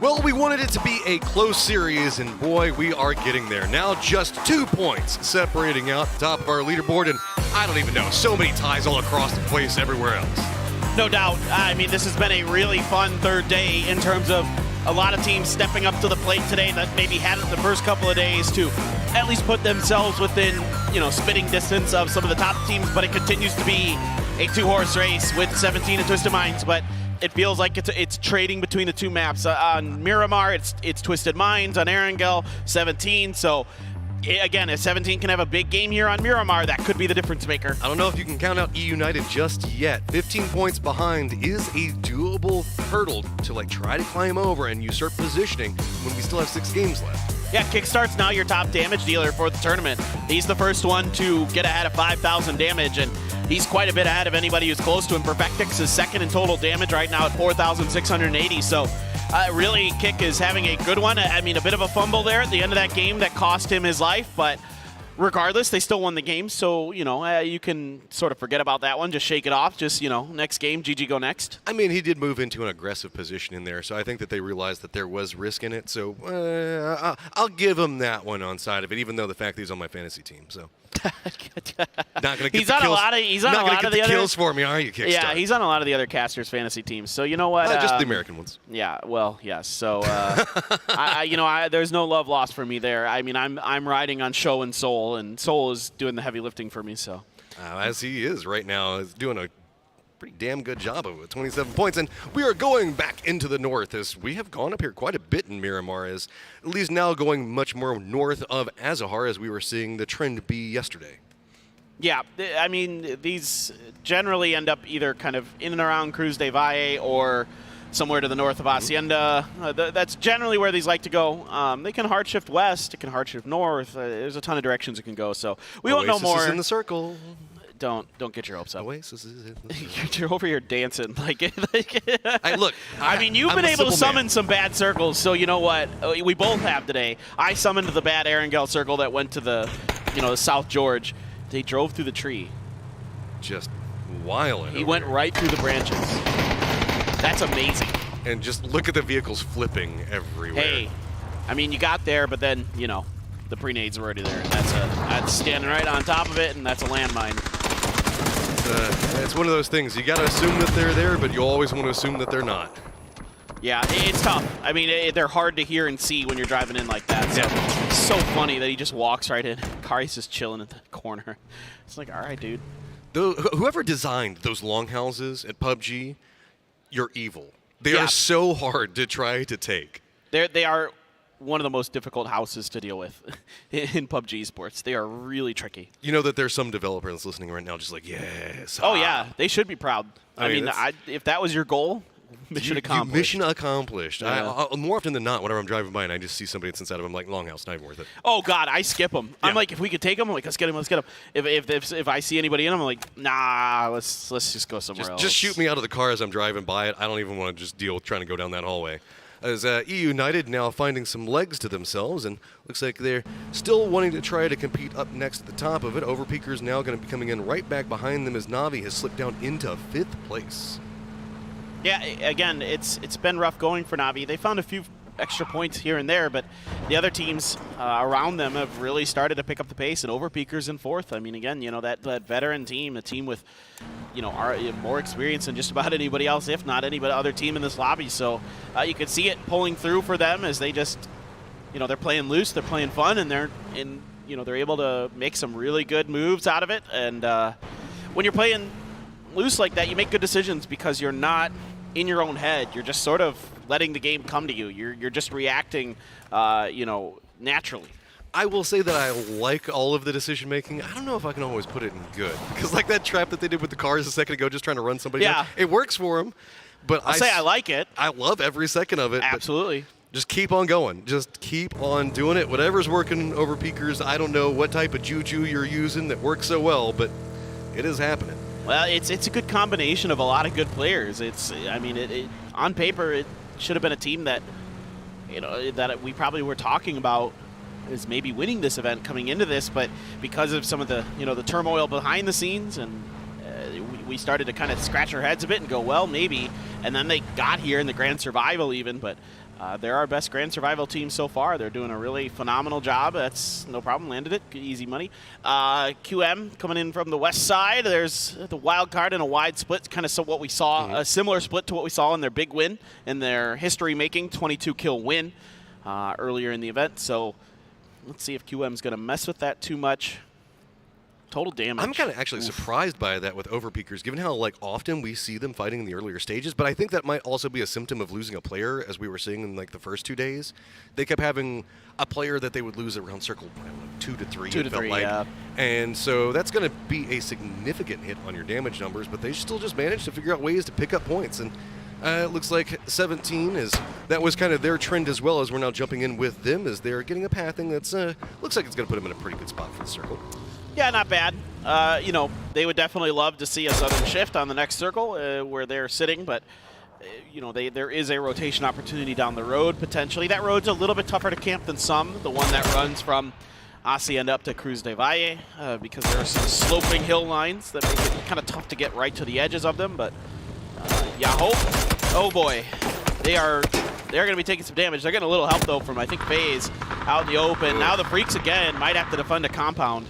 Now going to be sending it in, and hey, guess what? It's going to be Twisted Minds rolling right over here next to Overpeakers, and it's going to be the 2 up over here that's got the high ground. Means the fact that the other 2 Overpeakers need to try to see if they can reinforce this quite quickly.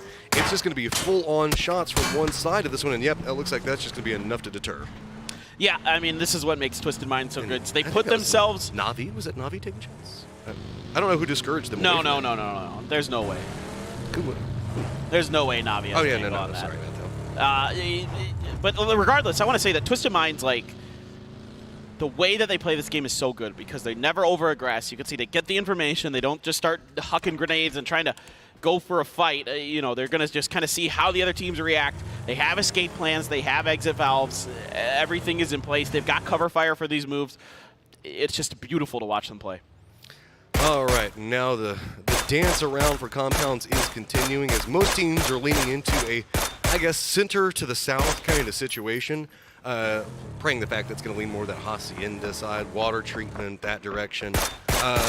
Maybe down over around the center area. We might also see like Death Star Trench become a factor for this one. And now Overpeakers do manage to get in point. We also have Day Trade that's going to be running up here next to TM, but just a lot of like weakening shots coming out. No committed firefighting anywhere on circle. Yeah, a little bit of congestion for the Church up on the Cruz de Valle hill.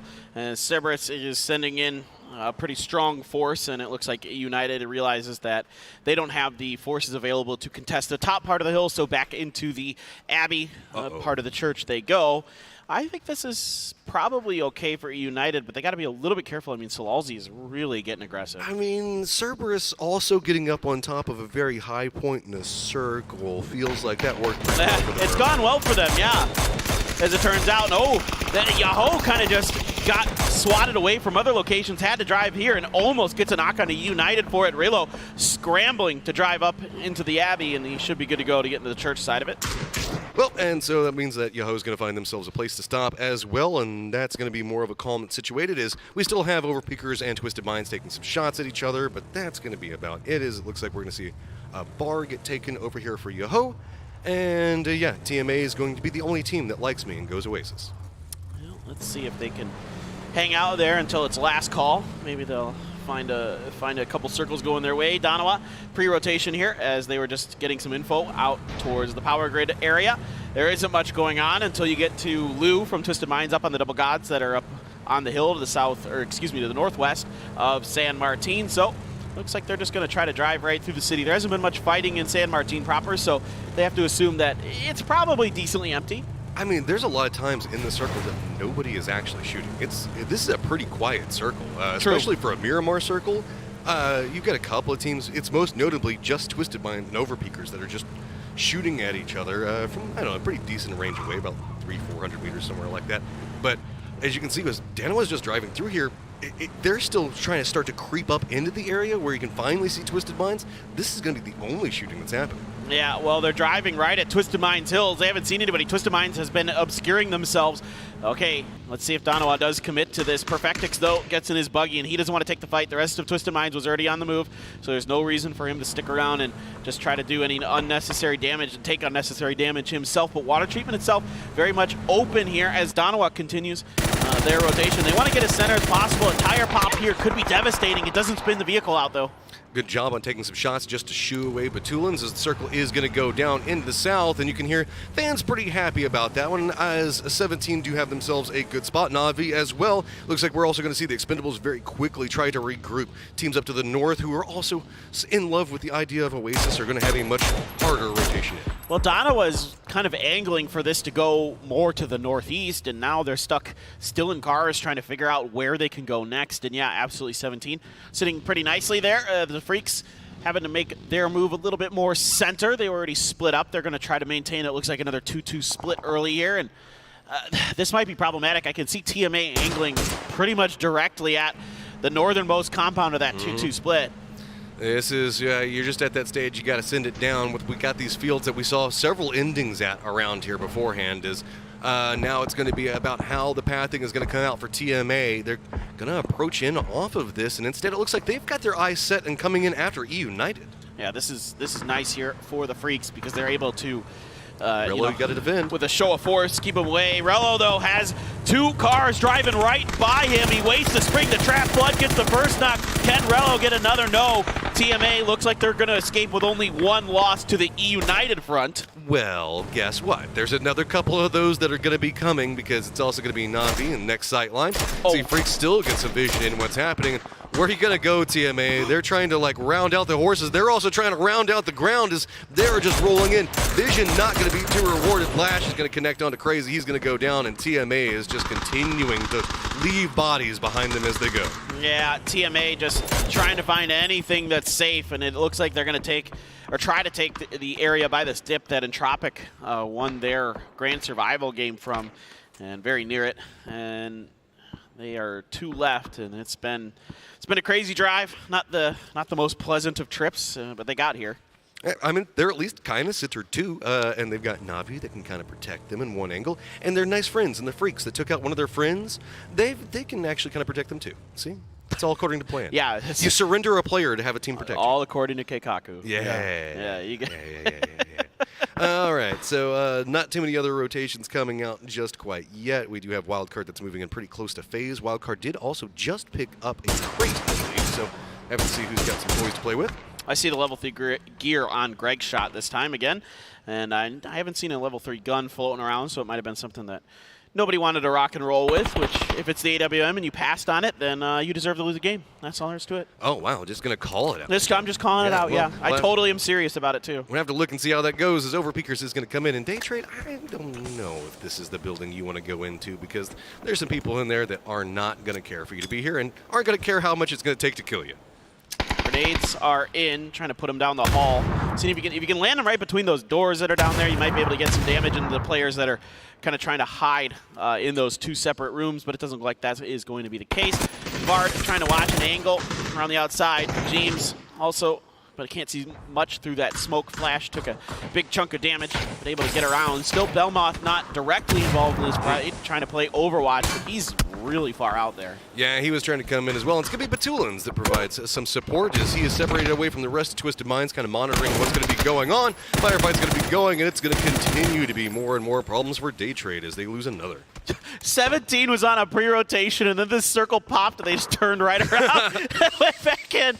Wait, okay. Never mind now. All right. So let's see. Mexi still 4 up for the Overpeakers. Flash, I don't know if Belmoth is here just yet. It looks like he might have gotten in, but he's got a pump shotgun, and that can do things, no doubt about it. And I can see Twisted Minds is starting to drive on by there, let the fight allow them to leapfrog past. That's just more of this unbelievably smart play calling that you see from them. They take advantage of the chaos, but they don't go for the points in the fight, they go for the position. Wildcard was trying to move into the circle just north of water treatment and then did bump into phase yet again as the standoff continues. Flash with a shotgun facing one direction, Mixie holding down an AR facing another as Overpeakers definitely have control over this, and Flash in no rush to move at all. This is an odd place to be prone. This is there are so many angles that people could theoretically come at you from this spot, but I suppose with Belmoth watching, you can kind of guess where it's going to come from. Tycon there took a chunk of damage, but the tree should be enough to keep him safe along with the smoke. Should be able to get the heal off. That position is treacherous as time goes on. There's a car there with him as well, of course, but that car will likely become quickly rather difficult to use as far as driving goes. Teams will likely take the tires out and do some damage to it and yada, yada, yada. Tire pop numbers, let's go. Let's build it up. Flash now also getting up on his feet as he can hear the feet of other teams now around him. And see, trying to source the sounds. Belmoth is protecting on one angle. Issue is, what is going to be the approach that Overpeakers are going to go for while this is happening? Looks like Entropic is trying to go for the spot that rewarded them so well and managed to get them to this stage, but it's going to be Yoho that is already holding it down. Nades on one side, and also remember there are 2 members for Entropic on the other. Looks like also E-United might be passing into this as Punich does go down, and Lucarux is going to find some vision into it. E-United could be passing by this one and put some bullets into the backside of Entropic. Yeah, this is a great spread for Entropic. The crossfire angles that they're able to set up onto Yaho are absolutely beautiful. Yaho trying to go for the res. I think I saw a Molly in there as well. And out in the open was Bale Frost, and down he goes, or maybe Sparking. Sparking as well got taken out actually by Xiao Wu. So Yaho falling apart at the seams here today. Just yesterday, back-to-back wins, but since then they have been very quiet. Now it's going to be Yaho making that foot push in pretty close on an angle. They could look Navi's direction or Entropic, and either one's could be its own set of hurdles moving in. Also want to point out, Ghost is moving very separated away from the rest of his team. He's like, nah, compounds are too constricting. Instead, I'm going to go on an adventure across these fields and try to find myself some Cerberus players. Yeah, I like this, getting a little bit of information, gaining a little bit of space towards the Hacienda area. Maybe they can gatekeep Cerberus from the next circle if it goes north. This is difficult for United. They're going to kind of have to backfill off of Navi's pre-rotation here, or maybe whatever Entropic does well. We've seen this circle a couple times. It isn't quite as heavy in the favor of the God compound up where QM is. The unbeatable, basically the borderline unbeatable compound, but everybody else now scrambling to find some space. There's not much left. OTE is trying to crash in back together, and Navi's trying to exploit it. They're just going to go ahead and send it in and say, okay, they don't have Cham to set up a full defense onto it, so Navi is just going to try to exploit that one. They do manage to come in pretty quickly and already managed to take down Levi, so he's going to be able to get flushed out. Rest of the pushes are now stopped as this is going to be moving forward. Ninja's going to get spotted out as well, and it looks like it's just going to be a matter of time before this flips in Navi's favor. Yeah, they're just dissecting them like a high school biology pig, man. This is just absolutely ridiculous, the way that Navi just ran in there and took him out. EU drive-bys abound as both teams taking some damage, but Entropic has to go for the Freaks. This wide spread for the Freaks this late. This is too late to be doing this spread. Teams are going to start crashing you. All these different fights are trying to allow EU United to move forward. They do lose one finally after driving through the thick of a ton of teams, but they're actually going to crash into the backside of the fight that we were watching just a second ago with TE and Navi. So with this, now all of a sudden the Expendables have some support in an unexpected vector.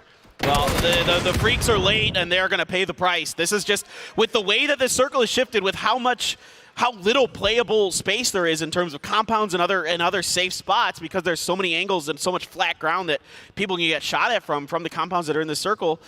The Freaks are just way late, and they pay the price. The 2-2 splits that work in PCS are not going to work on internationals, and you need to regroup faster. As Hisaki is going to find Little Ghost, and now it is just a full-on press. They realize that they want to get him down and out fast. Yeah, 17 was trying to hold the back end of this to really wait for the circle to make their move and then take the fight to Cerberus. But Cerberus ahead of the game, really, really smart stuff from Hisaki here as he gets Lil Ghost down. Meanwhile, FaZe, wildcard, looks like they got eliminated, and FaZe now has to contest with TMA. Just 2 left, though, for TMA. Seems like that's oftentimes the story when we start looking in on them. Yeah, the Dono fight did end this time in the favor of FaZe. It's going to be 17 now sending it into the Navi compound. Sure, let's just go ahead and get everyone in the lobby here. It's going to be 17 jumping out. Navi finding themselves with some strangers, and they are going to take down 17 quite early. This is a big opportunity for both Twisted Minds and United. Just indecisiveness from 17 when they lost Lil Ghost. They panicked and went for Navi, and Navi was well prepared for that. Now there has been a knock onto a Navi player. 777 knocked for TE, so they only have 1 left. Mel letting loose with some grenades to try to buy some time. Donoa just chilling in the gas station there, nowhere near this fight. Entropic's turn to crash. Sure. This is, yeah, why not? Sure. This is a party. Everybody's welcome. Trying to get some kill points. Just come on down to this compound. We got him in galore. E United is now still just trying to reset after this one. Entropic's coming in. You can see that there's still Duck Juice that's alive, and he's just got targets galore all around him. Circle pops and says, screw that building. It's got way too much going on. We don't want to give it any circle. Instead, we're going to shift back over into this direction. Twisted Minds now going to find themselves in a beautiful gatekeeping position. It's bizarre how much this compound just wants to be in the circles in this event. It's just one of those weekends. And so now Cerberus is Daikon doing some decent damage. They have to once again make a maneuver to get in. Overpeakers does control the southern tip. About half of a compound in that circle. Navi now has to start expending smokes, but they are losing members fast. Lulu always up close and personal, gets them all! Drop shot! Lulu! Absolutely nasty there, taking out FaZe. Take FaZe away, because they're gonna feel bad after that one. It's gonna be Navi still trying to see if they can fish out Duck Juice, but he's doing a good job of staying alive. Danaway here's what all the craziness that's just going on over here, and now moving in. It's gonna be Soul that's gonna be also in a gatekeeping position. So All right, tides and times are going to change depending on how this all goes. Yeah, for Danawa, there's nobody up on the northern edge of that long ridge line that runs across the road to the west of water treatment. So they've got a lot of open space to work with, and sending Sol out here, he just has to be really, really careful. But with the rest of his team being able to watch him from the gas station, he should be aight if he doesn't overextend. Well, now it's just going to be more and more coming into this one, because guess what?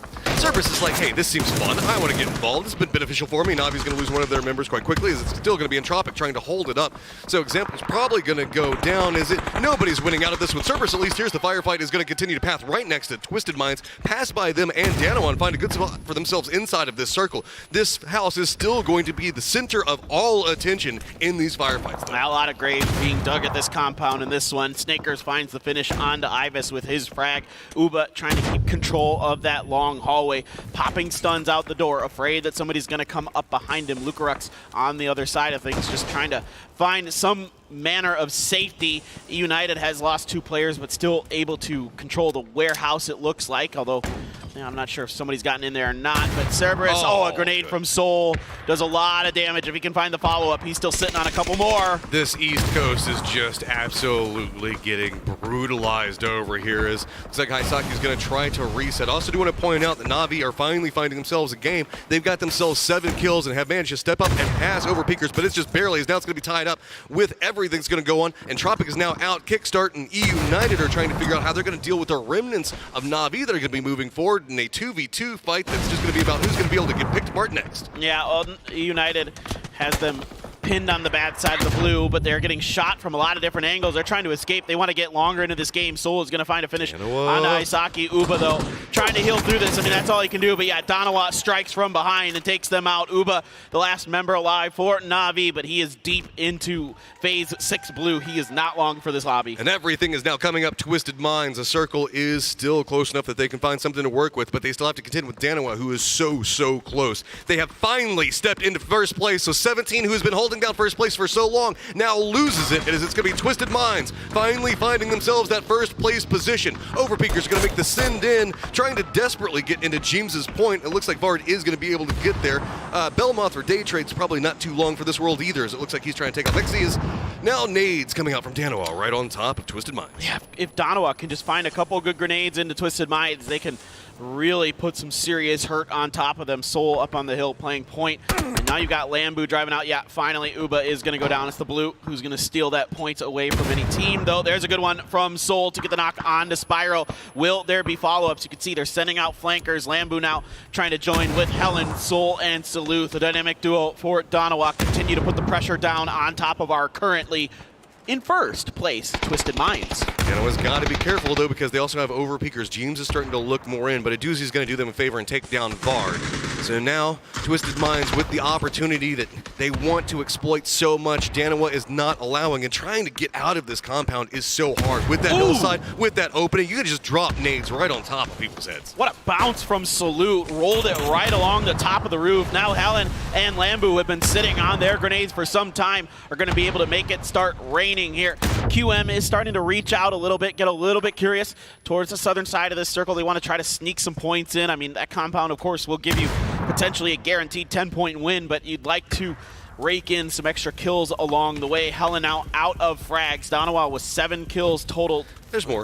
Maybe? Try to find some more, right? He's looking for him. I don't know if there's any more left of those boxes. You gotta give it Twisted Minds. They did a good job on trying to stay alive, and a lot of nades being dropped on top of him.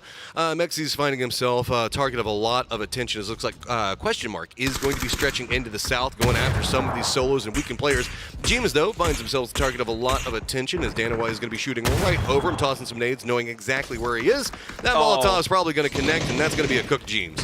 Yeah, that's going to be the end of James. A really nice throw there from Sol. Now, attention back over to Twisted Minds as they want to barricade them in. You could throw down some smokes to cut off the counter angles from other teams trying to get some third-party shots in this, but it's only QM, and QM had sent Aduzi and Phil First out to try to fight a flank onto this fight. Danawa needs to win against Twisted Minds and then turn their attention to QM. I think that we might be seeing a problem surmount, though. Danawa is separated into a 2-2, as now Twisted Minds is starting to creep up this hillside. Numbers advantage in crest might be a problem. It looks like Danawa is reading that, and they are trying to regroup. That means the fact that they're having to surrender some information and control control over next to where question mark is, as you can see. Now trying to creep back down into Soul, trying to get next to Helen to make sure that any push that comes up from Twisted Minds is going to be at least defendable. Well, you have to make sure that you're preventing that flank angle from Question Minds to come on the other side of the ridge. I mean, this is Question Minds' game. It should be. For all intents and purposes, it's just a matter of how much can Donawa get out of this. And who knows, maybe there's a world where they can sneak out a win. But it is, I'm telling you right now, it is outrageously difficult to displace a team from QM's compound. It is just one of the best in the game, and there's a reason people call it the God compound, because once you take control and the circle's on you into phase 8, well, that's a good game. How much smoke do you have, and how much can you try to make this work? Because you can see the hillside is going to provide something, but like you're saying, it's just so hard to push. More often than not, yeah. That's going to be about the only opportunity that's going to be presented, as Phil First already has control of the south, so Twisted Minds can't make a move in that direction. Danawa can't either, so Danawa is still just trying to field this one out, and you can see that's going to be Lambu with so much pressure onto him. Nobody's taking any shots. There's no clear sight lines. You see Twisted Minds knows exactly where Danawa is. Danawa knows where Question Mark is. Question Mark has a rough idea on where Twisted Minds is, so it's just kind of a standoff right now. Yeah, it's a stalemate. Twisted Minds is just trying to figure out how they want to approach this. Are they going to try to cut through the southeastern flank of Donawa? Are they going to try to find a dip out in the open here? I mean, there is a little bit of one that you can push for. Still a few vehicles floating around here and there for them, but they are extremely beat up, and they're trying to leapfrog their way towards Donawa. Smokes out, whether that be just to cut off their angle to allow their push towards QM territory, if they're actually going to make a legit push out of this. Starting to come up the hill. I think this might be a real one potentially, especially if Lou can find some knocks. He's still got quite a few grenades in the bag. Well, Batulins is going to hop in a vehicle and just say, nah, screw that. I'm going to go ahead and jump into this rock. You guys can continue to press in that direction for it. Phil First not going to have the cleanest angle into this, but while you do manage to get here where Jeems just died at, you have to remember who did just kill Jeems. So that is going to be its own independent problem for Twisted Minds to contend with, but it's going to be, fortunately enough, QM taking some shots into him. This is just continually right next to each other, just awkward, and nobody can find anything. Soul has 6 mollies, though. I mean, he should just start lighting up Twisted Minds if he can. Now they're under pressure. Aduzi hits that. Aduzi gets the knock onto Perfectix. This should be the flush in a moment. Now Donawa comes to life. They want to take advantage of this. Salute has the knock onto Lou. Batulins on a sliver of health, going for the full med kit to get back up to 100. There come the mollies from Soul. He comes up just short of Batulins on the first one. Oh, well, it's just the first one. Here come the rest of them, and yeah, that's going to be Batulins on fire. There is not too much that you can do with this one. Looks like he's going to just try to med it out. I think he might be able to do it. Did he even catch on fire, or was that bullets that actually? He got caught on fire, yeah. Okay. But well, he had just gotten his med kit off, so he was... Yeah, okay. Looking in, that just means the fact that Danawa is having to spend so much time and energy dealing with Twisted Minds, it's just handing more and more over to Question Mark. Yep, exactly. I mean, this is, again, very, very likely in favor of Question Mark. I mean, Donawa would, needs to sit on as many smokes as they can. Yeah, Lou's going to be res. That could play a decently big factor in this, as Question Mark has sent 2 out. What's funny is if Donawa could see the map right now, this would be their opportunity to try to steal this compound from underneath Question Mark. They are going to get a Groza. There is the level 3 gear. That's going to help things. Look, if Donawa is sitting on like 20 smokes, there's a world where they do this, but I only see one in the hand of Lambu. I'm not sure what the smoke situation is like for the rest of them. They might can sprint this, though. Maybe. I mean, this is the moment. It's taking too long. Aduzi's already come out to reinforce at this angle. It's one of those things that if you got to make a bad call, sometimes you just got to make the bad call, and everybody needs to commit. And it looks like they're finally going to do that, but it is just a moment too late. Spray is going to come out. Helen is going to go down. Salute going to go down as well. Hobbits has got an angle to work with, and it is just going to be everybody on Danawa just getting demolished. Well, I mean, they tried it. Guess what? I don't know where the smokes were. There weren't any. Batulins and Lou have the same idea. Phil First is going to take some shots in, and he's going to drop one. And then there was just 4 on Batulins all by his lonesome, and, well, at least he has some hay bales for friends. There's a couple knocked for QM, though. Phil First went down. You've got another one. It's only a 1v2. If they let Batulins get the res off, we got the sawed off. The shotgun. Oh, yeah. Okay. Let's go. Finish it. I feel you right now, Question Mark. You going to finish it that way? I got you. Go for the style points, baby. You'll love to see it. Let's go. We got some Question Mark fans. Very, very thrilled, and they are playing great from that position, raking in some kills. What's the thing with the hair in Question Mark? I don't know. Is that a thing? Well, it's their colors, I guess, right? They're blue and white, so I guess the white hair... I don't know. We're going to have to get Martin to give us some type of information on that one. Avenger, give us some type of breakdown as we're going to be moving in. But there we go. We are now 3/4 of the way through the grand finals, and it was feeling like it was 17 for the longest time, but now after today, it looks like Twisted Minds stepped up, got into position, but that game was not massive. It's still anybody's game moving into this end section. Well, Twisted Minds is just the masters of Miramar. I mean, that is what they are. They are so brilliant on this map. They are so fun to watch play. They shouldn't be getting second place in that game, but they do. And you have to remember, Erangel has been 17's map, but what is tomorrow? 3 Miramars, and God, there is so much building into it, a full year, and I know everybody on the desk, where are we going to be looking at tomorrow, what's going to be going on, and how's everybody's fantasy doing? Thank you very much, gentlemen. Question Mark finds the answers as they come out with the chicken dinner to wrap up day number 3. And with only 5 games left to play tomorrow, it is going to be a lot of questions about who can catch up. My name's Toppy, I'm joined by Poro and Avenger on the desk for the last time today to break down the action. Let's jump right into the highlights. Porcel. Yeah. Okay. I mean, a lot of early game fighting here, and Tropic actually showing up a little bit, showing a little signs of life there. But, I mean, look, question Mark, it felt like a matter of time, right? Like, they had a good spot. They kind of sat there and got a little circle love to go their way, but that's still a tough game to clutch out for them. It's almost like we've seen the circle a few times before, and the Almost teams like kind of that. play around that. That's, you know, a little bit unexpected. No, the teams know that we've had some tendencies that we've seen some innings close to these compounds here, so right, they will play around that. Question Mark, they hunkered down on this compound here. Then they went out on a little bit of a split, called a doozy back once they saw Danova push in, and they actually completely demolished them in this case here when they try to push. These rooftop positions here is just too strong to defend against once they get over that ridge. And only taking 1 knock on that push, too, was actually huge. And then Filford, I mean, we saw him with that side flank angle for the longest time, wondering when it was going to pay off. Gets the knock on the guy coming in, and then at the end, a nice exclamation point for question Mark with the jump shotty shot. I like that as he did it with the double barrel. Took him down. I love Phil first in that position to make sure. I mean, you saw the attempted crash coming from Twisted Minds. They thought it's the one opportunity we have, and they had that flanker out there ready to play it. Very, very clean from question Mark. But right now, the story for the day for me is when we got here, when we started, 17 looked like an uncatchable powerhouse. And when we look at those leaderboards, it is no longer reflected that way. No, their ranked games is not as strong as we have seen them so far. Question Mark, though, 21 points, 2,000 damage. Danoma and Soul continue. He's our top fragger by far right now, and he has been putting up points for Danoma. And we've been talking about a little bit, are they going to be able to do their usual thing at Globals and get in, you know, top 5, top 6? And it's looking like they're continuing to do so. I mean, they've had a hell of a run today, and Overpeakers as well. I mean, they have just jumped up the leaderboard, leapt up the leaderboard. Twisted Minds obviously taking over that first place spot today. You talked about 17 having a little bit of a slow start on Erangel.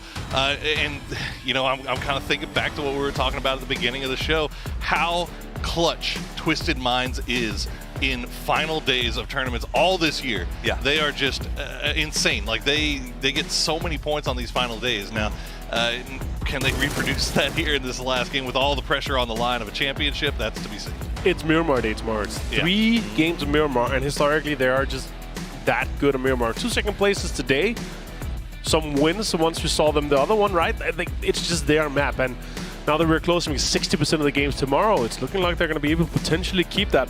Obviously, we're going to have to see tomorrow, but they're just so strong right now, and their consistency, when they're not getting the kills, they're getting the placements. That's what it is. I think when you watch Twisted Minds, their ability to make feasts out of table scraps is shocking. You know, Na'Vi, if they get a good fight, they do really well. You see 17 doing some good positioning, but Twisted Minds consistently just shows up in the top, Poro, and I think it's the shot calling by Batulin by and far has blown me away the most. Yeah, the shot calling has been off point, and I mean, it's worth noting that, you know, obviously, like we've talked about him as a great shot caller for all this line, but once you get to this grand stage of PGC, it's a lot different, right? And there you go, leaderboards, 140 points, so close there.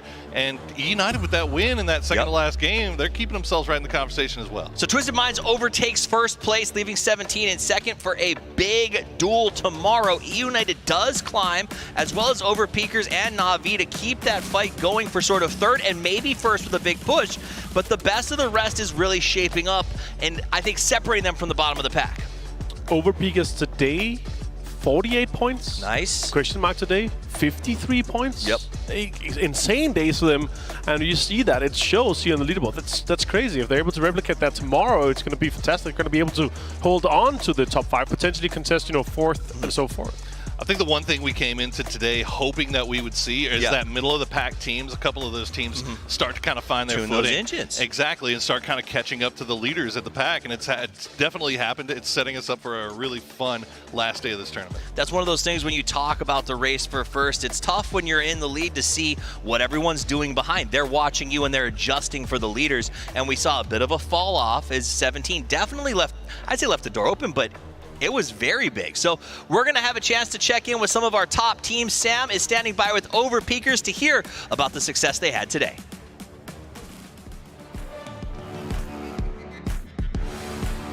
Thank you so much, Toughies. I am here with Clib from Overpeakers. They did have a really good day. You climbed right on up the leaderboard. Maybe the dark horse in the competition, Clib, now. Lots of people watching you.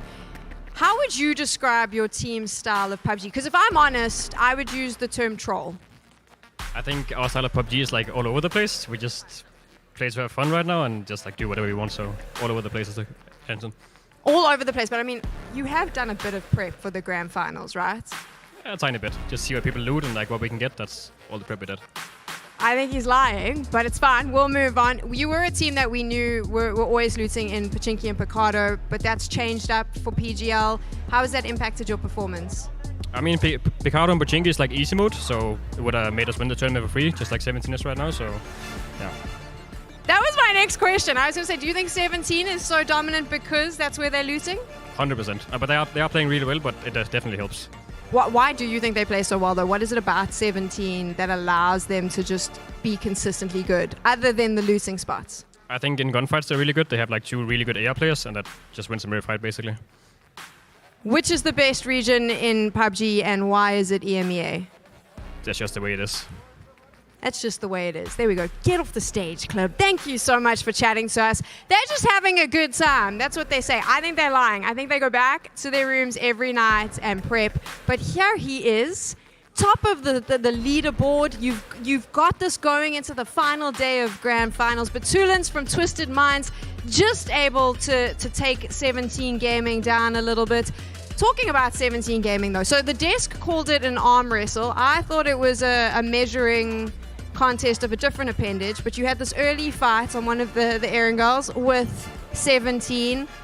Why'd you waste so many resources there? Was that really necessary? I mean, you can see that the lobby kind of giving out of points to 17, so we were the team that had to stop it, and we stopped it. Now we're the first, and they are the second, I guess, and let's hope that tomorrow we're gonna win it all. So yeah, sorry 17, sorry. I mean, I thought it was a bit cheeky, but it is what it is. You did that. You're now at the top. What is it about 17? I mean, I just asked Clib from Overpeakers. I'll ask you as well. What is it about 17 Gaming's style of play that makes them so dominant? And before you say they just get lucky with circles, because I know you players, you like to say that, there's lots of other teams that got circles and they're not as lucky. So what is it about 17 that makes them that strong? I would say that, first of all, I love that they're playing very fast. It's not like the usual style of Chinese teams. Yeah, they usually love to fight, and as you remember, New Happy was one of the most, like, the slowest team when they were winning previous PGC. And now they're playing very fast, and it helps them a lot. We're also playing very fast, so that's why we usually see each other. Also, they are still the Chinese team, so they're playing fast and they're killing everyone on the server, and that's what they know how to do. So, of course, they are dominant because of it, but we're better. He says they're better. You're better today. 5 more games left. As a team, how important is it, and what would it mean to you and your teammates to win the PUBG Global Championship 2022? Everything. I don't know, like the biggest goal ever, I guess, for a PUBG player to win the global championship. So I think we are ready for it. So let's hope we're gonna deserve it tomorrow, and you will see our crown, like how we're gonna get this win. So yeah. Batulins, thank you so much. I'm going to let you head off and get some rest. Well done today, top of the leaderboard. Let's see how it goes for tomorrow, the final day of grand finals.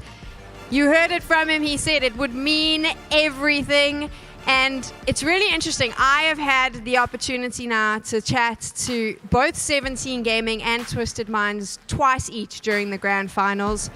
I will chat to one of those teams, I'm sure, one more time tomorrow. Or maybe there's an upset and it's another team. But this is it. We're moving into the final 5 games of the PUBG Global Championship 2022. We are going to be crowning a brand new champion tomorrow right here on this stage.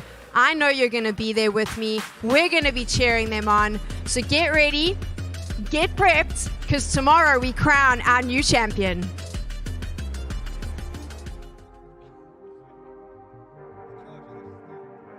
Yo.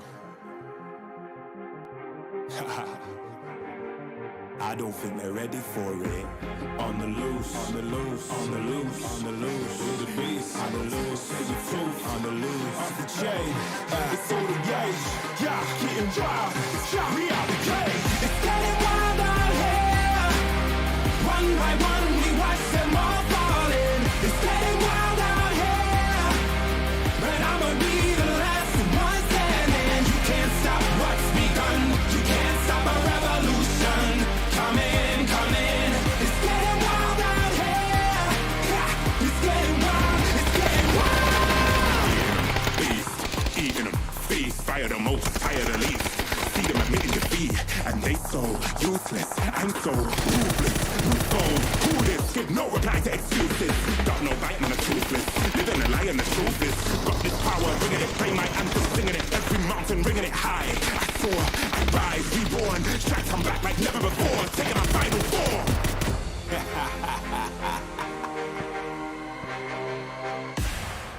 Yo, it's getting wild out here.